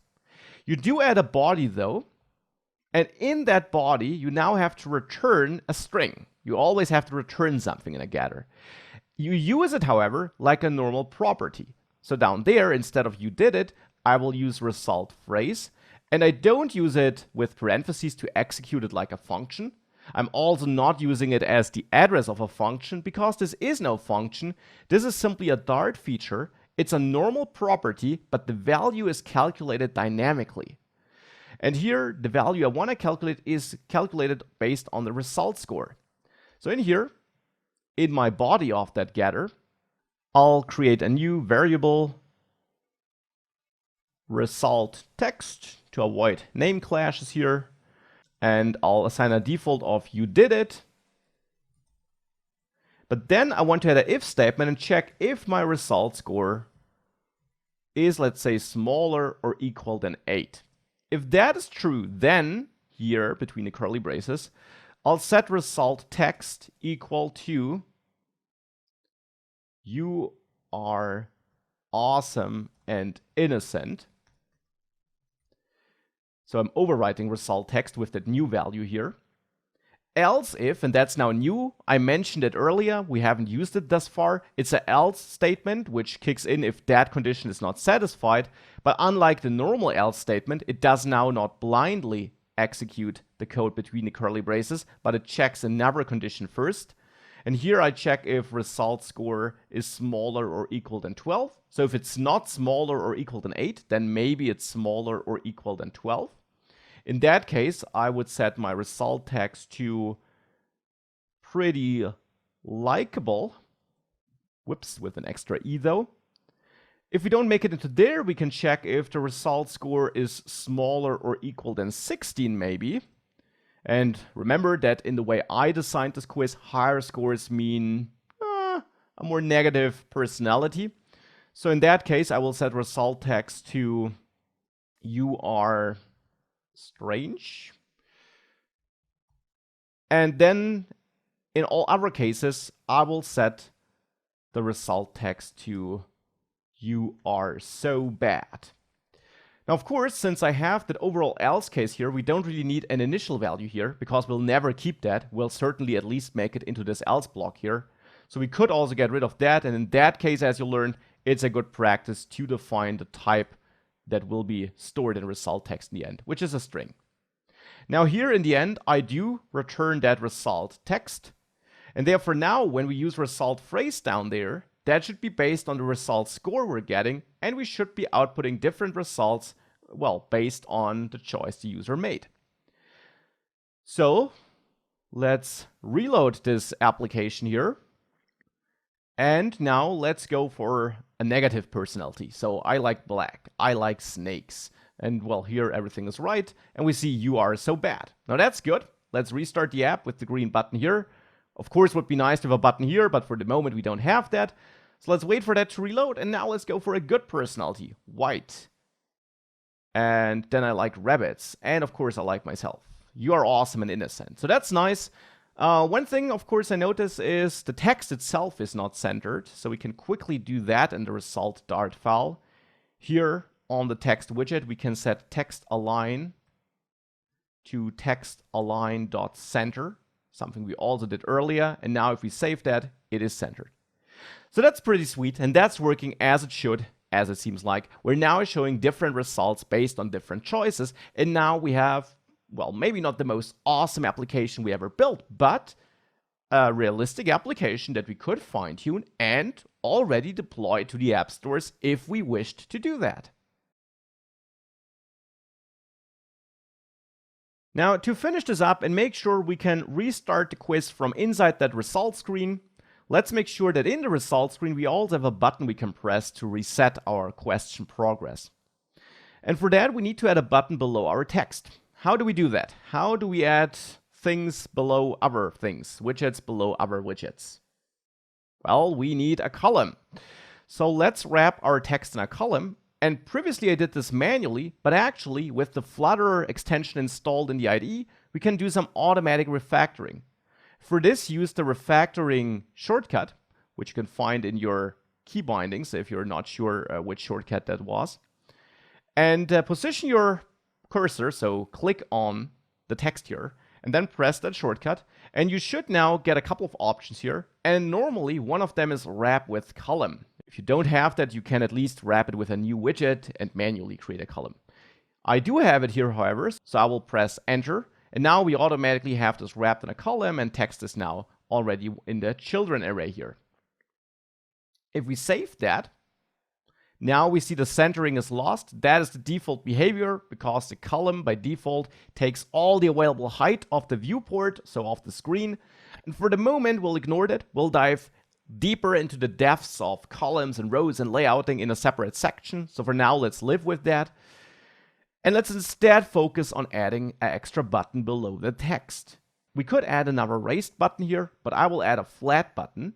Flat button is basically a button without a background color. Other than that, it's a normal button. It needs a child, which is basically the content displayed on the button. And here a text will do, and I will say restart quiz. And we also, just like on the raised button, need an onPressed handler. Now you know that onPressed needs a function reference, the address of a function. And restarting actually is some logic that probably has to be done in the main Dart file, because that is where we manage our current question index and the total score, and both needs to be reset to 0 in order to restart. So in the main Dart file, in the myAppState class, we can add a new method, reset quiz or whatever you want to call it, and the goal here is to set both question index as well as total score back to 0. Because if we do reset that to 0, especially when we reset the question index, when we do that inside of setState, which we of course have to do, so inside of that function which we pass to setState, if we do that, then you know that the build method of this myAppState class will be re-triggered. It will rebuild that tree and therefore also re-evaluate that condition and find out that now our question index is smaller than our question length again, and hence not render the result anymore, but the quiz. And that's exactly what we want. So now we have a reset function that should do the trick. Well, we need it here in main Dart in our myAppState class, but we want to trigger it from inside the result widget. However, that is something we did before as well. We simply need to pass a pointer to that function to the result widget. So I pass reset quiz without parentheses to the result widget. And in the result widget, we now need to accept this. So I'll add another property, a function, which is my reset handler or whatever you want to call it. And I will accept this as a second argument. So here, whatever I receive as a second argument is now stored in reset handler. And that is now what I bind to onPressed. So here we can bind reset handler. And with that, if we now save this, we see restart quiz. If I press that, indeed, we restart. Now, to make this stand out a little bit more, we can add some color, some text color here to the flat button, and maybe use blue here so that we can see that button a bit better. So now if I press that, we can dive in again. This is all looking good. We can now reset this. I won't argue the user interface itself is not the most beautiful one I've ever seen, but we'll learn more about building user interfaces, styling your applications, and also layouting, so that we can also center vertically when we're using a column, something we lost for now. We'll dive into all of that later throughout the course. For the moment, we had an extensive look at all the core basics you need to know about Flutter. So in this module, we built our first little application. Now, as I said, of course, we can certainly build more beautiful applications. And that is something we will, of course, do throughout this course. No worries, we'll dive a lot into how you can style and lay out your apps, how you can change colors, how you can adjust all these widgets to your needs and preferences. What we did in this module, though, is we covered a lot of important things. We covered what widgets are, that there are stateful and stateless widgets, that you typically use more stateless than stateful widgets, and that they are both important and how they split work. You learned how to work with built-in widgets and where to find them in the official widget catalog, that you can also build your own widgets that actually compose more complex user interface building blocks from these Flutter primitives you get from these core basic widgets Flutter gives you.